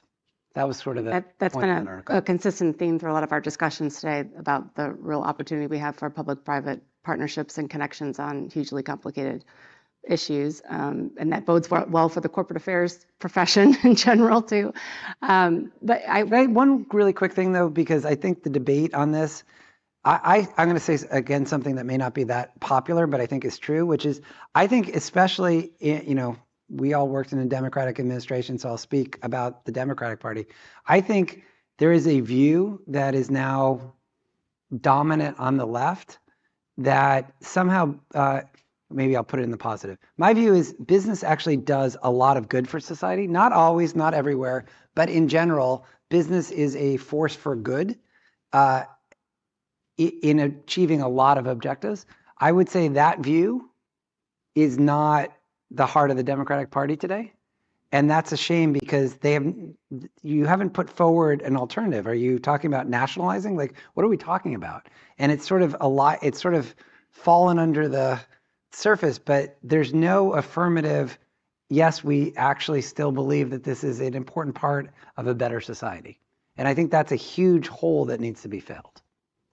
Well, it's interesting. You see that populist strain, anti-corporate populist strain emerging on the the extreme part of the Conservative Party now. So there's these very unusual alliances and allegiances forming that will be very, I think, impactful on the next question and topic that I wanted to raise, which I don't think you were here for James's presentation on fiscal policy, and I will steer clear of asking you anything directly about it, Austin. But he paints a pretty shocking future of our trajectory and structural deficits in the United States and our overall debt. I looked it up this morning, Peter, and when you left the White House in 2010, it was 2010, right? The debt was at 12 trillion, and today it's at 34.6 trillion. And at the time, you spoke publicly a lot about the challenges and sustained issues that the structural deficit was going to pose for the long term for the U.S. economy. So we have a fiscal cliff coming up in 2025, which James talked about this morning, where the TCJA is going to expire. It's $450 billion of individual and household tax cuts that, unless they get extended, will expire. But then also against the backdrop of this debt number and the high cost of debt service, if you put yourself in your old shoes running OMB at the White House, what opportunity space do you see, or how would you advise the president and Congress on seizing the day, which often only happens when there is a fiscal cliff deadline in Washington, to start tackling some of the structural deficit and change that trajectory? So let me just, a couple kind of contextual comments first. So I wasn't here for Jim Viterbo's discussion, but I agree with the view that, look, if you look out, and the deficits are projected to be 5 to 9% of GDP, for the next decade. That is very high relative to history. There's a lot of uncertainty. If we have a huge productivity boom, those numbers will come in quite dramatically. But as a central estimate, that is a lot of deficit. So that's point one. Point two is the predictions of fiscal crisis collapse. There have not been many, if any, examples of outright fiscal crises when the debt's denominated in your own currency, as the U.S. debt is. So just a little bit of caution about the kind of catastrophic concerns. But, and now I'll just add a but before I answer your question, but in terms of the overall trajectory and whether you ultimately reach a point where you've got a big problem, a lot really does come down to, go back to your Econ 101 classes, to the interplay between the interest rate and the growth rate. If the interest rate is way below the growth rate, you can finance a high level of debt and even ongoing deficits, for ad infinitum. If the interest rate rises significantly relative to the growth rate, the dynamic can shift really quickly. And so a lot of this comes down to what is the government should have locked in, but did not. And I we had called for this publicly. Didn't happen. 3 or 4 years ago, when there was an opportunity, 100-year debt, 75-year debt, lock in those low rates. That didn't happen. So we are now still exposed to, the potential for a higher rate environment going forward, which comes back to this question of what will the risk-free rate be going forward? Is it going to return to the pre-COVID levels, or will a combination of energy transition deficits, de-risking, and other factors mean that it's much higher going forward, in which case this debt dynamic is much worse? Now, with regard to the specifics about the debt limit in January, there are lots of times that I am very grateful for being not in Washington, and next January will be one of them. So, Austin, I'm trying to think of a way to phrase this without getting your disclaimer. But on that, There we go. On that, Jim also did raise the challenge of the debt service levels, and I think we're paying interest up to 16% of our annual government spending now in the form of interest on the debt. Does the Fed factor do your colleagues at the Fed factor that into any of the? I told you I can't speak for them. It's not what we factor in is the maximizing of employment, the stabilizing of prices, and the dual mandate. Okay. So if those affect GDP growth, we have to take that into account. But it's not. You can look at the transcripts that have been released. The Fed's independence is rooted in this. If you look at administrations around the world and over time where the sitting government can directly tell the central bank what to do, they have higher inflation and worse GDP performance. And that's why there's near unanimity among economists that you want to have an independent central bank of that form. That's the type of independence. I always said before I was ever at the Fed, the problem of debt and deficits is not that they cause a financial crisis. It's that you have to pay back the money. And so at the end of the day, if you take kids born today, they're going to likely be paying a lot higher share of their lifetime income in taxes than somebody that was born in 1955. And there is a generational imbalance component that's worth our thinking about. But that's about as far as I'm going to say. And that predated me ever being at the Fed. So other than that. Can I ask you, do you expect the risk-free interest rate to be higher going forward than it was before you arrived at the Fed? Okay, so in our language, that's called R star. What's the long-run neutral rate of interest? I got our own research people mad at me when I started referring to it as R Sasquatch, because it's unobservable, and you heard that it's there, and what is it? So the thing about R star and long-run interest rates, the thing to remember is that's fundamentally not really chosen by the Fed. The FOMC doesn't pick that. What determines that are long-run supply and demand of capital factors. And over 150 years, the interest rate has come down and down. And for some reasons we understand, and some reasons we don't understand. I think that in the 2000s, there was a particularly low period where literally the interest rate was 0% or even negative in some countries of the world, where some of the drivers were massive savings gluts in other countries of the world that don't have very well developed financial systems. So it's like there's all this money looking for something to invest in, and the investment opportunities are not big enough to account for that, and that's going to tend to pull the numbers down.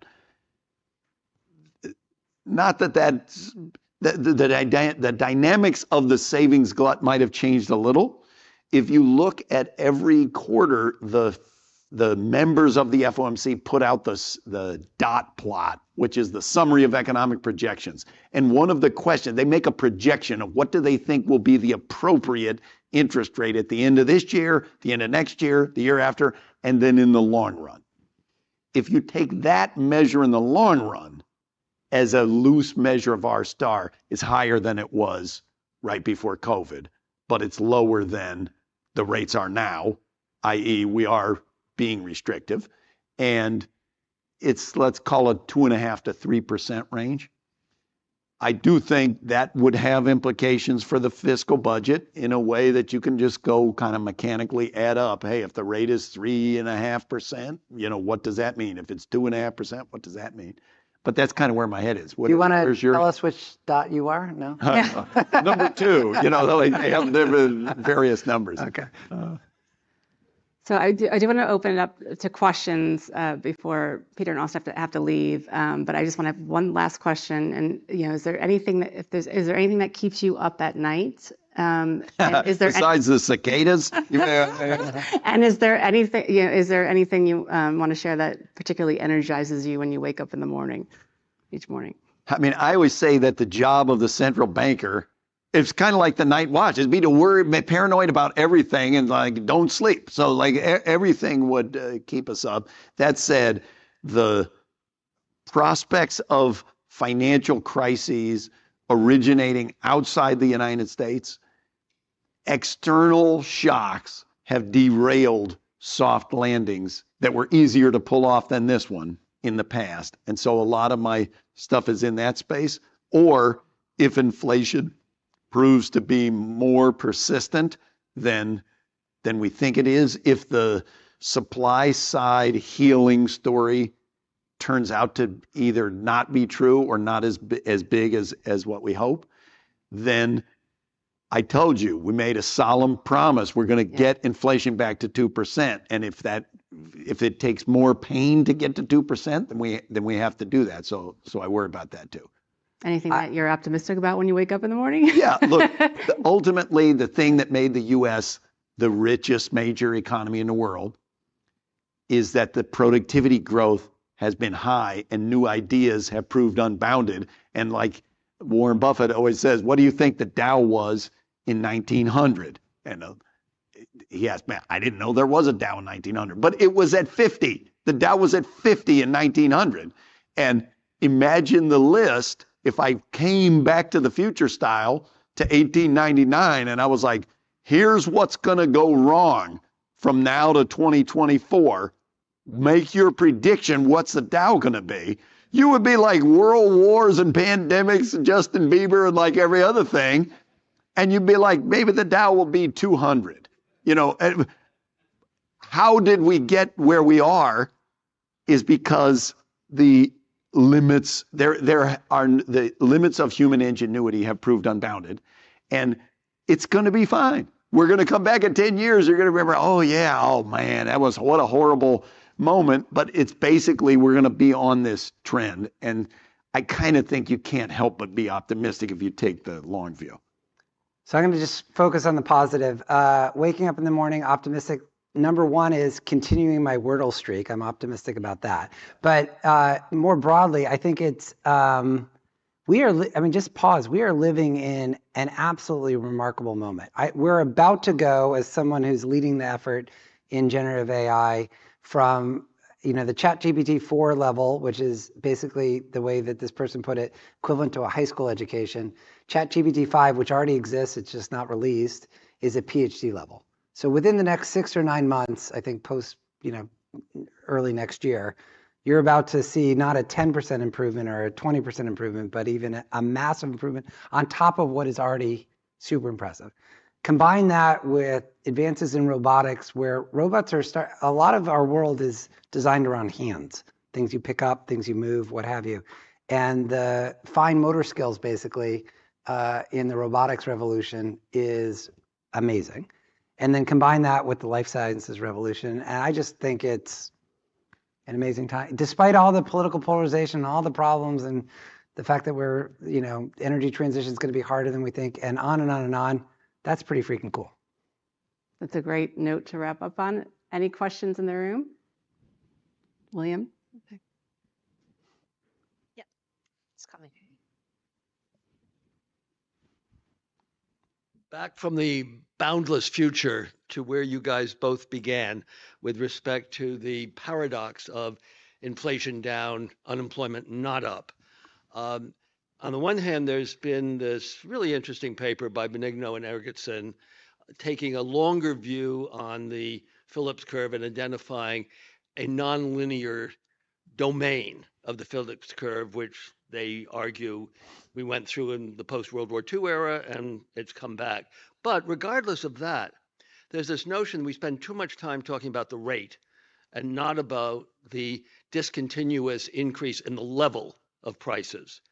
And that what we may be seeing in this sort of conflict between the data and perceptions is that it takes time to adjust to a new level of what will become normal sooner or later with respect to whether it's the price of milk or the price of gas, and that may be the spillover into the political domain. 100% right. If you talk to pollsters, no one understands what the inflation rate is. They understand that the prices are higher than they were years ago.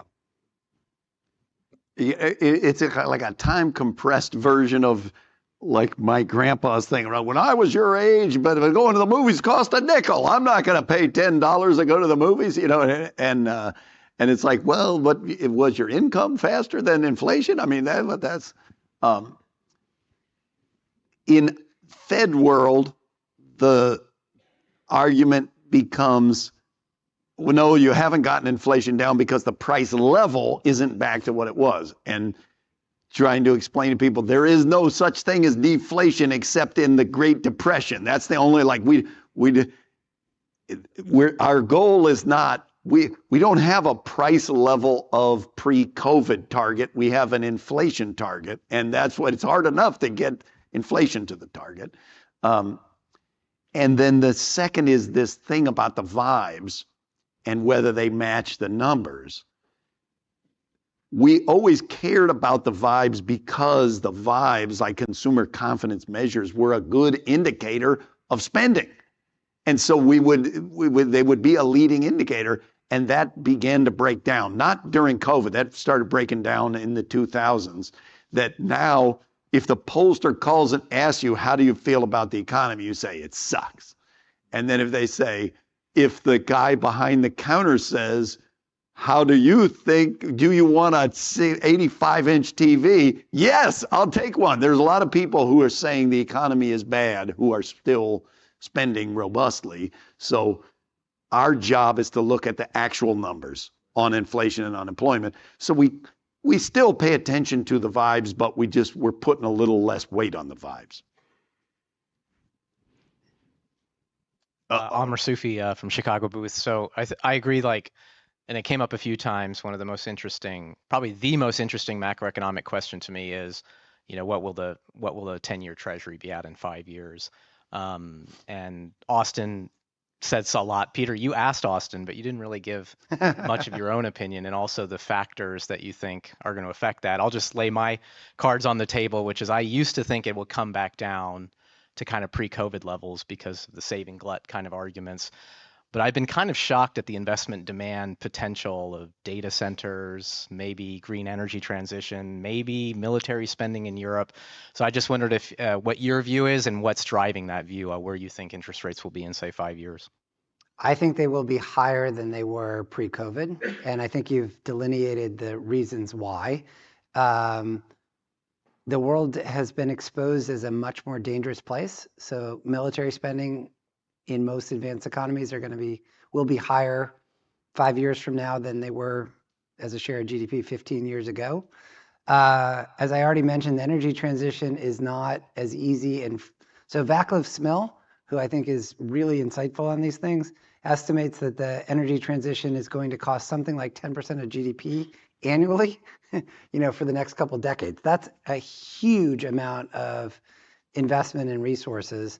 And that's before we get to, what is required around generative AI and et cetera, et cetera, et cetera, which obviously interacts with the energy transition because the data centers are incredibly energy intensive, at least given current chip design, and that may evolve. But in this formulation, there are investment opportunities, so that drives up the interest rate, but not the return on the investments. Like if you just build factories to make guns and they build factories and we shoot each other and blow up each other's guns. In a way, I'm trying to wrap my head around what was the rate of return on. Well, military spending is always a little funky. Yeah. Yes. Yes. Yeah. If you raise the growth rate, you're going to raise the long-term interest rate. Our star would be higher. I think that's true. But Peter, just to push you, you said. I'm not going to give you a quantitative estimate. What? Yes, I think higher than right now. Jim? So Peter, the long-term fiscal challenge things that I spoke about this morning, I mean, you've been doing this topic for 25 years.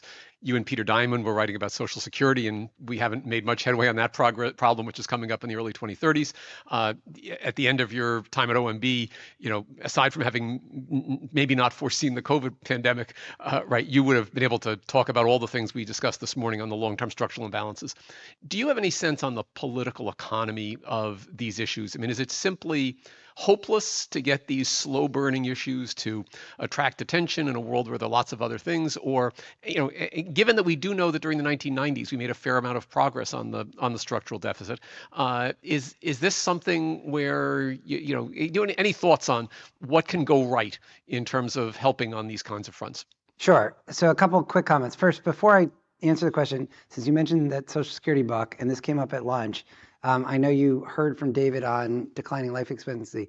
A key part of that work with Peter Diamond was a very early recognition that life expectancy differentials were exploding in the United States. So people often say, oh, we should raise the normal retirement age, which is neither normal nor the retirement age, because of changes in life expectancy. But what that misses is there's just been a massive increase in the mortality gradient or the life expectancy gap between higher income, better educated people and lower educated, less educated people. That I think maybe even a bit more than what's happening at the average is the first order fact about what's happening to life expectancy in the US that is really important.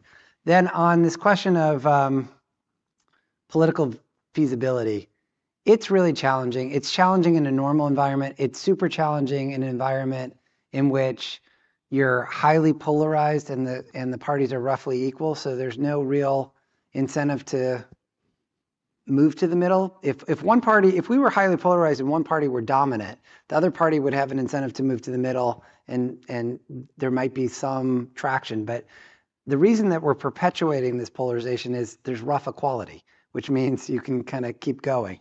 So it's that's one perspective. The other perspective is we have just lived through a world in which interest rates were really low. There wasn't any obvious kind of forcing pressure.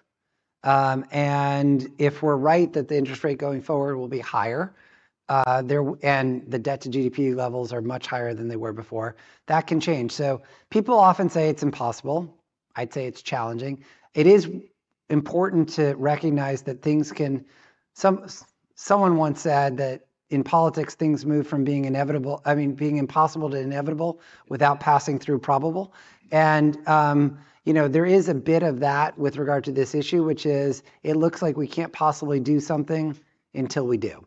Now, I don't know whether that's 2025 or 2026 or whatever, but if the interest rate is higher and deficits are in the 5 to 8% of GDP range, at some point, something's going to give.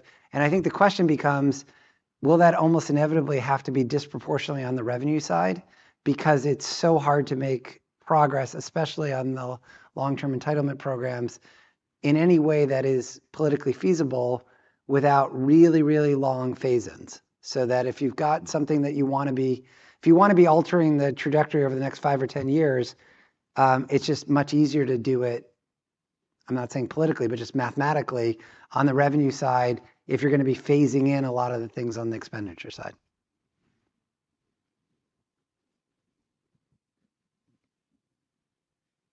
Yes, Jeff Rosenzweig, and for a while I was chairman of the Marshall selection, and we selected Seth Green, who is the dean next door at Harris. But when I listen to Jim and I listen to you, but myself as a teacher and coming from Georgia and going out not just in my university but other places, probably 80% of the people don't know what a deficit is or debt.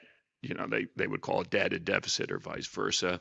So here we're talking about the dynamics between deficit and debt and sustainability. We're talking about people not understanding the level of the price level compared to inflation.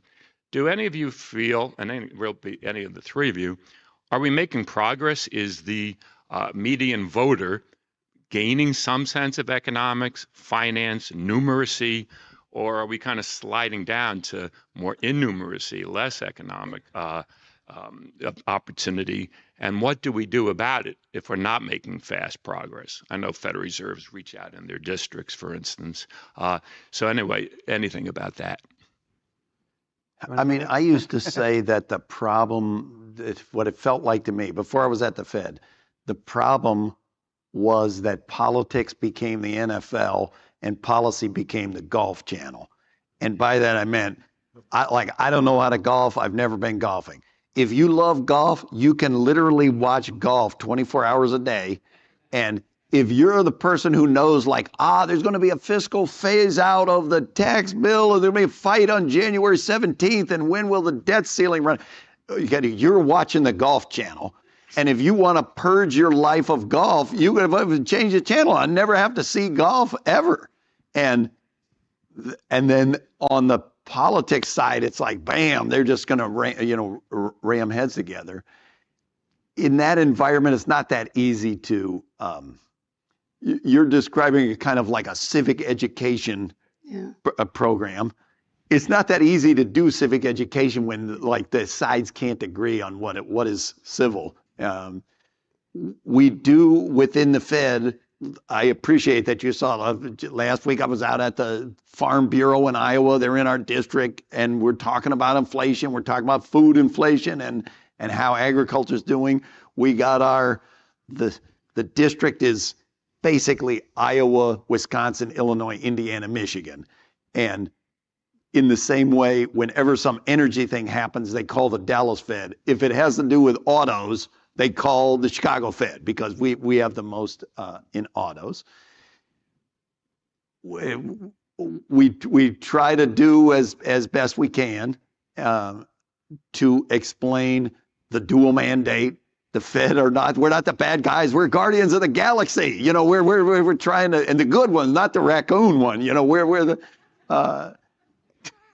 And other than that, I don't know how else we do it. You know what I mean? In a way, the fiscal dysfunction in Washington is heavily rooted in dysfunction in our own brains. We, the voters. If you say whose fault is it, they had back when we were in D.C.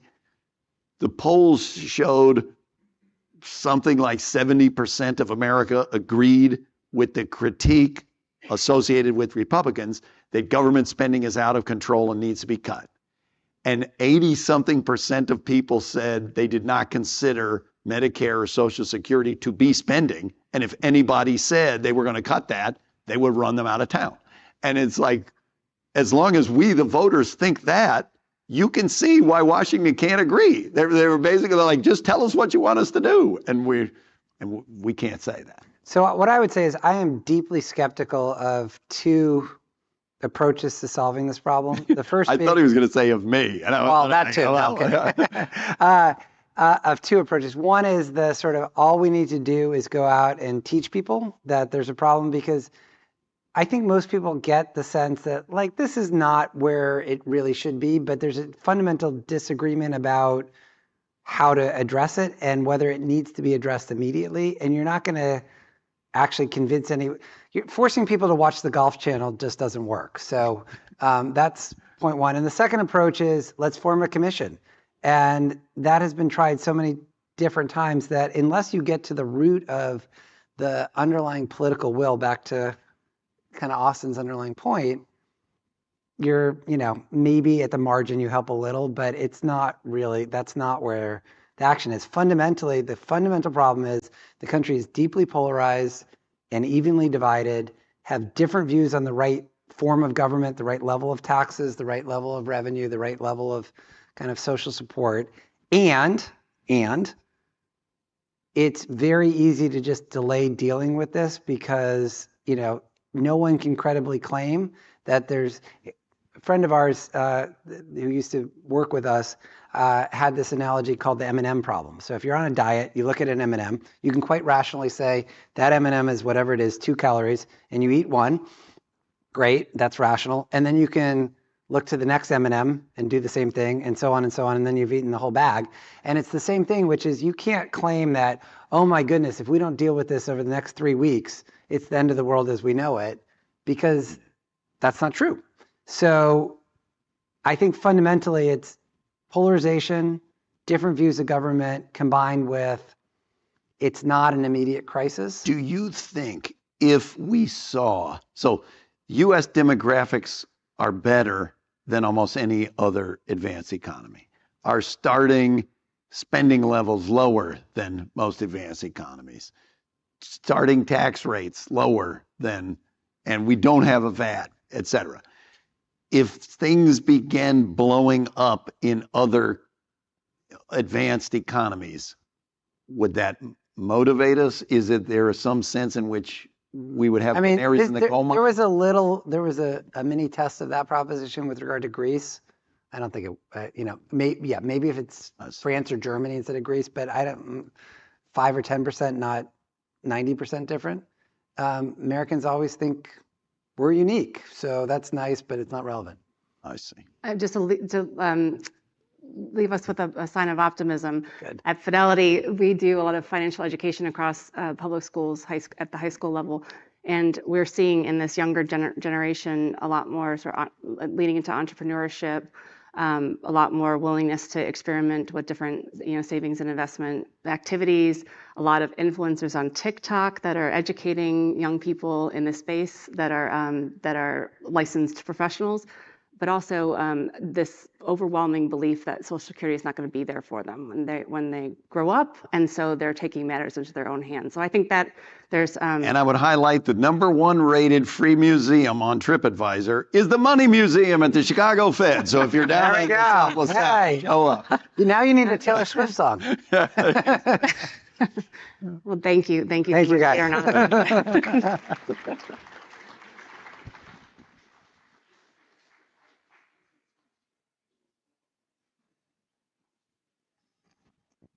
Just going to move right into our next session. If you need to stretch your legs, but you don't leave the room because we're going to be fast.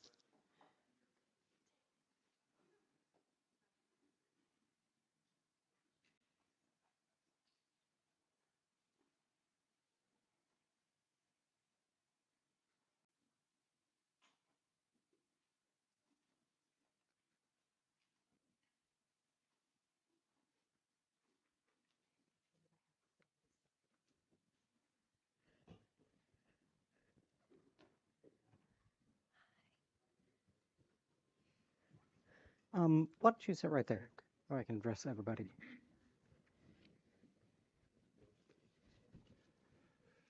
We'll go ahead and get started. Yep. Okay. Great. Hello, everyone. As you were told, we're going to get right into the next session. This is a session that's going to cover all matters healthcare. And given some of the points made in the last session, this is a nice follow-up. My name is Anup Malani. I'm a professor at the University of Chicago Law School. I want to introduce our panelists before we dive in. So starting third to the right of me from your perspective is Rachel Glenerster. She's an associate professor of economics in the Division of Social Sciences here at the University of Chicago. Before she came to the University of Chicago, she was the chief economist at the Foreign, Commonwealth, and Development Office and at the Department for International Development in the UK.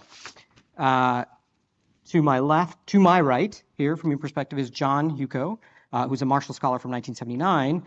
He's the General Secretary and CEO of Rotary International. Before that, sometime back, between 2004 and 2009, he was the Vice President for Operations and Contract compact development for the Millennium Challenge Corporation, a U.S. agency that was established to distribute foreign assistance to some of the poorest countries in the world. To his right is Alex Oshmiansky, also a Marshall Scholar, 2005 class. He is the founder and CEO of the Mark Cuban Cost Plus Drug Company, which Alex helped found. He also, I like to think, is overly educated. He's got a doctorate. Well, he's got a medical degree from Duke and a DPhil in mathematics. And then last, but certainly not least, is Meena Sheshamani, who is a Marshall Scholar from 1999. She is both a doctor and a PhD economist. She is the Deputy Administrative Director for the Center for Medicare and Centers for Medicare and Medicaid Services. And before that, she was a head and neck surgeon at MedStar Georgetown University Hospital. Okay, so we have some folks on the panel that are directed at domestic healthcare policy and some that think about international healthcare policy. So we're gonna do a little bit of both, but I'm gonna start international and then come back to domestic. So let me, if you don't mind, start with Rachel. You, Rachel, have done remarkable work to push forward the concept of advanced market commitments in order to generate investments in public health interventions, especially those targeting infectious diseases and in lower income countries particularly. Can you, for the audience, explain what advanced market commitments are, why are they necessary, and what the successes so far have been? Yeah, happy to. So the idea of an advanced market commitment is a way to stimulate innovation in an area where there's a big social need, but it might not be profitable for markets to work on that innovation. And it does it in a way that avoids many of the problems that we have with the patent system. So specifically, what they do is they, governments or donors commit in advance to subsidize a product if it's invented, and they set the quantity of the product that they will subsidize. And so an example of this is the $1.5 billion commitment that a group of countries made to subsidize a pneumococcal vaccine if one was developed that covered the strains of the disease that were common in low and middle income countries. And indeed, the vaccine was invented and the subsidy was given. Now, the reason why this is different from patents, which is the normal way that we use to stimulate innovation, is with patents, the incentives are such that you want to produce a relatively small quantity of the product and sell it at a very high price. And that's just really inefficient from an economic point of view. And only once the patent is extended, comes to an end, does the price come down and lots of people get the product. With an AMC, it's structured so that the incentive from the start is to get the innovation out to as many people as possible, because you want to get that subsidy, which is tied to the amount that you manage to sell it at. And indeed, you can structure it so that the producer has to charge a low price, and therefore it gets out to lots of people, which of course is really important if you're trying to do, say, a vaccine that's relevant for low and middle income countries. So the best example of this is the pneumococcal vaccine, which I mentioned a moment ago. And this was invented, but more importantly, it got out to a large fraction of the children who needed it much more rapidly than most vaccines. So by estimates about, within 6 years, enough vaccine for 50 million children was being produced every year. And that was about 5 years faster than we normally get vaccines out. And speed really matters, because vaccinating 50 million children a year would reduce deaths from pneumococcal disease by about 230,000. So if you speed it up by 5 years, you save an awful lot of lives. So that shows us that there's a great deal of potential for advanced market commitments. And one of the questions one might ask are, why aren't there more? Why aren't we doing it for more? So my follow-up question is, what are the challenges going forward for utilizing this tool as an alternative to the patent system to generate, especially public health interventions, though I also know that you think about climate interventions as well. Is it finding the right target? Is it setting the benchmark payment? Is it finding the financial support, even though you know that target? You're in the trenches. What are the biggest challenges? Yeah, so kind of all of the above, but but some of these are overcomable, right? So finding the right target is really important. So because I'd worked on advancing vaccines during COVID, when I was working for the British government, Eric Budish and others of us were working on how to speed up a COVID vaccine.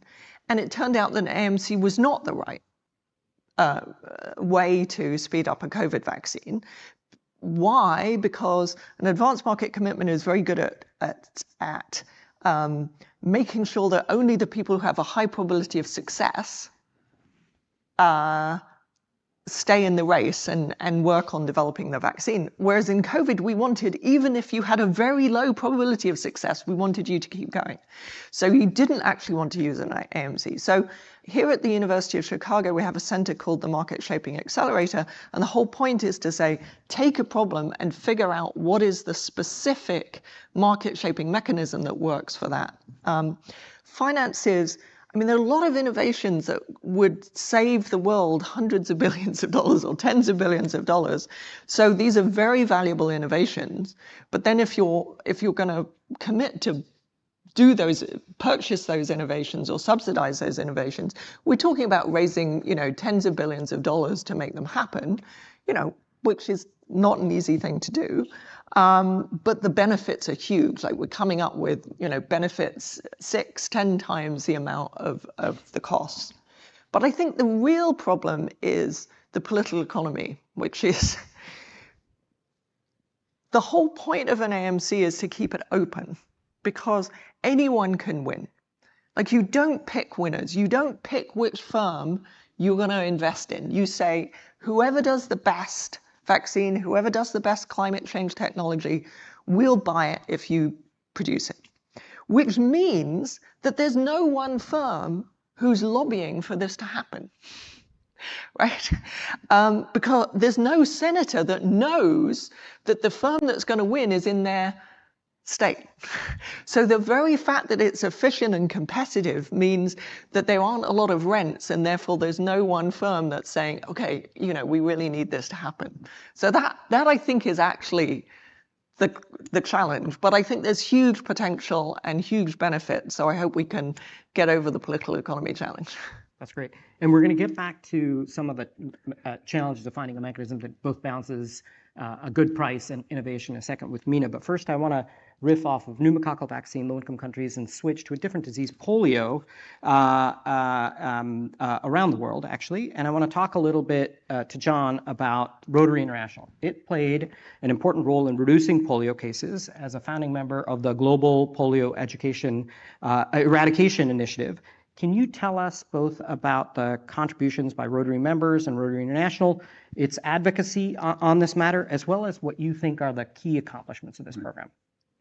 Well, the polio eradication effort, I think, is probably one of the most successful, certainly one of the more ambitious global health initiatives in history. And what's interesting about it is, as you mentioned, it really began with Rotary, a nonprofit, not a multilateral institution, not a Ministry of Health. And it was in 1979 that smallpox had just been eradicated. And Rotary was looking for a signature project to commemorate our 75th anniversary. We were established in 1905 here in Chicago. The first club was here in Chicago. And so he said, why don't we try to eliminate, if not eradicate, polio in the Philippines?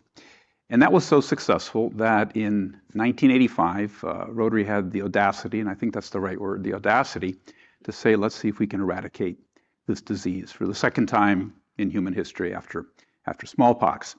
And so we were joined in 1988 by WHO, CDC, and UNICEF, and we created the Global Polio Eradication Initiative. And at that time, the world had about 350,000 cases of polio a year. It was in 125 countries. And so when the effort began, we've since then vaccinated 3 billion children, 10 million paralyzed children were prevented as a result of this effort. 1.5 million deaths were prevented. India went polio-free in 2014. No one thought that would ever happen. 2020, Africa, the wild virus was eradicated in Africa. Now, the challenge with polio, of course, is there's 3 types of polio: type 1, type 2, and 3, unlike smallpox, which was just 1. So we've now eradicated type 2, we've eradicated type 3. We're just left with type 1, which unfortunately is the most virulent form. So from those beginnings, we're now down to just 2 countries, Afghanistan and Pakistan, where the wild virus is still circulating. We've had 5 cases in Afghanistan and 5 in Pakistan this year. So we're very, very, very close to really eradicating the disease. So what are some of the challenges we faced to get across the finish line, and then what were some of the lessons learned? I mean, polio, the only reason we've been able to get close to eradication is through the oral vaccine. There's two polio vaccines, an injectable and an oral vaccine. The beauty with the oral vaccine is anyone can be a vaccinator. And so you had hundreds of thousands of Rotarians going around the world vaccinating children, putting 2 drops of polio vaccine in children's mouths around the world. But you got to get to the children. And so it's not surprising that Afghanistan and Pakistan are really our last 2 countries, because in the pockets of where we still see the wild virus circulating, they're in conflict areas, hard to reach areas where there's sort of significant cultural pushback to vaccination. So our goal now is to try to get across the finish line, is to focus on the 0-dose children. In other words, those children have never been vaccinated. And what we're seeing now is that the wild virus is really sequestered in a number of what we call consequential areas in Yemen, Somalia, Pakistan, Afghanistan, Nigeria, and sort of 6 countries. So the idea is to get physically to the children, vaccinate them. And of course, very often you need to come back 2, 3, 4 times to vaccinate the children. The other challenge is financial. $4.8 billion budget we have to get us across the finish line. We're still about $1.1 billion short. So what were the lessons we've learned and that can be applied to other initiatives? And I think the key one here is this was an extraordinary partnership where each of the partners, and by the way, the Gates Foundation joined us later, and then more recently, Gavi is part of the GPI, the Vaccine Alliance. What we learned is partnership is critical. And each of the partners in the GPI had a unique, distinct role to play. We coordinated efforts, we stayed in our lanes, and it's really through that partnership and those coordinated efforts that allowed us over the last 35 years to maintain that consistent effort to try to get across the finish line. And finally, my last point is that I often get questions like, well, wait a minute, you're down to 10 cases and you need $4.8 billion or whatever. That's insane. Why aren't we focusing on other diseases? And other people say, well, really, tuberculosis is the big one, or malaria, or HIV, or whatever. And I said, if you're interested in these other issues, you damn well better be interested in polio. Because if we were to fail, and we won't, but if we were to fail, good luck trying to put together a similar global initiative in other areas. And so we need to eradicate polio, not just for the sake of polio, but really to show that this can be done and to continue to set the stage for similar types of initiatives going forward in the future. And then finally, we've developed through the polio effort an extraordinary platform, extraordinary system, surveillance, laboratories, etc. That is really a gift to humanity. When Ebola broke out in West Africa, we were able to repurpose a lot of the polio infrastructure to deal with Ebola, similarly with COVID. And so I think as a global health community, we need to think through how do we preserve the polio infrastructure once it is eradicated, because it really is a structure and a gift to humanity that we need to make sure we preserve to be able to enable it to continue to be used for other significant, important global health initiatives. So it's a really interesting question. It's one that, I don't think in history a nonprofit has really had the audacity that Rotary had. And I think when we eradicate polio, I personally think all of the members, all the partners in the GPI deserve the Nobel Peace Prize. So I want to, so that's impressive, but I want to pull back from looking at that one program and think about Rotary broadly. And I think a few years ago I visited Rotary up in Evanston and learned something fascinating. I wasn't familiar with Rotary, but the way that they select international development projects, not just polio, but other projects. And I recall that the thing that made Rotary distinct is that they had a decentralized approach, meaning members choose the policy, Rotary International selects amongst the proposals, funds those that it selects, and then members play a critical role in implementation. First, tell me if that's correct, if that's still a good summary or whether there's been a shift. But then either way, tell me, how should we think about the pros and cons of that particular approach to selecting projects versus others? And the reason why I ask that is I'm sure Rachel also has an alternative approach that she's overseeing, whether she was at the UK government or now directing funds at a lot of, advising foundations on where to invest in development projects. Tell us a little bit about this decentralized bottom-up approach at Rotary. Well, Rotary, we're organized around so-called Rotary clubs. We have 46,000 clubs around the world, 1.4 million Rotary members. You know, it's 75% of our Rotarians are now outside the United States. So we're an extraordinarily, but very balkanized and very decentralized global platform. I like to say there's almost no very few politicians in the world that don't have a Rotarian as a constituent, which makes us an incredibly strong force for advocacy, which was a big role that we played in polio, in addition to the $2.7 billion that we've contributed to the effort. But I know it's really a combination of bottom up, top down. All our clubs raise money, they do their projects, they make a difference locally, internationally, they do what they want. At the same time, we have centralized our Rotary Foundation, again, based in Evanston. We raise about $450 million a year, and that we give $150 million to the polio effort, and the other $300 million is granted out to our clubs around the world to do projects. So centrally, we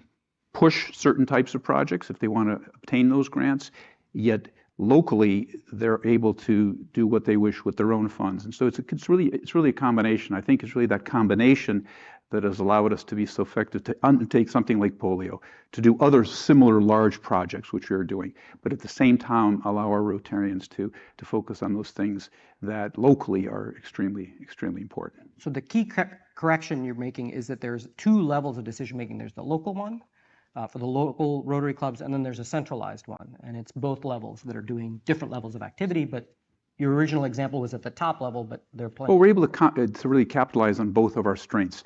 One is that decentralized local connection and community, but at the same time, because we have this enormous platform to try to put together economies of scale and drive certain things from a central position.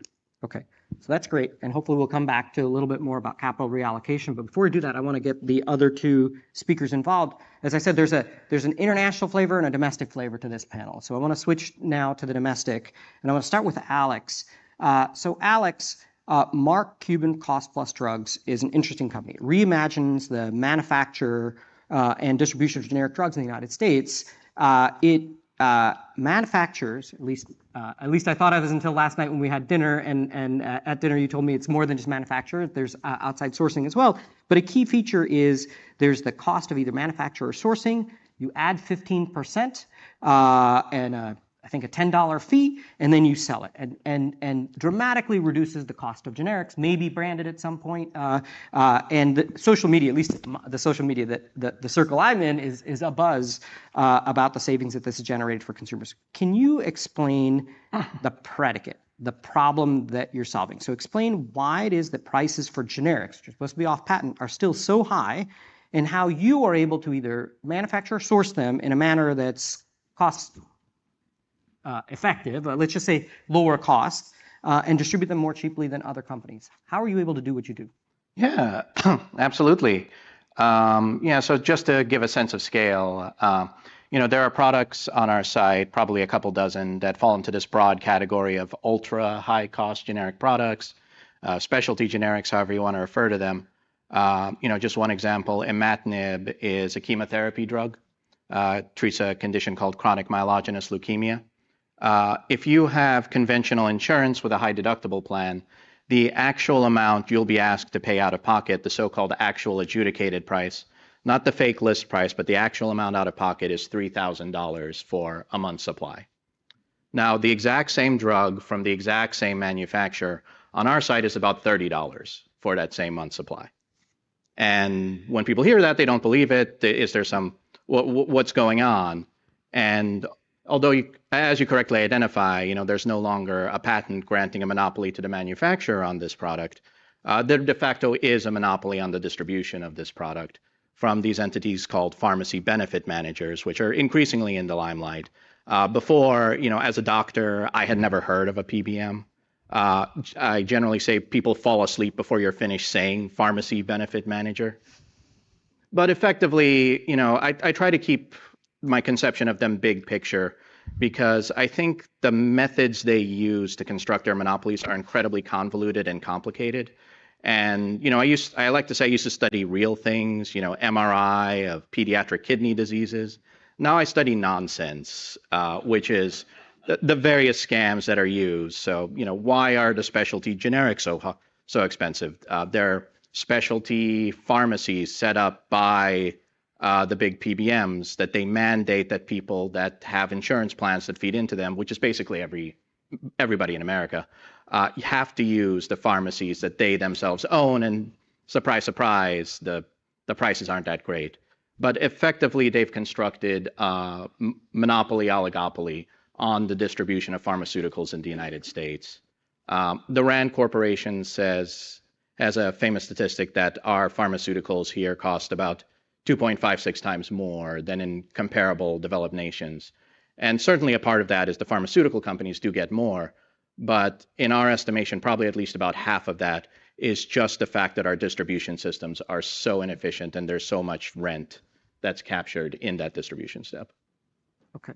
So I hear that, and it's important that you separated the generics from the branded in that discussion. But I want to talk about the middleman that's in the middle. Okay. And so we are at the University of Chicago. We have a very famous economics department. So we believe in trade-offs. Yeah, not so unknown. And so I'm going to push a little bit on the trade-offs. So let me try to articulate the argument. So one of the arguments, so you've already made the argument that PBMs, pharmacy benefit managers, they're middleman, they charge a markup. That markup can be quite exorbitant. That ultimately harms consumers. But there are also some folks that defend pharmacy benefit managers, and they make the argument that, look, if you're an insurance company, employer, and you want to get your employees, beneficiaries, access to drugs, there are lots of manufacturers, both generic and branded, you have to negotiate with.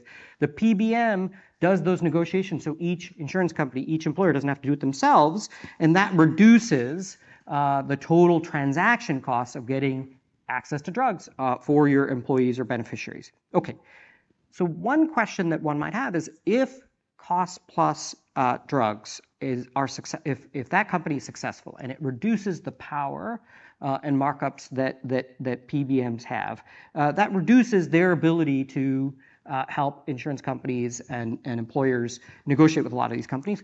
And in the interim, as that transition is occurring, before you even get to that particular bad outcome, you might have a situation where PBMs try to say, hey, look, where I'm working on a drug where cost plus has really reduced my markup, so that I have to reduce my markup in order to compete, I need to shove those markups onto somebody else to cover my costs. And so are we going to see some generics fall in price and the generics that you're not working in increase in price? Is that something we should be concerned about? Oh, no, that's a great question. And let me sort of take it piece by piece. So to the question of, is there a role for PBMs? I certainly think there was. Like it was when they started out in like the 1980s, 1990s, they initially started as effectively payment processing firms before, computers were as big a thing as they are now. But eventually they got to a point where they realized, hey, we're paying for all the drugs anyway. Why don't we also negotiate the price of the drugs? And now when I speak to sort of junior level, sort of low level employees at the big PBMs, they are told, like, you are the only line of defense between America and big pharma. Like, without the PBMs, pharma companies could charge whatever they wanted.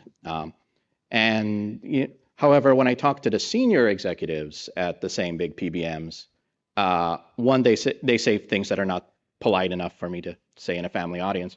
But they're like, yeah, we know what we do. And when I talk to the mid-level employees, they actually come up to me and kind of quiet and are like, thank you for what you're doing, because we know what's going on and we know it's wrong. Effectively, is there a room for collective, effectively collective bargaining for the price of drugs? I mean, that makes a lot of sense. But Medicare now with the IRA is going to be negotiating drug prices. And that's a great thing. But we already had negotiators for drug prices in the United States. Each one roughly negotiates on behalf of 100 million people. Why are our drug prices worse than Lithuania's? And I think it's because the PBMs are in a very unique position where they're both monopolies and monopsonies. They both have a purchasing monopoly and a buying monopoly. So they have no obligation, so they can command incredibly good costs, but they're under no obligation to pass them along. And that's what you see wind up happening in spades. Effectively, our prices here are actually better than in most other countries behind the scenes. Like one of the most common requests we get at Cost Plus Drugs is Canadians asking to buy drugs from us because our prices are better than in Canada because we have 300 million people in the United States. Canada has 40 million. We're able to negotiate better prices. It's just that because there's this selling monopoly as well on the part of the PBMs, those prices are not actually passed along. They're substantially inflated through a variety of different mechanisms. Be that Swiss subsidiary group purchasing organizations that capture part of rebate dollars, be that virtual manufacturers set up in the Cayman Islands that the PBMs can purchase from themselves drugs, be that captive pharmacies that can dictate the reimbursement rates to other pharmacies. Imagine you're an independent pharmacy, CVS Caremark gets to decide what your reimbursement rate is. Surprise, surprise, it's not very good. And it's estimated that a third of independent pharmacies might go out of business this year. So you see all of these massive externalities from these monopoly actors. So in principle, yes, absolutely, we should have negotiators on our behalf with Big Pharma, but they should be incentivized to actually but they should actually have to pass along the savings that they negotiate versus capture that value. Great.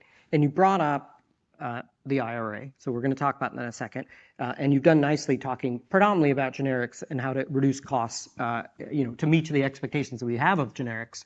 But let's then turn to Brandon. So Mina, I want to ask you about the Inflation Reduction Act, an underappreciated, except in maybe our circles, an underappreciated component of the Inflation Reduction Act is a provision that enabled CMS to negotiate the prices of a small number of branded drugs that drive a substantial portion of spending under Medicare.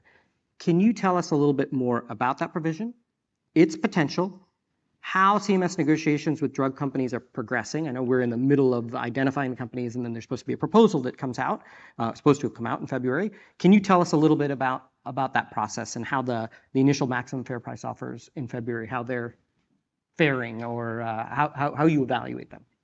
Yeah, absolutely. And it's great to be here with all of you. Thank you for having me. So I wouldn't say that it's an underappreciated provision. It's probably the thing that I get asked the most about, especially by our nation's seniors who are constantly asking me, when is my drug going to get negotiated? So the Inflation Reduction Act, just to take a step back, the prescription drug law provisions, there are three main buckets to it. The first is changes to the Medicare prescription drug program. These are the biggest changes to occur since Medicare prescription drug coverage started in 2003. So you may know that now insulin is covered with no more than a $35 monthly copay cap. Previously, people were paying up to $400 a month for insulin. Now, no more than $35. Recommended vaccines, you don't pay anything out of pocket if you have Medicare prescription drug coverage.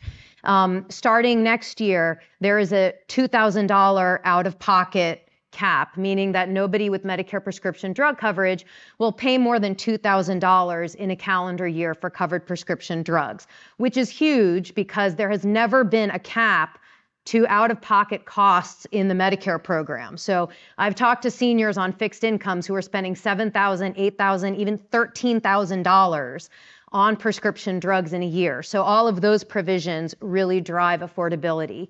The second provision, which I would say is the underappreciated provision, is the inflation rebates, whereby if manufacturers raise prices of certain drugs faster than the rate of inflation, they have to pay the difference, the delta, back to the Medicare program, so that it's a discouragement to have these runaway price increases. And then the third bucket is negotiation. So again, Medicare has never been able to negotiate drug prices. So in the law, it maps out the criteria by which drugs are selected. So starting with Part D drugs, which are the drugs that you take, like that you get from the pharmacy, most generally, looking at the top spend drugs, and there are various exclusions that are laid out in the law, like if the drug is from a small biotech company, or if it's for a rare disease, or if it's a blood or plasma-derived product. Following all of that methodology laid out in the law, we selected the first 10 drugs for negotiation. These drugs, the people who are on these drugs in the Medicare program in 1 year spent $3 billion out of their own pocket for these drugs. These are extremely expensive drugs used by a lot of people for things like diabetes, blood thinners, there's a cancer drug in the list, immunological therapies, and they are drugs that are brand drugs that do not have competition in the market. So the idea is that now Medicare can negotiate. We laid out in guidance how we would do the negotiation process. So the factors that we are considering are all based in the law. If you haven't noticed the theme, we take what the law tells us, which is usually at like the 50,000 foot level, that gives us the authorities that we then put out regulations and guidance from which to work. So the law laid out a variety of factors that we have to consider, including what is the unit cost of production and distribution? What was the R&D cost for developing this drug? What was the federal financial support for developing the drug? What are the clinical factors what is clinical efficacy for the drug? So we took those factors that are all laid out in law, there are a few more as well, and came up with, our guidance of how we would implement negotiation. So what we are doing is, for each drug, we are looking at what the therapeutic alternatives are for that drug, and looking at the cost of those therapeutic alternatives, and then seeing, is this drug better, the same, worse? And it really gives us an opportunity to examine how these drugs work in the real world, as opposed to in clinical trials, because the real world is very different than a randomized controlled trial sometimes. So it's a very good opportunity for us to say, okay, we want to see what is the value of this drug in meeting an unmet need in our populations, in addressing the needs of different populations. How does it get to issues of equity and disparities? For example, is this drug easier to take, that it's easier for a caregiver to be able to help someone so maybe their health outcomes are better? So we provided a lot of opportunities. We had 10 patient-focused sessions for each of the drugs to hear from healthcare providers, caregivers, patients about the benefit of these drugs. And then we also have incorporated the other factors that I mentioned, like the unit cost of distribution, the length of patent protection, the R&D cost that went into it. And bringing all these factors together, we're now engaged in back and forth negotiations, which are good faith negotiations following that process. And I think most importantly here, it's really an opportunity to drive the conversation and bring more transparency around drug pricing. Traditionally, there's been a lot of work on the randomized controlled trials and evaluating, the efficacy and safety for FDA approval, and then it goes to market.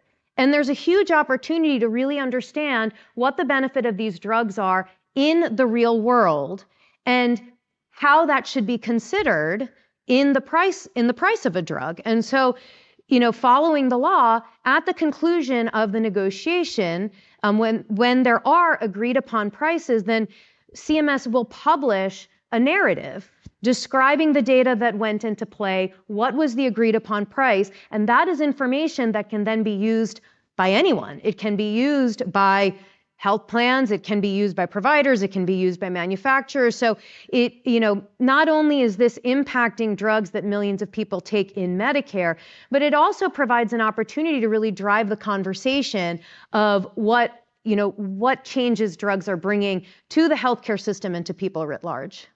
Okay, so that's very interesting. You are actually circulating among constituents, so you know that the most common question was, why don't we do this more? I'm sitting here at a university, and so we get the opposite question, why are you doing this? So let me push on my question, but you can feel free to elaborate on the opposite, which is why we should do this more. And I think that your answer is going to get in that direction or push in that direction. So I'm going to tell you a little bit about a concern, which I'm sure you've heard and dealt with before, which is one of the difficulties with the maximum fair price provisions is that it's going to reduce prices and thus the returns to innovation.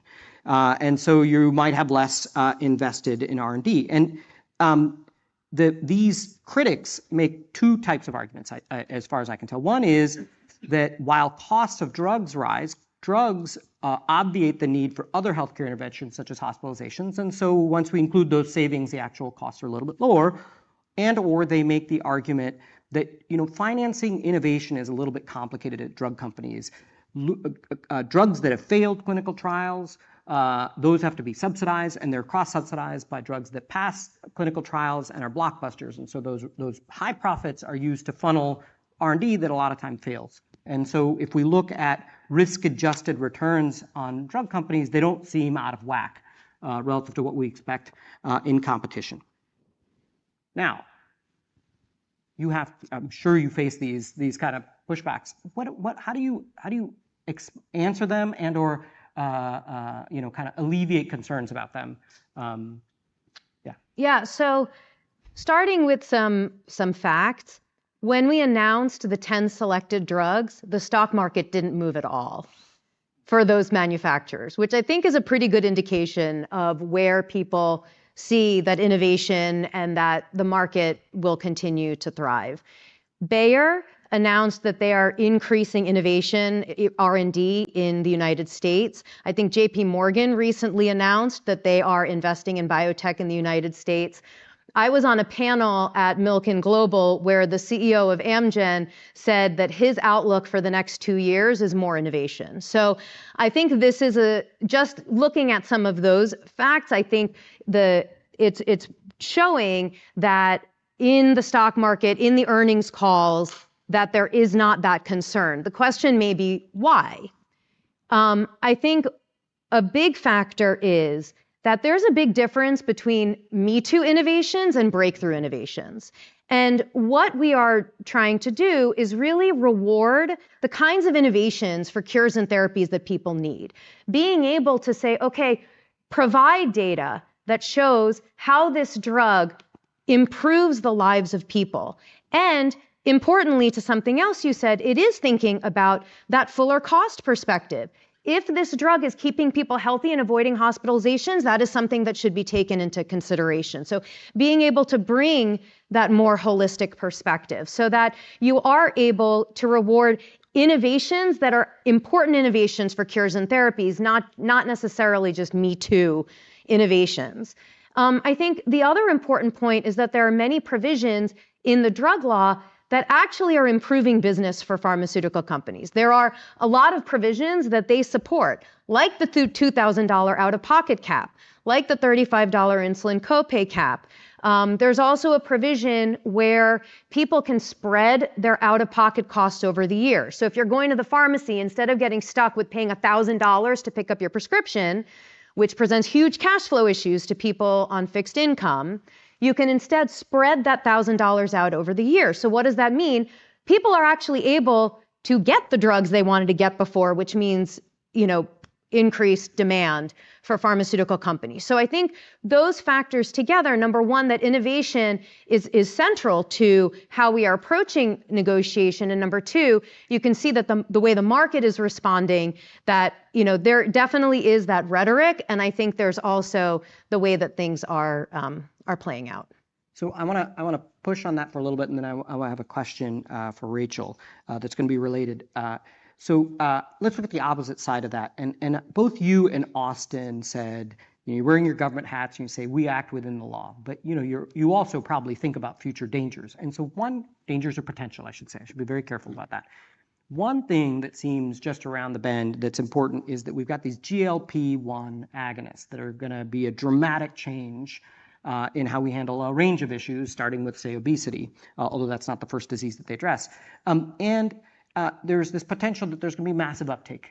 And massive uptake at the current prices are a massive expenditure. And so we have to think about how we get higher quantity at lower prices in order for it to be feasible. Have you begun to think about that? I know that there's nothing in law about this, but surely there's some planning going in to how do we address this great potential going forward? So there actually is law about this. So the Medicare law states that drugs for weight loss are not covered by the Part D program. So where these drugs, so take the example of Ozempic. Ozempic is a GLP-1, and GLP-1s are in the treatment guidelines for diabetes.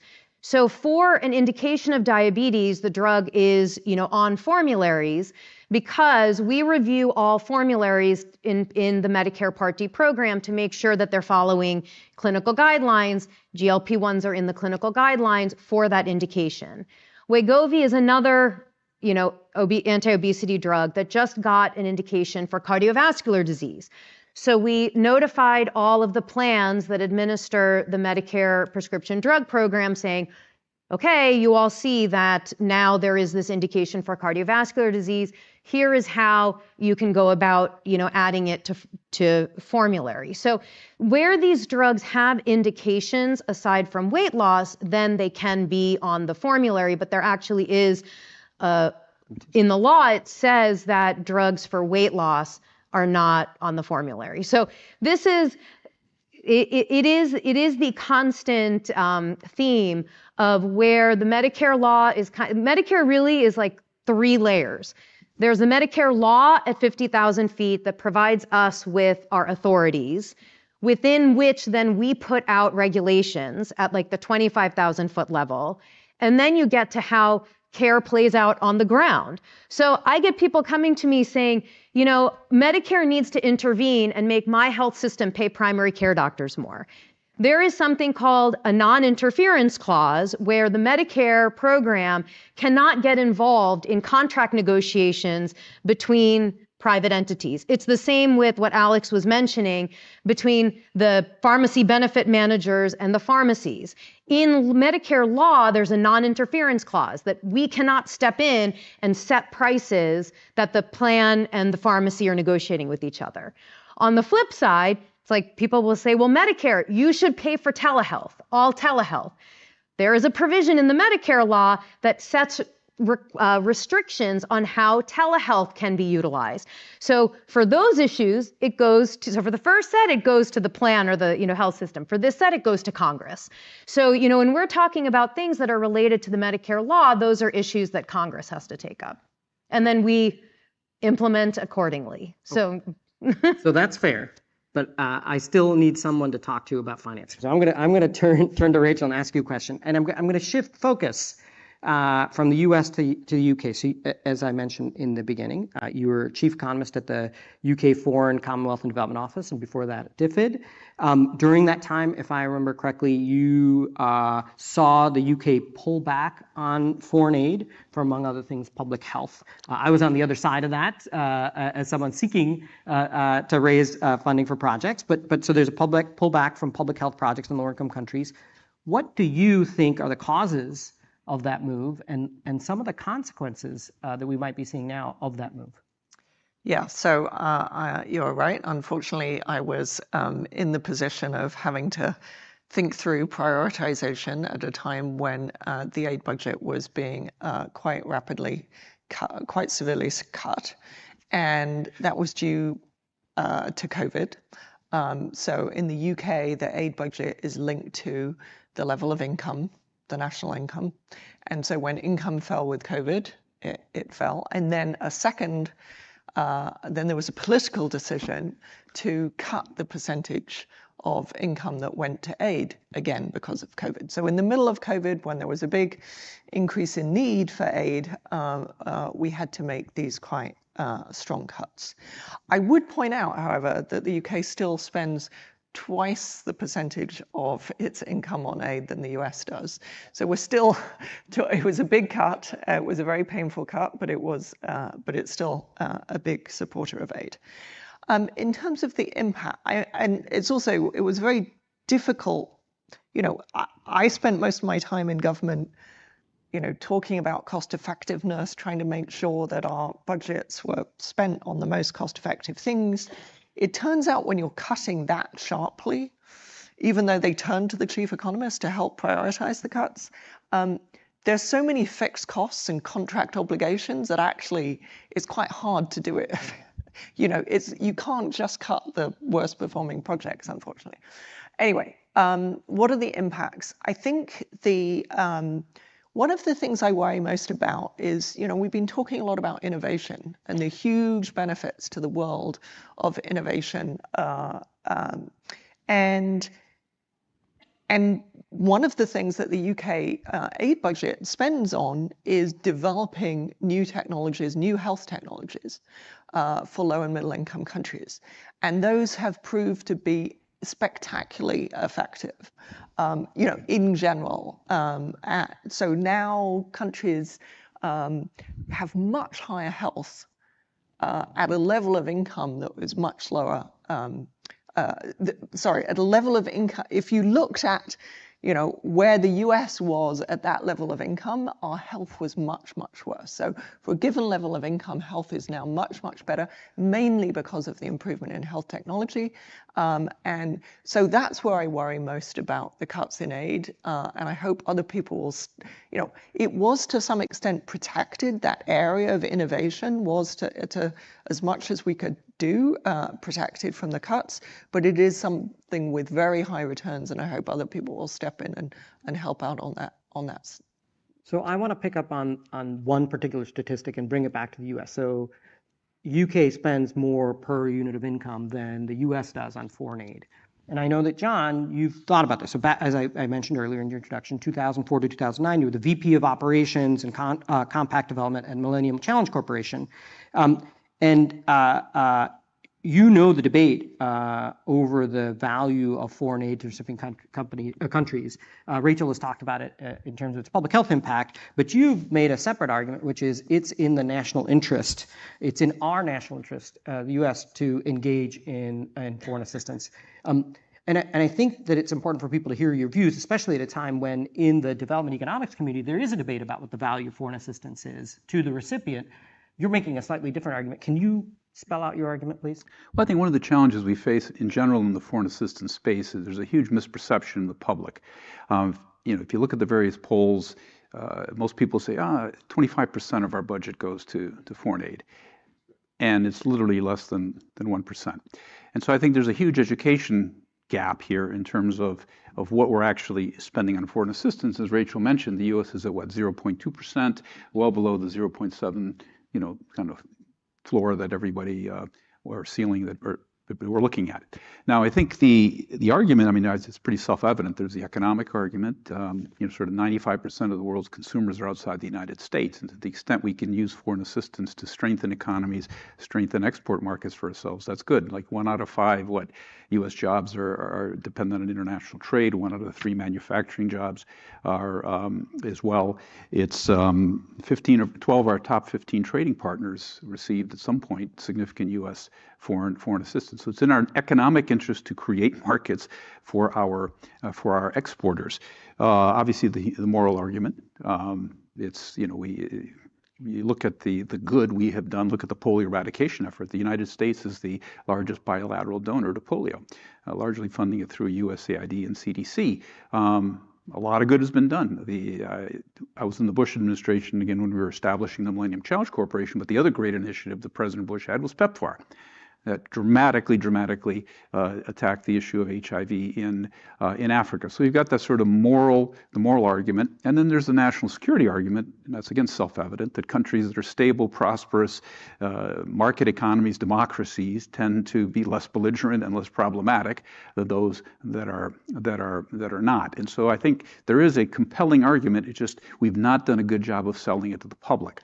And so that goes to the issue of what sort of foreign aid should we be doing? What's wrong with what we're doing? And that's why I was so excited to be part of the team that set up the Millennium Challenge Corporation, because we were designed not to compete with AID, but to deliver the assistance in a new way. And what did that mean? It meant we established 17 objective criteria, non-maintained by the U.S. government, that countries had to meet in order to become eligible for funding. And once they passed the test and earned their way into the program, they then got to choose what we funded. They got to choose. You had this issue of country ownership. And then they were accountable. We had strict M&E, and if you screwed up, you'd get kicked out of the program. And that's very rare in the international development space to kick anybody out. We kicked out Madagascar. Subsequently, after I left, they kicked out Burkina Faso and Mali. And this sells well because when I joined MCC, my mother asked, and she's sort of a bellwether for flyover country thinking. My parents have passed, but they lived in Detroit. She said, John, why are you going to do this? You're just wasting U.S. taxpayer money. It's going to go to roads to nowhere, white elephant projects, et cetera, et cetera. And I said, here's how MCC works. You want to get into Harvard? You got to get great grades, get good SATs, and earn your way in. And once you get in there, you get to choose your courses. And you're responsible for getting your good grades. And if you screw up and get bad grades, they're going to throw you out of the university. And she goes, oh, wow, that's cool. I get that. Okay, let's do it. So I think there's significant, obviously self-evident, there's benefit to our foreign aid programs. We have to just structure it in a way that makes sense. I'm delighted now that the MCC principles are being adopted, and certainly by AID and others. And I think in 2022, MCC was rated as the world's most transparent bilateral aid agency.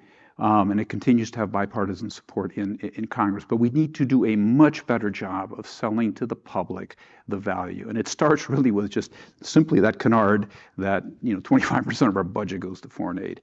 And it's simply not true. Okay, so we're reaching the end of our hour, I think. So I want to ask one last question before, if we have any time left over, open it up to audience questions. And I want to make it a little bit more fun. I want to go back to Alex. Everybody loves good origin stories. At least I love good origin stories. And you have a very interesting origin story for how cost plus drugs becomes Mark Cuban cost plus drugs. Tell us a little bit about, I learned a little bit about this last night, Y Combinator, your experience there, how Mark Cuban, how you approached him, and how you ended up where you are now. Sure. So do you guys remember this character, Martin Shkreli, the pharma bro? Yeah. For those who have the good fortune not to remember, he was sort of a social media kind of like villain of the week, long time ago now, back in like 2015. Young hedge fund manager. He bought the rights to a generic drug company and massively marked up the price of the drug and had sort of like a histrionic personality, got a lot of social media flack. And, I got together with some infectious disease doctor friends of mine at the time and decided with all due naivete, hey, why don't we start a non-profit pharmaceutical company? We'll make the drugs, we'll sell them at cost, it'll be great. True to that, we started a 501c3 and went around sort of hat in hand trying to raise money for it for the better part of 3-4 years and did not succeed, failed spectacularly, did not raise a dime beyond what I put in myself. Eventually applied to Y Combinator, which for those unfamiliar is a venture capital firm in Silicon Valley that has open applications, a so-called accelerator. And they periodically donated to nonprofits. So I went and interviewed with their partnership. Actually, my interview panel was a guy who was then obscure, now is pretty well known, Sam Altman. I interviewed with Sam, and what he said was, hey, we like what you're doing, we'd like to support it. I remember he pulled me in the back and was getting a cup of coffee. He's like, we don't think you'll be able to raise enough money to get this off the ground as a nonprofit. Like, pharma companies are very capital intensive.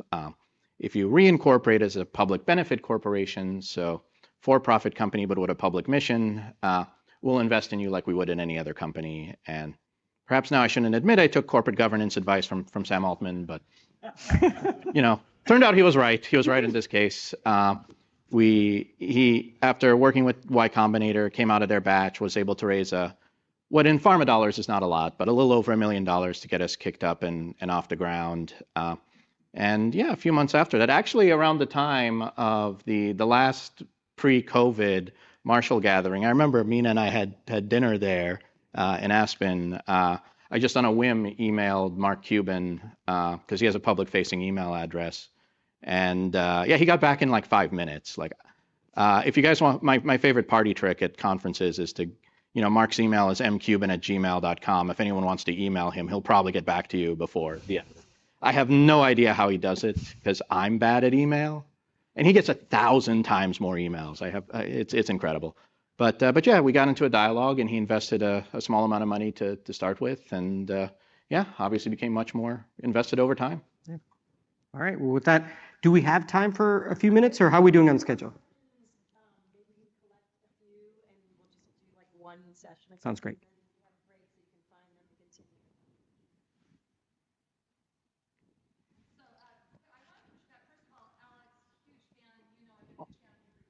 John, I'm now a fan of yours, but actually want to push Mina a little bit on the innovation question, and maybe Rachel. So Big Pharma does have a problem in that its approval rating is below Congress's, and sometimes for good reason. But the other problem is that Big Pharma doesn't do innovation. It acquires all of it from the biotechnology industry. And the feeling in the biotechnology industry right now, since 9 out of 10 of them fail, is that if the Inflation Reduction Act is implemented as planned, it will kill the biotechnology industry. So there is going to be a downstream effect, which means there will not be this innovation market for Big Pharma to access. I agree with many of the things that you've outlined, especially looking at marginal drugs and not paying full dollar for marginal benefit. But the reason that we are so expensive is not because Big Pharma is this bottomless pit of capitalist greed. It's because we subsidize medical innovation for the entire world, including Europe and Asia. And I've often thought a more effective way to tackle this problem to ensure that they're contributing their fair share is maybe a negotiation that said, hey, we'll pay the same as your next lowest purchaser, which would then perhaps potentially encourage other countries to start paying their fair share of R&D, all of which currently happens in the United States. I don't know if do you want me to respond? No, let's take a few. We're taking a few? Okay. Hi, Rahul Reiki, 2013 Marshall Scholar. So one of the, as I think ahead about health policy challenges as they relate to pharmaceuticals, one of the challenges, it seems to me, is the fraying of the compact we've had around new drugs, which is drugs come on the market, they're perhaps more expensive than they should be, but over a period of time, they become genericized, and that becomes much more sustainable for the budget. And with obviously the newer classes of biologics that are coming on the market, that notion of genericization, to use my earlier word, is fraying. We've already started to see that with biosimilars and monoclonal antibodies, for example. But as you have gene therapy and other, RNAi, other modalities, that becomes even more challenging. So I'm curious how you think about that. Does that require, in some sense, a different framework? Do you think technology will catch up and make those biosimilar type products interchangeable even for new modalities? Just, again, curious how you conceptualize that problem. Should we take one more if there is, and otherwise we'll have the panelists respond.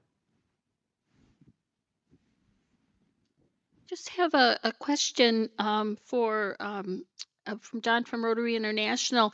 You mentioned this kind of unique top-bottom approach that Rotary engages in, and I've been involved in that with a project that a group of my students did in West Africa, and Rotary Cubs in Wisconsin. I guess what I wondered is if you could talk a little bit about maybe the impact of that in terms of our democratic politics, because if we reflect back on some of the other panels, we talked about divides in the U.S. between the educated and the non-educated, between rural and urban areas. And I wondered if you had any thoughts on how these kinds of projects may help people who are really not very educated in perhaps a professional sense become involved in international development efforts, and how that might then be connected to broader goals of U.S. foreign policy or the state of our democracy. Thank you. All right, so let's go ahead and have the panelists respond. Let's start with Mina. Okay, I'm trying to remember the questions after a full day of meetings. So I think the points around innovation, a few thoughts. First, there is a small biotech exemption in the law, meaning that a drug that is from a small biotech company cannot be selected for negotiation, to get to some of the issues that you mentioned. But also, this is what underlies these drugs are on the market for a minimum of 9 years or 11 years before negotiated prices go into place, so that there is that opportunity for being able to recoup R&D costs. And actually, this also comes back to something I didn't mention earlier when you were asking about, well, R&D cost of this drug, but there are many other drugs that could have, failed before it. For those of you who really feel like geeking out, we put out things called information collection requests, where we take comment on the data that we are looking to collect. And we put out these ICRs, as they're called, for the data that we would collect with negotiation. And we laid out in there how we would want to get information on the R&D cost of a particular drug, as well as, and like, what do you include in that to get at, some of what you were speaking to. So I think, again, there are provisions in the law to address some of those issues. And, since the time the law passed, it passed on August 16th of whatever year it was, 2023, 2022. I don't even remember now, because it's all been a whirlwind. We have been meeting with pharmaceutical companies, biotech, providers, patients. And, I really think that there were common themes about how do we make sure that you're rewarding the kinds of innovations that really serve people, that are really driving the needle on the next, phase of treatment, as opposed to innovations that just enable you to get around a patent or, something like that. And being able to make sure that people have access to whatever innovative therapies come about, so that they can actually take them so that it has the intended effect. And I think that is a theme of, that underlies everything that we're doing, again, within the framework that the law establishes. I think for the biosimilar issue, there's also a provision around a biosimilar delay, that if it's anticipated that a biosimilar is going to come on the market, then a brand drug may not be negotiated. There are many other ways in which I think we can all encourage generics and biosimilars. I'll give one example. The FDA puts out materials on biosimilars. So for those of you not as steeped in healthcare, biologic drugs, insulin is an example. Like, oftentimes they're drugs that you have to inject. They're much harder to manufacture. They're large molecule. They have a lot of complexities and nuances in terms of how individual bodies react to them for treatment. And so when biosimilars come out, number one, they're harder to manufacture. Number two, it's stickier, because there are some biologics that are directly interchangeable, but biosimilars are not directly interchangeable the way that a generic is. So the FDA had all these materials kind of explaining, how biosimilars interface with the brand drug, for use. And we took their materials and distributed it to all of our providers who participate in the Medicare program to help with education, right? Because some of this is, you can have programs and policies and products available, but again, if you think about those 3 levels of the Medicare program, there's also what happens on the ground, and how do we make sure that things are actually being utilized and taken up. So I think that is an example of where, outside of the laws and the regulations that we're talking about, sometimes there are simple things you can do, like distributing materials, because people tend to listen to the organization that's paying them, right? And so being able to utilize our Medicare Learning Network to get out information on biosimilars as an example of how we can, improve uptake as well. And let's, because we're a little over, we're going to do this quickly. If you can quickly answer the question about democracy, that'd be great. Organizations like Rotary do an incredible job of bringing people together, bringing down cultural barriers, bringing down differences. We run one of the largest youth exchange programs in the world. 7,000 students every year we send them for a year of high school. And it's not just into the United States, it's Taiwan to Slovakia, it's the UK to Brazil, et cetera, et cetera. Our projects, these top-down projects that I was telling you about, they're globally focused, and they require 3 or 4 clubs from 3 or 4 different countries to get together and, let's say, do a water project in Benin or a literacy project in Guatemala. And what that has created is thousands and thousands and thousands of global citizens. So I'll visit a small club in a small town somewhere in the middle of nowhere, And I'll talk to them, and I go, what are you guys up to? And they said, oh, we've got our exchange student coming in from Zimbabwe, and then we're off to Honduras to do our water project, et cetera. So an organization like Rotary allows normal kind of just folks to partner together, tap into this incredible network, become citizens of the world. And I think that goes a long, long way. We need more of that. I think if we had more of that, I think we'd see greater appreciation for democracy, greater democratic values, and less of this conflict that we currently see in our country and throughout the world. All right. Sorry, I got to chime in just because the biosimilar question triggered me, and I can't help myself. Sorry to waste everybody's time.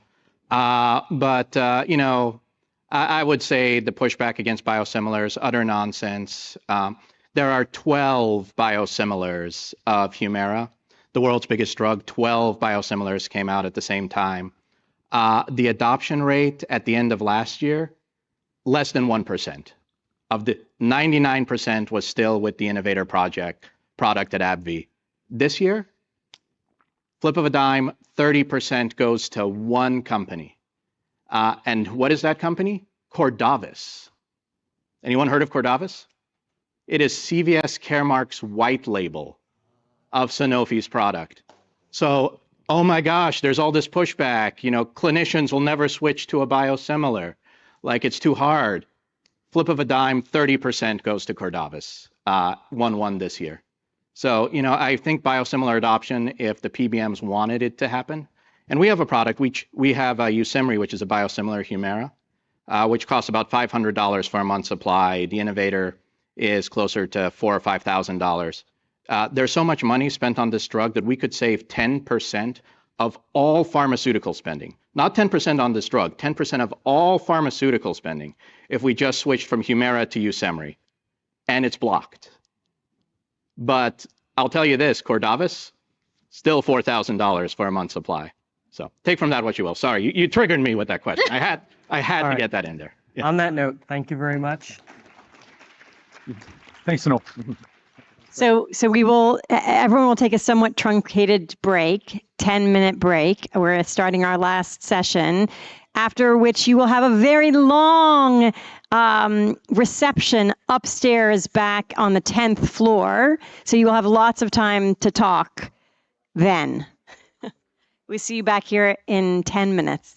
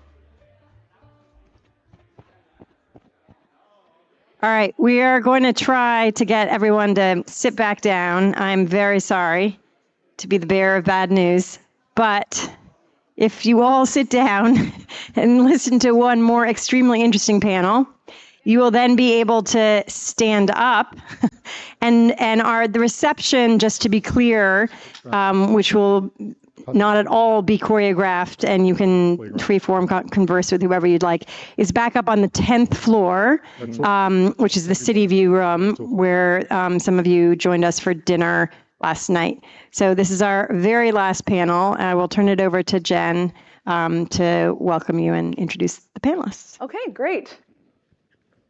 Mic on? Okay, great. So welcome indeed to our last panel. We will be talking about artificial intelligence, a theme that has come up multiple times during the course of the day.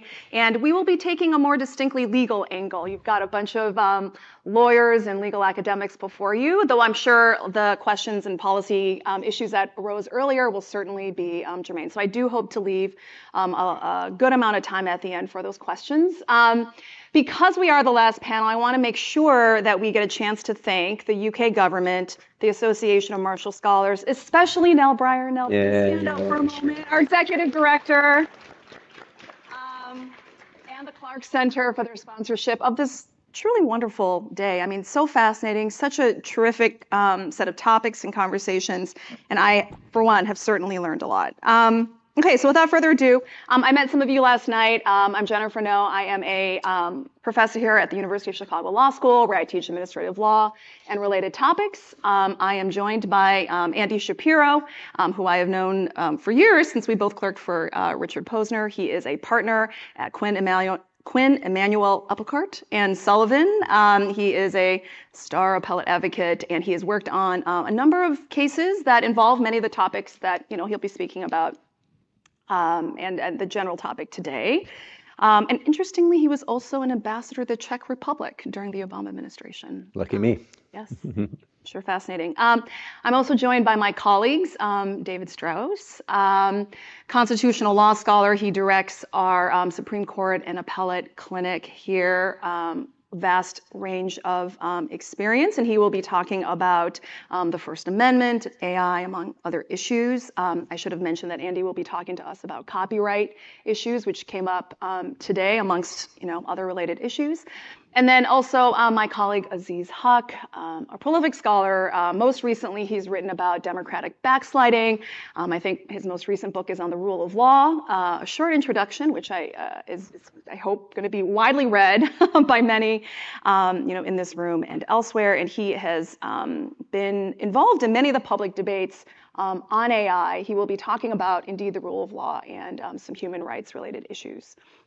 So I think our panel is going to be structured a little slightly differently than some of the others. What I'll do is I'll just pick up on a theme that Louise and Bill raised earlier today about the role of government and business partnerships. So I'll just set the stage and just say a word or two about some recent efforts that the UK government has made and the US government sort of in this space, and then just offer a reflection. In my own time in government, I was recently in the Biden administration at something called the Office of Information and Regulatory Affairs, which is part of Peter Orszag's old OMB. And we basically are the White House's coordinating entity for executive branch regulations. And in that space, seeing very much firsthand the effects of AI on the regulatory process.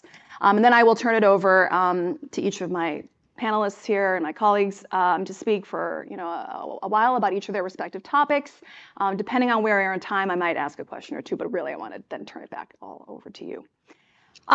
Okay, so just in terms of kind of some recent efforts of the government, and governments abroad, the UK in November of last year convened a very important AI safety summit, which was highly successful because it resulted in the signing of a joint commitment on pre-deployment testing by many countries, including the EU, the US, China, Brazil, India, and Indonesia, as well as OpenAI, Google. Now, of course, as we know, high-level commitments can mean nothing until they're actually implemented, but certainly, that is an important first step.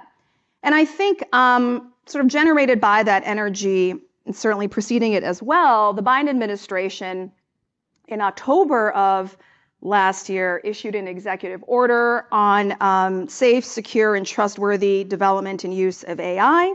And there are a number of efforts ongoing as part of that EO, but just a few highlights. The EO requires AI developers to send safety test results under the Defense Production Act to the government. It charged the National Institute of Standards and Technology, NIST, with developing AI systems, security and trustworthy, and just basically guidance for this area, along with the Department of Commerce. And I think very importantly, it also really has had a number of measures focused on a hiring surge for those with AI expertise to enter government, because the government very much needs that expertise and capacity to deal with the changes that AI is bringing to government decision making. And on that note, I'll just offer a reflection or two on that front. I think what is radically going to be changing the regulatory process is the ease with which the public can use ChatGPT to write public comments that influence regulations. So for those of you that are not as close to my world, essentially, regulations, before they're finalized, go through something called a notice and comment process. Basically, when the Department of Labor wants to, classify workers and have factors for whether they're independent contractors or not, they have to provide notice to the public about their policy. And then they generally have to provide about 60 days for the public to then comment on the proposal. And then very importantly, by law, the agency then has to consider and publicly respond to each, well, not each and every, but every material comment is one of the legal kind of doctrinal hooks. And, of course, conservative agencies are going to try to, conservative in the sense of litigation, conservative, are going to want to respond to as many as possible. So as you can imagine, as some of you know, the FCC net neutrality rulemaking, this was even before ChatGPT, generated something like 23 million comments.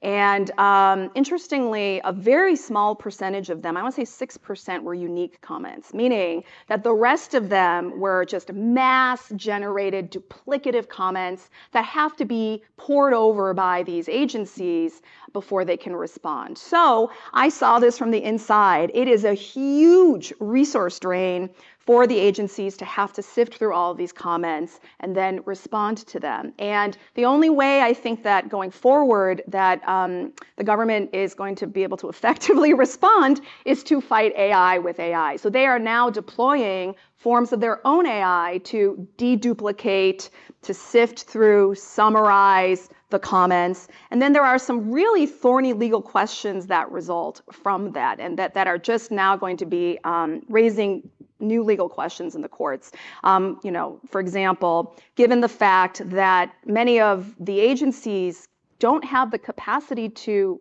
read these themselves, they contract with private companies who are then doing the sifting and the reading and the sorting of the comments. And so is it okay for an agency simply to read those summaries, not to actually look at the comments? Does that fulfill their legal requirement to actually consider and formulate the policy with respect to those comments?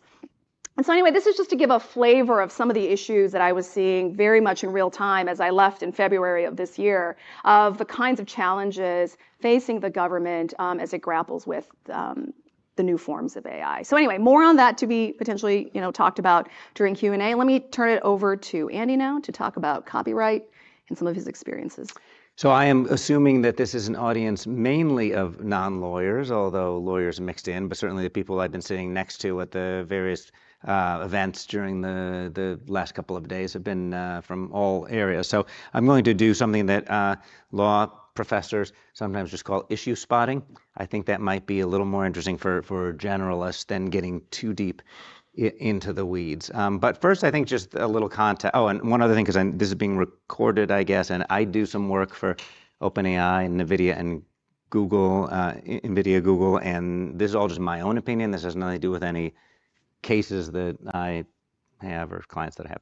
So it's not at all uncommon when you have a new technology upending the way we do anything really, to have a freak out in the copyright world. And the law tends to follow behind. I mean, I think probably in most areas law follows behind developments, but that's particularly so in copyright. So when the player piano came out in the in the 19th century or early 20th century, the sheet music folks who had only recently gotten copyright protection started freaking out. This is going to kill creativity. No one will compose music anymore because the way we make money is selling our sheet music so that people can play it at home. Congress amended the copyright law, gave some protection to mechanical reproduction. Later on, when I was a Marshall Scholar in England in the 1980s, I remember there was a big campaign, maybe there was in the United States too, home taping is killing music. I was like, you know what, now because you have cassette tapes out there, no one is going to create music anymore. But eventually the industry adapted. The content owners tried to sue the Sony Betamax out of existence. That went up to the US Supreme Court, that case, about whether whether the Betamax itself or Sony could be held liable because people were using VCRs to tape shows. And I've seen the same thing just with regard to streaming. Now, the content companies were freaking out for a long time, saying, oh my God, the fact that there are these digital copies out in the wild, we can't sell you a CD for $15 now where you have to buy 11 songs and just to get the one that you want. But the industry tends to adjust. I think that's going to be happening with AI right now. We're in the freak out phase. So I printed out a list of them that we keep going in our firm. There are 18 or 20 major cases pending in district courts right now of various flavors that are going to make the law for the foreseeable future. And then eventually, my guess is whether it's Congress or just through common law, it's going to set the stage for how we think about AI. Almost all of those cases are either in the Northern District of California, which is San Francisco, San Jose, usually because of the terms of service of some of these companies, Southern District of New York, for various business reasons, a few are in Delaware. And in almost none of them have there been any important substantive rulings yet. There are about 13 different cases where motions to dismiss are pending. Those are going to create some law relatively soon. So we're in a really interesting area for lawyers over the next few years. You're sort of making the law. And when I describe the freak out, there's two extremes. So on one hand, the people who are representing the tech platforms or the scrapers or the AI companies, mainly what I do, those are the companies that we represent, will take what I would say probably a maximalist position, and interpreting something that's called the fair use doctrine, which more or less says you're not infringing copyright if you're using the material for a transformative purpose, and if you're not using too much of it. It's deeper than that, but that's essentially it. So the people on that side, the information wants to be free side, are saying, hey, Sarah Silverman and other authors, what are you doing suing OpenAI? Because all that OpenAI did is I could sit at home and read every book and monologue that Sarah Silverman, she's a comedian, she's the named plaintiff in one of these cases. I could read every book or monologue by Sarah Silverman to try to learn myself how to be funny like Sarah Silverman. That's plainly a fair use. So why is it any different if I train OpenAI by feeding it all this Sarah Silverman stuff and ask it to give me some output that's like Sarah Silverman? At the other end of the spectrum, also a maximalist position, and is what I sometimes call the content cartel, are saying anything you do that touches on our works, we should be paid for. You can't train on our works, you can't take snippets of our works, and they tend to divide their complaints into two different tracks, input and output, right? Is it a copyright violation to use all of my books or my songs without paying me a license to train the AI? That's the input side. Or the output side, which came up in a case that got a fair amount of publicity when it was filed by the New York Times against OpenAI, saying, well, wait a minute, I'm putting in some prompts into ChatGPT and it's reproducing almost verbatim some New York Times articles. So those are the positions that are out there. I have my views about what's right. In the meantime, businesses want to plow ahead. And so in some of these instances, I think these issues are going to be resolved, at least in the near term, simply by the businesses and the content owners agreeing to lay down their swords and agree to licensing deals without agreeing that there's an actual need to do it. So OpenAI reached licensing deals with Axel Springer. It's a big publishing concern around the world to say, you're going to agree that we can scrape your stuff. We're not saying that you have the right to fence us out, but just so that we can be busy making money instead of litigating. They did the same thing with Reddit. So when we can deal with Reddit, we can scrape your site. We'll share some of the profits with you. We're not saying we have to do it. I think we're in an interesting time in that regard. I think the fair use arguments for input are very, very strong. One final thing, I don't want to take up too much time. I could go on forever about this. We'll let you get to other people. But some of these cases are going to turn on some very technical, narrow issues. So the copyright law says it applies, for example, if you make a copy of something or a derivative work, for example. In some of these cases, there are big fights going on right now in discovery about what happens in the black box that is AI. And weirdly, even the AI companies themselves don't always know. But the AI companies are saying, no, no, no. This is not like we are just sucking in all the content of the New York Times, making a copy of it and searching it. We just kind of run it through. We tokenize each word. We make some, there's some network inside the AI that decides if you see the word cat, it's more likely to be near the word brown than it is near the word green, blah, blah, blah, blah, blah. We're not making a copy of anything. But behind the scenes there, what if there's an ephemeral copy, which there may be, just like very briefly, it's like sucking it in, getting rid of it. And some of these cases may be won or lost on something as simple as that, as whether there's an actual copy made in the process. I'll pause and we'll see if we have more time and I can rant. So my subject is the First Amendment and artificial intelligence. And by First Amendment, there's a set of legal principles and rules associated with the First Amendment, but it also is a stand-in for a larger culture of free speech that operates even where the First Amendment itself does not. For example, in private universities and the practice of journalists and maybe more broadly in society. I want to focus on two challenges in particular that AI poses to the First Amendment and to that system. One has to do with deep fakes, which are representations of events that did not happen, but the representations are extremely accurate. And it's very difficult for any observer, certainly any casual observer, and maybe even a sophisticated observer, to tell that those events did not happen. And the other thing I'll talk about a bit is the way AI can target speech to particular small groups or even to particular individuals. Now, the sort of freakouts that Andy was talking about in intellectual property happen on the First Amendment side too, that there's a new technology. This has been going on for at least decades. You could even make a case it's been going on for centuries, since the printing press and certainly since the availability of sort of mass pamphleting and mass circulation newspapers. And the form the freakout takes is there's a new technology, and the sort of world divides into people. Sort of it's a face-off between alarmism and complacency, where you see some people saying, "Oh, that we have to rethink everything. The sort of norms we had governing free speech, they're obsolete. They have to go." Most recently, this has been done a lot in connection with social media, where there is a sort of a subgenre of scholarship saying, "Isn't the First Amendment obsolete now?" And then the complacency side is, "Oh, what are you talking about? It's just a new sort of way of applying our old principles. Technology changes in lots of areas. We just apply our principles to the new areas." So you see that kind of a dichotomous way of thinking. I actually find that not that useful because it's on too grand a scale. But what I do think technology does is to reveal difficulties, vulnerabilities, weak points, sort of fault lines in our current ways of thinking about things. And by that I mean principles that have come to be accepted, but they're not quite right.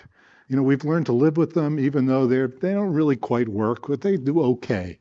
And so we live with them, and they've even become foundational to our ways of thinking about free speech. And then a new technology comes along and it reveals the problems in that way of thinking. So let me give you an abstract example and then a concrete example that brings us back to deepfakes. The abstract example is the idea that, if you don't like speech, the remedy isn't to suppress the speech, the remedy is more speech. The remedy is to speak against the speech you don't like. Don't suppress it, answer it. That's a pretty good principle. There's a lot to be said for that principle. There's some areas in which it obviously doesn't apply.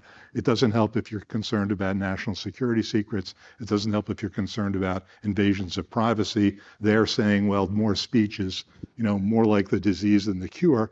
But if you're talking about bad ideas, well, the idea, no, fight ideas with ideas seems to make sense. But it obviously has some difficulties. There are going to be instances in which more speech really does not fix the problem. But it's worked pretty well. One area in which it really has kind of taken hold, with a couple of exceptions, is the government, by and large, with some exceptions I'll mention in a second, cannot outlaw a statement just because it is a false statement of facts. There are exceptions for commercial fraud. There's an exception for defamation if it's defamation of a particular person. But, as you think about it, we don't want litigation over whether one political candidate has mischaracterized another political candidate's positions, or has misrepresented the state of the economy, or what that candidate will do if elected. We don't want litigation about all that. The answer to that is answering speech. So this principle that just because something is a false statement of fact, with certain limited exceptions, it can't be prohibited, that's sort of a foundational principle. The availability of artificial intelligence and certain other digital means of communication has really challenged that. And it's not an entirely new thing, but deep fakes, because they are so easy to propagate, because they are so difficult to detect, and because they can be done at such scale, really pose a challenge to this idea that, no, if it's false speech, answer it, expose its falsehood. It's going to be very difficult, much more difficult to do now than it has been in the past. It's not to say this is entirely new. You remember the Orson Welles, we probably remember firsthand, but I certainly don't, the Orson Welles War of the Worlds, where there was a radio broadcast in which he said we've been invaded by aliens. I think they landed near Princeton, New Jersey. I don't know why. And people took it seriously, and there was sort of a major commotion and major disruption because people thought we'd been invaded by aliens. Well, that was a deep fake. He sort of used a new medium to communicate something, and people couldn't see through it. So it's not entirely new, but as I said, it can be done with ease and effectively and at scale. Now, the Orson Welles incident actually kind of provides a hint of one way out, that this is more likely to be a problem when a means of communication is new, because people don't know quite how to detect whether it's phony. So as AI becomes more common, as something to pick up on something Jen said about you can fight AI with AI, as AI means of detecting deep fakes become useful, maybe this problem will to some extent solve itself. The same way, if there were a phony radio broadcast today, it's unlikely to have the effect of Orson Welles's. I think it is the case that when photographs first became usable as evidence in court, there were major problems about how do we know it's not faked? How do we know this actually happened? We overcame that. Maybe we can overcome the comparable problem with AI. But it has identified a fault line, which is, we think, if something is a false statement, rebut it, don't suppress it.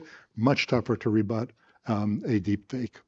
The second fault line has to do with targeting speech on particular small groups of particular individuals. This is again an area in which the foundational First Amendment principles are not fully worked out. The law has a very difficult time dealing with face-to-face speech.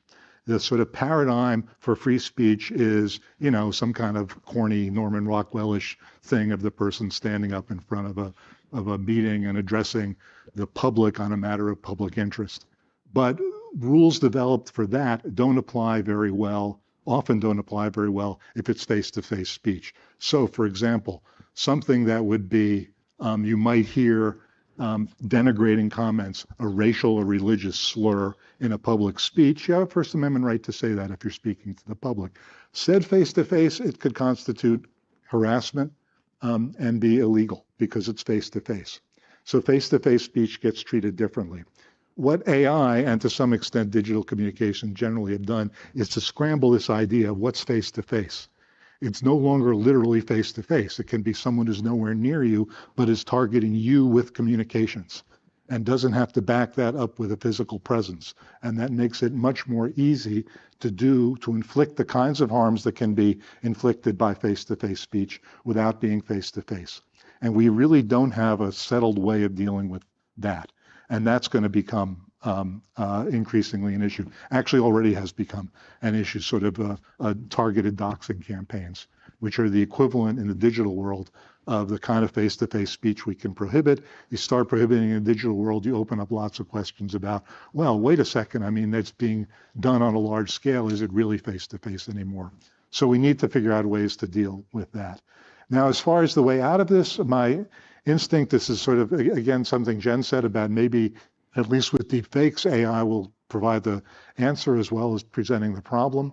And the other thing is we do have these tools to deal with these things, and we do have ways of getting at commercial fraud, but not having the laws regulating commercial fraud spill over into the areas in which we really don't want to police the truth of speech because we don't want litigation over the truth of statements about, the budget, et cetera. And similarly with face-to-face speech, we do have some ideas about what constitutes impermissible harassment, following someone down the street, screaming epithets at that person. All you're doing is walking and talking, but it's pretty clear that can be punished, even though it's speech, and whether it can be punished depends on what you're saying.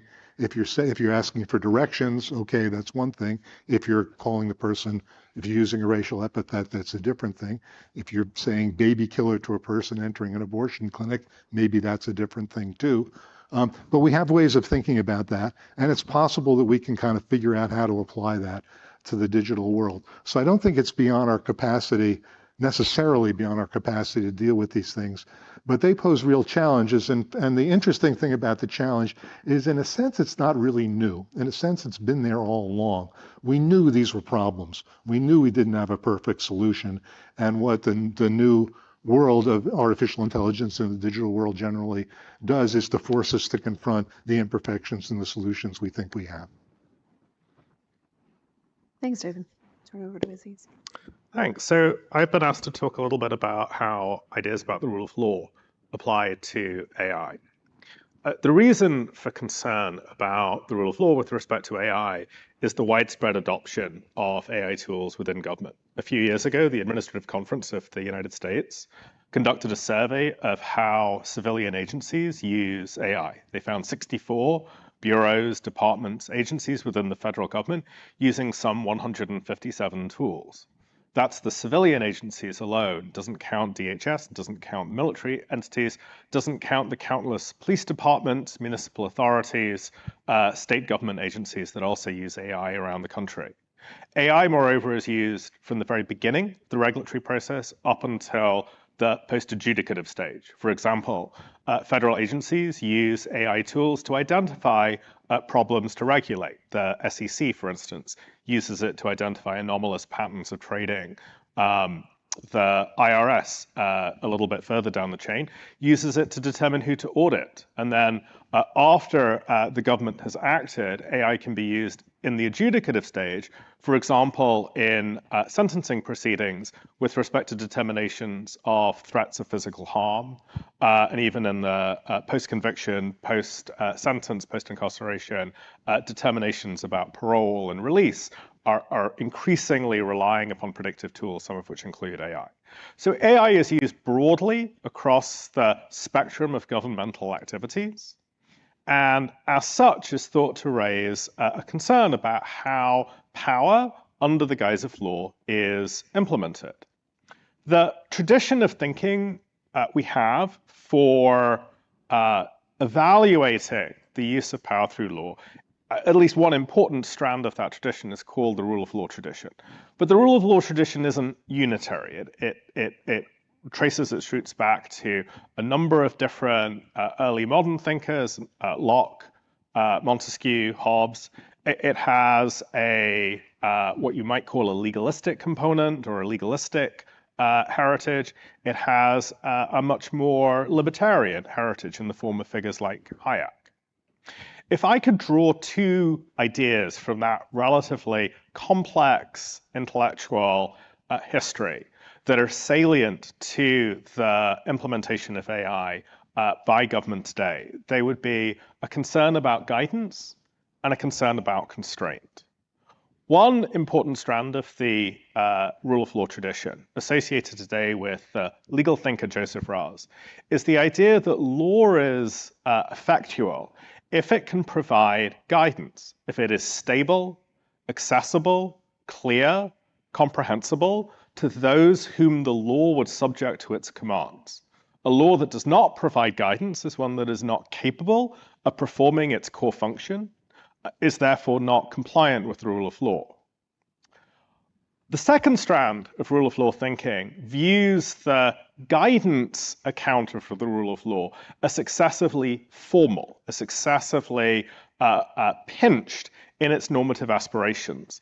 And it insists that if the rule of law is to be viewed as a good, an aspiration toward which law and society should aim, it has to do more.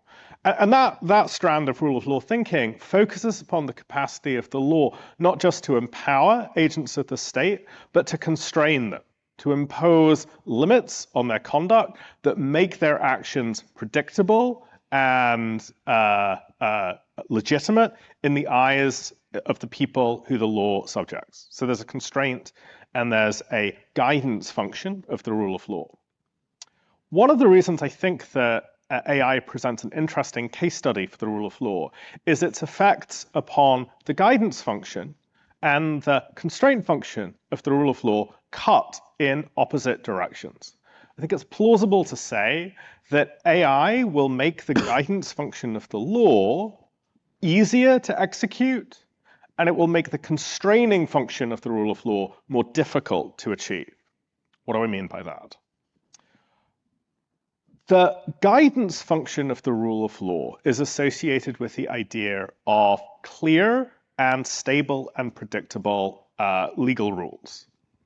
In an important way, the implementation or the intrication of AI into either pre or post adjudicative mechanisms, either pre-trial when the government investigates, or post-trial when it's determining what sentence or punishment is going to be imposed. Substituting AI for human judgment leads to more stable, regular, and predictable outcomes. Why? It takes out of the picture one of the most stochastic elements of the legal process, the individual judgment that's associated with line decision makers, from probation officers to judges to the person who hands you your license or doesn't hand you your license at the DMV. So in an important way, AI is a source of stability. I think there is a counter argument to that with respect to the guidance function. It's the idea that even if AI is predictable, it's more opaque and therefore is perceived as less predictable. The European Union, I think, acting on that impulse, has included in the GDPR something that might be called a right to a human decision. You're entitled, under certain conditions, to object to the fact that you've been subject to an automated decision and say, I have a right to appeal to a human decision maker. And I think the intuition there is that the human decision maker is somehow less opaque and therefore more predictable.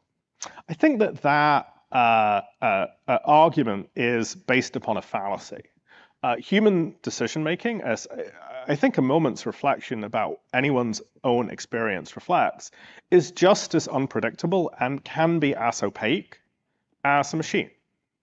And there are ways, increasingly in the technical literature on AI, of supplementing AI decision-making tools with explanations that render those tools reasonably transparent to ordinary, non-technically trained individuals.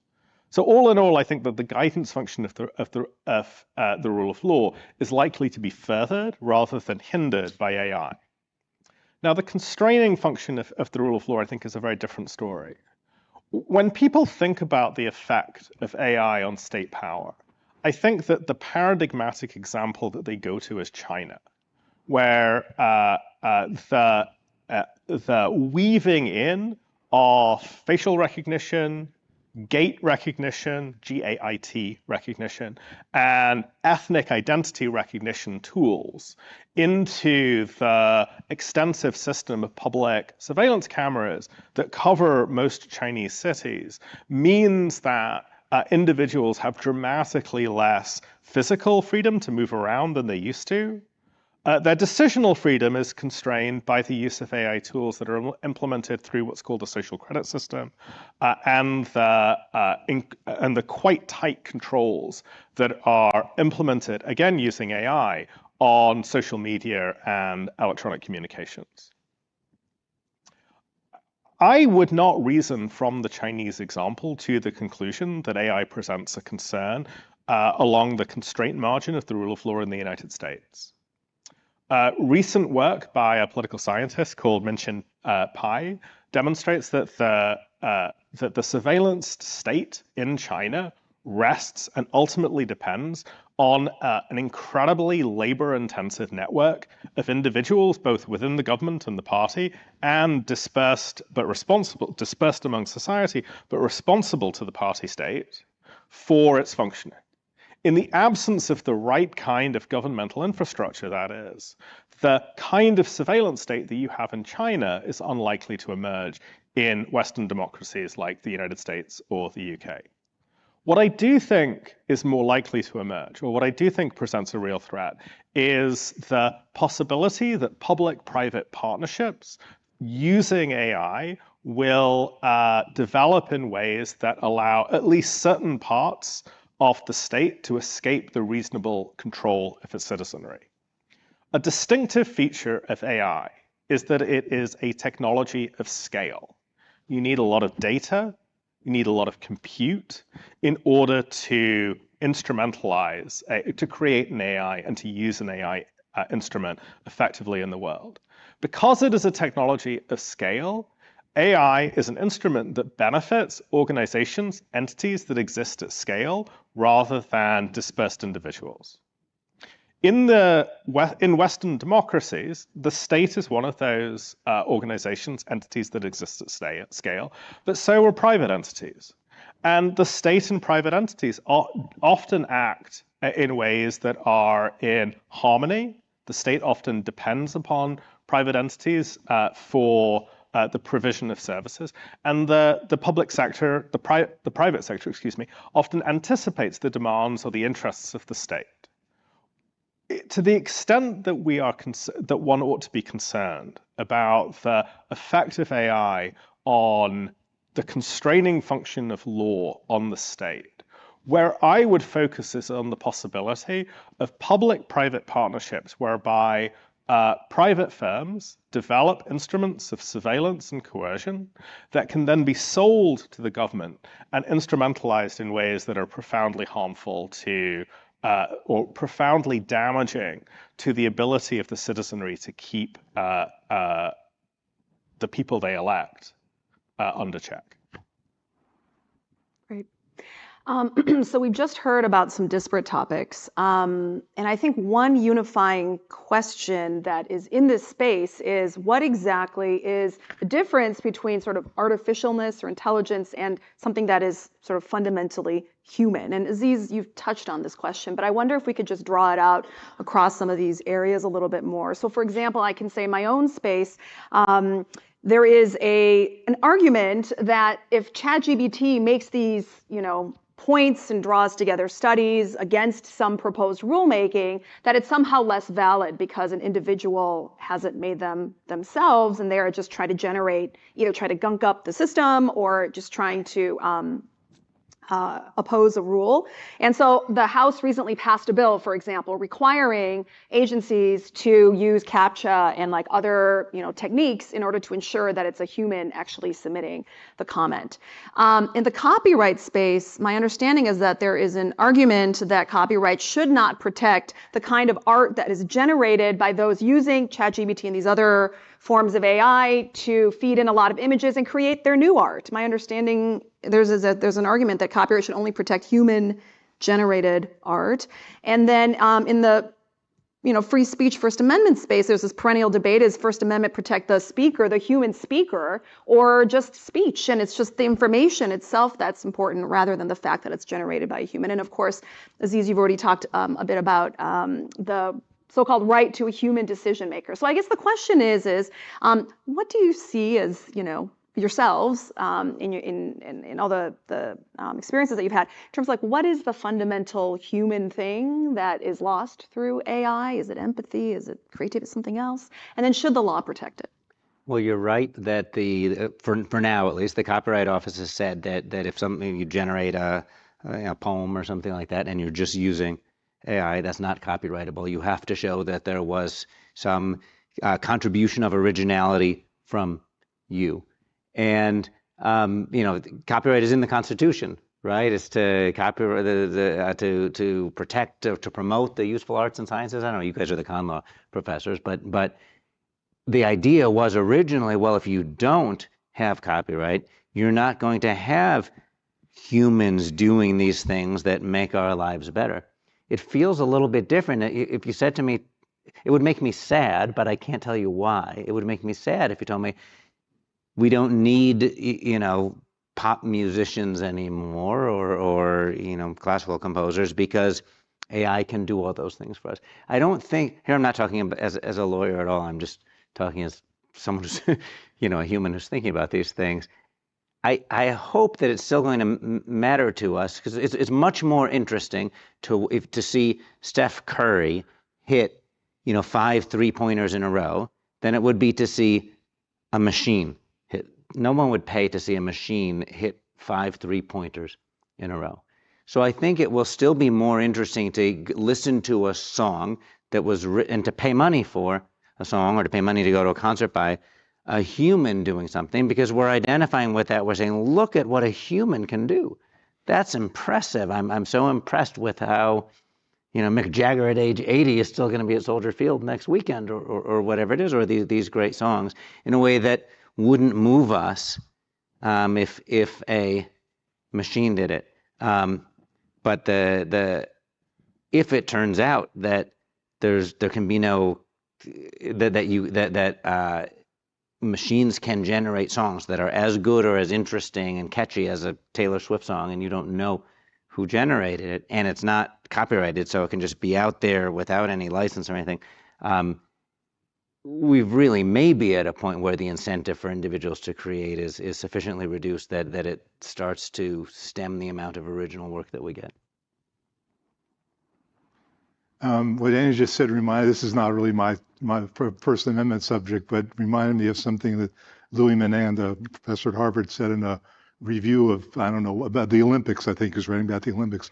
And he said, why are we, it was a rhetorical question, why are we so fascinated with gymnastics when the best gymnasts in the world are markedly inferior to just the average squirrel in your backyard, jumping from limb to limb?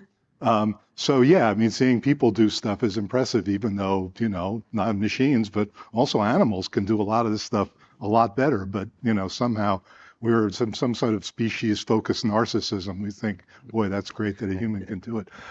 But to Jen's question about artificial intelligence and speech, and is AI-generated product speech, sort of two things align with kind of what I said before. One is that it sort of forces us to focus on something about the way we think about speech that we otherwise might elide. And the other is, to ask that question even, which gets asked a lot, is misdirection. So here's what I mean by that. You could set up a machine that would produce random human-like noises and words. Now, would that machine, if I set up that machine and the government comes along and takes it down, does that violate the First Amendment? That really seems implausible. But having said that, there is something about, people speaking and speaking their minds, and we want to value that. And that's part of the system of free expression. So that's one thing. The reason I think it's misdirection is that a lot of times these questions, is this speech, does the First Amendment protect this?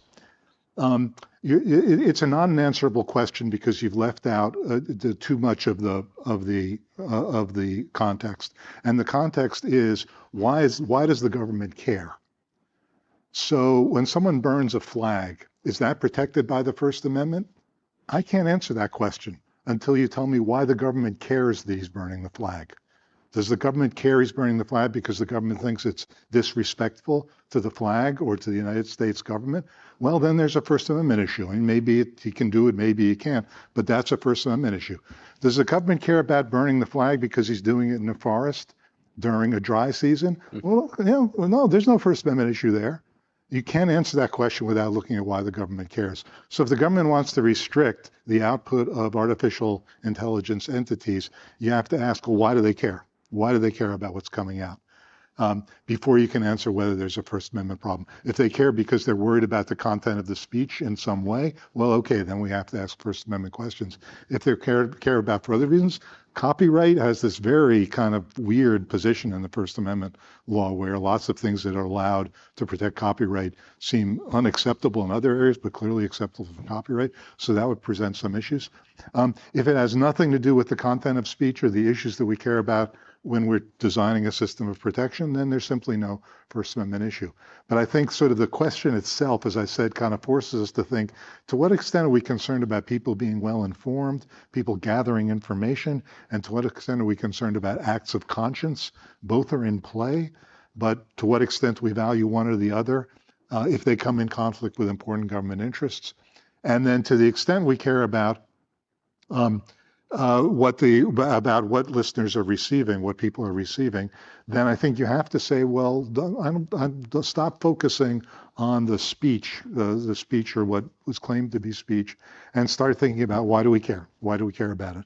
And that is often the decisive question. So once again, these changes are tough to deal with, but also kind of illuminating and maybe produce progress in the way we think about the overall system of free expression. I heard in Jen's question a descriptive and a question of value. On the descriptive question, I don't think that there is a clean way of dividing between machine and human decisions. I think the most recent wave of generative text tools illustrates that. Most of these tools are, in effect, two different procedures bolted onto each other. One is something called a transformer model, which is essentially a very complex neural network. And the second is a process of reinforcement learning through human feedback, where you have a bunch of human testers who rate responses to the outputs of the initial transformer model. And it turns out to be impossible to create an effectual generative, or very difficult at least so far, to create an effective generative text tool without having that last stage of human feedback. Almost every tool, like ChatGPT, is woven together through some complex blend of human and human design decisions, human choice, and machine action. And it seems to me not worthwhile trying to figure out how to pull those apart. On the question of value, I think I agree with Andy and David that the Anglo-American legal tradition, at least, has always accepted the basic liberal predicate that the measure of value, the basic humanist predicate, that the source or unit of value is the human being. And to the extent that things that are not human, be they jumping squirrels, beautiful sunrises, etc., matter, they matter if and only if they matter to human beings. So humans are the measure of value. But I think I disagree with Andy with respect to the possibility that humans can value things that are themselves not humanly produced. So the beautiful sunset, the view that you have from a mountain are not, by most accounts, humanly produced. They may be humanly inflected because of pollution, but they are, in some fashion, appreciated as non-human phenomena. I don't see any reason why that cannot be the case with respect to the products of AI. I think this is probably true for many of the cases of deepfakes that David mentioned. I'll give a different example. In Japan, because of the demographic crisis that Japan is experiencing with the declining birth rate and the absence of a labor force that can serve their graying population. One of the tools that's come into actually quite widespread and successful use to mitigate some of the psychological harms of loneliness in old age is the use of robots as companions for older people. And at least up until now, the empirical record of robot companions for the elderly in places where they are widely adopted, such as Japan, is extremely positive. People absolutely understand that their companions are not people. They absolutely understand that they are programmed, and yet they have enormous emotional investments with clear welfare payoffs from those human-machine interactions. So it strikes me as being utterly plausible to say that you can have a legal world which recognizes that value flows from people and people alone, and yet also say, well, there are some things out there that are the products or instantiations of just machine action that are themselves valuable, not because they're human created, but because there's some human being that cares deeply about them. All right, well, I know many in this audience have been thinking about these themes, so I want to open it up for questions. And I think we have some folks with mics going around. Should we start with Bill up here? Very short question. I may have missed it, but I didn't hear any of you discuss how to think about, in these various contexts, the phenomenon of hallucinations. I can't talk about that with regard to, I don't have an opinion about that with regard to copyright, but I can tell you as a practicing lawyer, and you've probably read all these stories yourself, a bunch of lawyers have gotten into trouble for writing briefs that look entirely plausible, and they will cite a case, you know, Smith versus Jones held blah, blah, blah, 7th Circuit, 1993. And so I saw some foolish lawyer asked the generative AI, is this a real site? And I said, yes, it is. And he's like, well, that's okay. And judges have come down hard on those. That's probably all I've got about hallucinations, other than some existential dread that we will soon be in a world where we just have no idea what's true and what's real at all. And you know, that's coming, but maybe after my lifetime. I mean, hallucinations produced by AI, that's sort of the ChatGPT spits out something that's not true. Yeah, part of what's going on there, I think, is the deception. That if someone were to say, look, I got these from ChatGPT, we all know ChatGPT is capable of hallucinations, so treat it accordingly. It would be a different feel. Lots of times we come across historical records, and we're not sure whether what's in the historical record is reliable or not. And you can kind of say, well, here it is. You know, this is the best I can do. I think it shows that these things happened, but not sure. And you could see this becoming like that as long as we know what we're dealing with, we can manage it. The real problem comes when someone presents it as something that was the product of a system that is very unlikely to produce fake sites, like a person in a library, presents it as something that is in fact capable of producing unreliable information. But I think that I would locate it more as the deceptiveness of what the lawyer did rather than something about AI in particular. I take hallucinations to be a new version of an old problem, which is that a technology comes along. People think that the technology is going to revolutionize the world, but when the technology is rolled out, it turns out that there are these gaps between the world and the technology. And the hallucination problem is, I think, an unexpected effect of, or an unexpected output of almost all generative AI models that demonstrates a kind of or creates a difficulty with implementation in the world. And probably its most important short-term feature is that it's dramatically slowing commercial adoptions of AI. I think it is less important than what I think is underlying the problem of hallucinations, which is this, that when you craft a generative AI tool, as I understand it, you particularly at the human reinforcement or the reinforcement learning through human feedback stage, you have to make a set of judgments about how the empirical world that's being reported on or that's being reflected, perhaps that's a better verb, by the AI fits together, how it coheres and how it therefore is depicted. And as anyone who's written a legal brief or a term report or a story knows, there are many, many different ways of cohering, of putting together even relatively simple fact patterns. And it turns out that there are structural choices that are built into generative AI with respect to how you deal with the coherence problem. Because there are different ways of dealing with the coherence problem, and because those different ways are going to have predictable political or normative valences, it is necessarily the case that generative AI tools will have what is understandable in the world as a slant. It was possible, I was going to say it was now possible. It was possible within about 2 weeks of the release of GPT-3 to write a version of a generative AI program that was the liberal generative AI. And then a couple of weeks later, there was a conservative generative AI.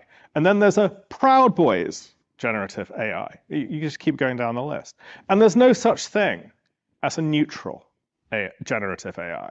So that to me seems profoundly more difficult, profoundly more destabilizing because of the absence of a kind of neutral ground at the level of the system, at the level of the how do you cohere the world in general? What's your method for doing that? Right? That's much, much harder than, is this case citation made up? We have an answer to the, is the case citation made up question. We do not have an answer to what is the right way to cohere the world. So the short follow-up is, why is a hallucinating AI different from Donald Trump? I